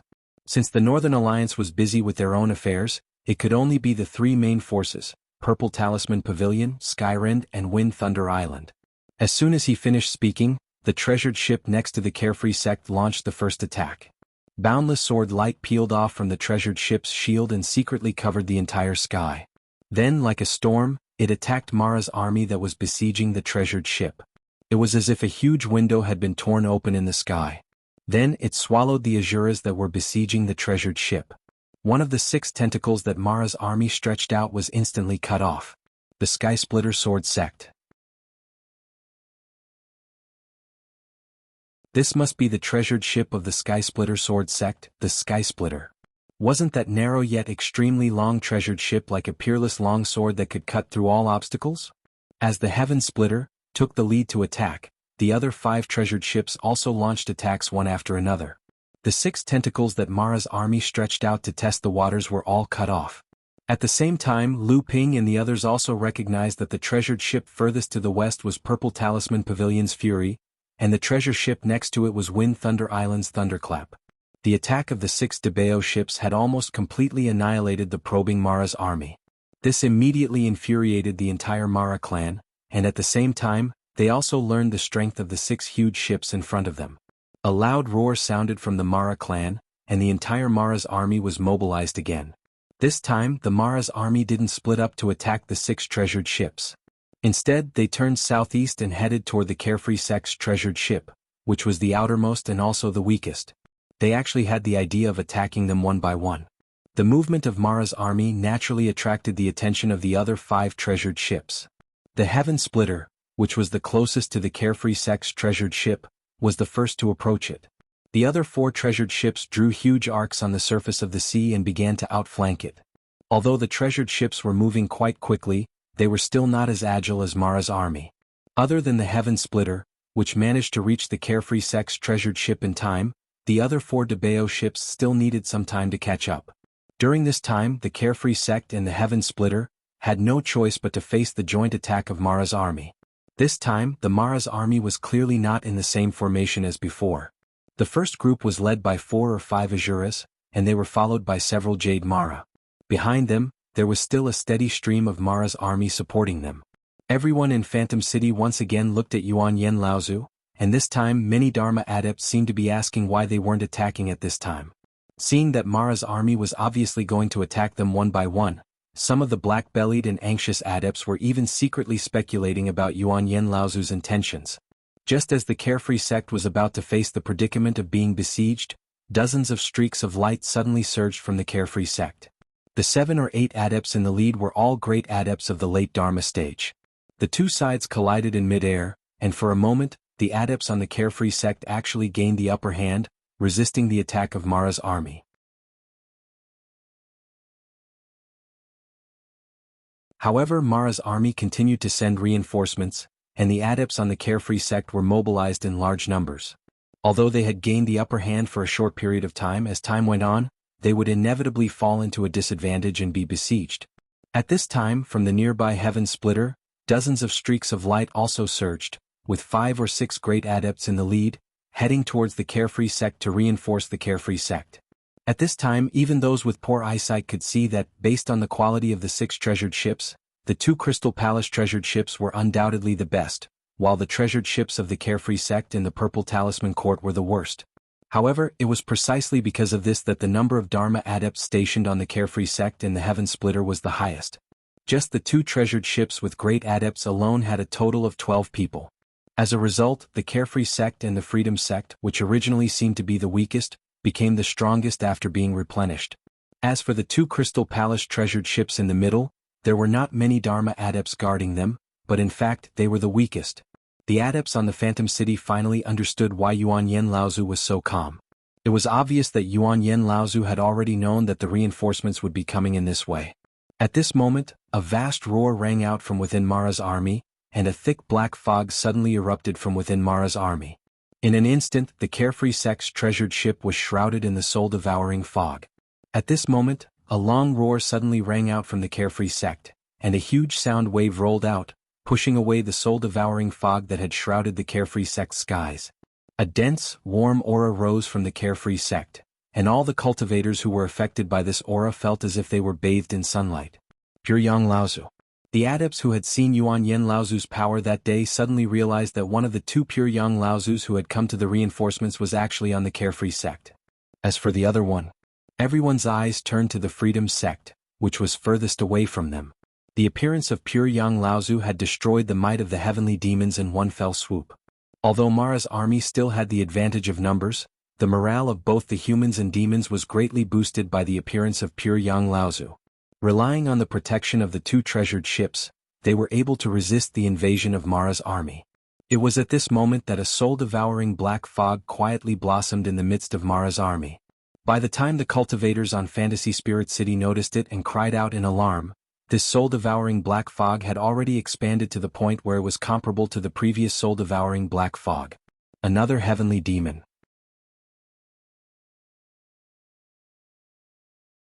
There were actually two heavenly demons hidden in Mara's army. The 5 islands had been besieged by Mara's army for a year, but no one had ever discovered that there was a second heavenly demon hidden in Mara's army. It was also possible that someone had already discovered the second heavenly demon. Everyone looked at Yuan Yen Laozu again. Yuan Yen Laozu finally said, "Everyone from Fantasy Spirit City, fight."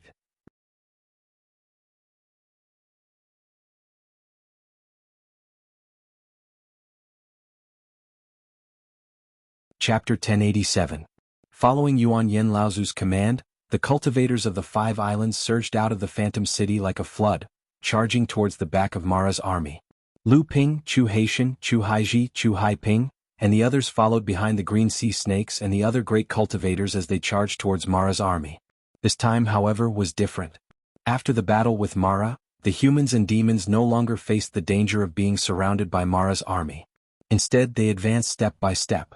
While restraining Mara's army from attacking the unfettered with all their might, they also tried their best to stay in line with the other ships that were surrounding them from the other 4 directions. While exerting the greatest pressure on Mara's army, they also forced Mara's army to slowly move towards the outskirts of the 5 islands of Phantom City. Although it was said that they were advancing step by step, in fact, the moment the battle began, the great cultivators had already charged towards the Azuras. The remaining mid and early stage cultivators tried their best to find the hidden Blood Mara and Jade Mara within Mara's army. At the same time, they also killed a large number of ordinary Mara so as to reduce the pressure on the core forging adepts that came later. Behind the crowd, the core forging adepts behind the Dharma adepts finally charged over. At this time, after the Dharma adepts had selected, the danger within Mara's army had undoubtedly decreased significantly. In addition to the Phantom City cultivators launching a large-scale attack, the Dharma adepts on the other 4 ships also charged into the demonic Luo army to kill. This was especially so for the Dharma adepts on the Fu Rui and the Lei Jinghao. Although the Dharma adepts on the 2 ships had arrived the latest, they were the most powerful. With 10 great adepts leading the charge, the overall situation of the humans and demons took a turn for the better. Especially after the appearance of another Dharma form, Laozu, the situation became more and more favorable for the humans and demons. Mara's army seemed to have sensed something and began to slowly retreat towards the southeast. The appearance of the 3 Pure Yang Laozu attracted the attention of 2 heavenly demons and 8 or 9 Azuras, which greatly restricted the high-end combat power of Mara's army. In the level of great cultivators, over 30 great cultivators of the human and demon races were outnumbered for a moment. Although it was not easy to achieve a result like killing an Azura in a short period of time, it was extremely easy to achieve a result when this favorable situation extended. Several Jade Mara were easily killed by the great cultivators who were free, and some of the mid-Dharma adepts also turned to deal with the Blood Mara, causing the entire situation to rapidly develop in the direction of the humans and demons. After the incident where Tiankang Laozu was plotted against, Lu Ping did not use his full strength this time. He only began to hunt the blood Mara on the periphery, and when he encountered the Jade Mara, he turned and retreated. From the beginning to the end he did not use his avatar or the Aqua Sword. Even so, after the initial chaos of the battle, Lu Ping had killed a blood Azura and a blood demon. This time Lu Ping was clearly lucky. When the blood demon died, its companion spiritual treasure did not explode along with it. However, at this moment, Lu Ping's divine will moved, and a black figure suddenly appeared near the fallen companion spiritual treasure and reached out to grab it. However, the moment his hand grabbed the companion spiritual treasure firmly, Lu Ping's cold snort suddenly exploded in his head. Buzz! The black figure's head felt like it was about to split open, and his whole body froze. It was at this moment that a gentle breeze swept past, and the black figure felt a chill on his arm. When he looked down, he saw that the companion spiritual treasure was falling towards the sea, and on top of the treasure was a severed arm that was firmly grasped. Ah! The black figure let out a shrill cry. He had just escaped from Lu Ping's divine will attack, but the pain of his severed arm once again overwhelmed all his senses. A spatial crack appeared on the surface of the sea, and after the companion spiritual treasure entered it, the spatial crack immediately disappeared. Lu Ping hovered in mid-air, facing the black figure whose arm he had cut off, and did not take any further action. The black figure was a person completely shrouded in black clothes. Even with Lu Ping's divine will, he could not completely penetrate the black clothes that the black figure was wearing. He could only faintly sense that the person's aura was extremely strange. Two black figures slowly appeared behind the black figure with the severed arm. The three of them and Lu Ping silently faced each other, and after a moment, the three of them suddenly flew backward and slowly disappeared into the void. Lu Ping turned slightly and said, "Brother Chu, thank you very much." Chu Haitian appeared behind him out of nowhere and said, "Even if I did not appear, these three people would not be a match for Brother Lu." Lu Ping asked, "Brother Chu, do you know where these three people came from?" Chu Haitian's face was also full of doubt.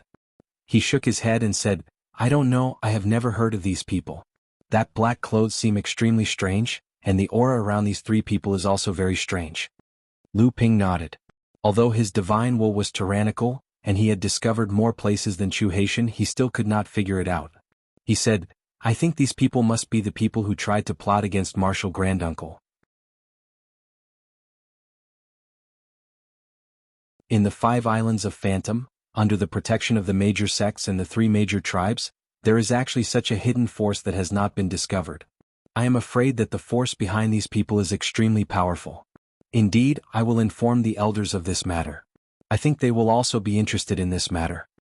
The other 4 treasure ships had already completed the roundabout turn, completely separating Mara's army from the Phantom City behind them. The reason why treasure ships were the symbols of large sects was because they themselves were huge war fortresses, and they were even called the second foundation of the various sects floating on the sea. When each treasure ship crashed into Mara's army, the power that erupted in an instant with the formation runes around the treasure ship as the foundation was close to a supreme divine ability. Moreover, the scope of the power was far from what a single cultivator could compare with. The entire area within a radius of 3 kilometers was the treasure ship's attack range. Therefore, after the 6 huge treasure ships changed their formation, they still formed a formation with a distance of 6 kilometers between each treasure ship and attacked Mara's army on the sea surface. Every time the treasure ship's divine ability exploded, the area that was 6 kilometers in front and 4 kilometers in the left and right was almost empty of Mara's army. Occasionally there were Mara who were lucky enough to survive, but they were immediately wiped out by the cultivators that flew out from the treasure ships. The enormous power of the treasured ships, especially the power displayed after the formation of the 6 treasured ships, not only terrified the Devil Luo army, but also shocked the humans and demons into speechlessness by the scene in front of them. Lu Ping and Chu Haitian were working together to search for the Mara's army that had avoided the treasure ships. At this moment, a sound transmission magic sword that was specially used by Jinling suddenly found Lu Ping. Lu Ping was startled and hastily checked the content of the sword. It turned out to be a message from Taoist Master Xian Su. In this battle, Jinling had originally planned to deal with it passively. Although Lu Ping was nominally leading over 10 core forging cultivators to participate in the battle, Lu Ping had always been fighting together with Chu Haitian and the others. Under the leadership of Taoist Master Xian Su, the sect's core forging cultivators were only intercepting and killing the scattered Mara not far away from Fantasy Spirit City. Once there was danger, they would retreat into Fantasy Spirit City. However, not everyone was willing to accept the arrangement made by Lu Ping and Tiankang Laozu to protect their own sect's cultivators. At this time, on the sea nearly 100 miles away from Fantasy Spirit City, Xian Yong, Xian Feng, Xian Ling, Xian Heng, and Xian Peng had joined forces to besiege a group of Mara who had escaped from the treasure ship's killing array. The leader was a blood Azura, and there were only 7 or 8 Mara of different sizes. After escaping from the treasure ship's killing array, they were all badly injured and could no longer be considered a threat. Only this blood Azura was unharmed. What should we do? Should we kill them or not? If we don't kill them, we'll let them go. I think this blood Azura won't be stupid enough to entangle with us. Although Taoist Master Xian Ping only had one arm left, he had clearly recovered from the dispiritedness of losing his arm. At this time he had successfully advanced to the 7th layer of the core forging realm. His understanding of array formations had also reached a new level. Over the past year, the cultivators who had survived the battle with Mara had all made rapid progress in their cultivation. After Xian Yong broke through to the 9th level of the core forging realm, Xian Feng followed closely behind and was now at the peak of the 8th level of the core forging realm. Xian Ling had also broken through to the 8th level of the core forging realm some time ago. Although Xian Heng's cultivation had not broken through, he was also at the peak of the 7th level of the core forging realm. The few of them had experience fighting against Blood Shura before, but that was only a tactic they used when they had no other choice. It was a strenuous fight, and the initiative was still in Blood Shura's hands. He could withdraw and retreat at any time. Now, the 5 of them obviously wanted to completely kill Blood Shura with their own strength. Xian Yong's cultivation had just broken through to the 9th level of the core forging realm, and he was full of confidence.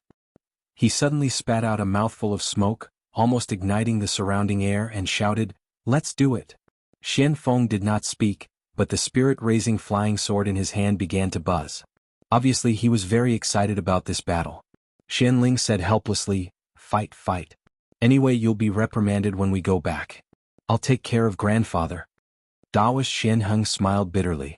At this time, it was no longer important whether he objected or not. Even if he was not willing to take the risk, he would not leave his fellow disciples alone. That's good. Taoist Xian Peng's hand changed continuously, and the formation plate of the simple killing array he had hastily set up suddenly exploded. Taoist Xian Peng shouted, "Hurry up, this killing array has been overstimulated by me. Try to finish this before the power of the killing array dissipates." The flame spear in Xian Yong's hand was already attacking the blood Azura from the front. He shouted, "Don't forget that junior brother Tianping is killing the blood Azura like cutting melons and vegetables. The gap is getting bigger and bigger. If we can't even deal with the blood Azura now, then we're just a bunch of good-for-nothings." Xian Yong's words seemed to ignite a long-hidden evil fire in everyone's heart. The attacks of the 5 of them suddenly went up a level, suppressing the blood Azura trapped in the killing array in one fell swoop. In the void in the distance, Chu Haitian smiled and said to Lu Ping next to him, "Brother Lu, it seems that your existence has put too much pressure on the senior and junior brothers of your sect. You're tuning in to the Han Li's Wuxia Adventures YouTube channel. We're so grateful for your support, and don't forget to subscribe to join us on this incredible journey through captivating stories. Your generosity through donations truly makes a world of difference, as it's the primary source of revenue that allows me to expand and enhance this channel for you. Thank you from the bottom of my heart for being a part of this adventure."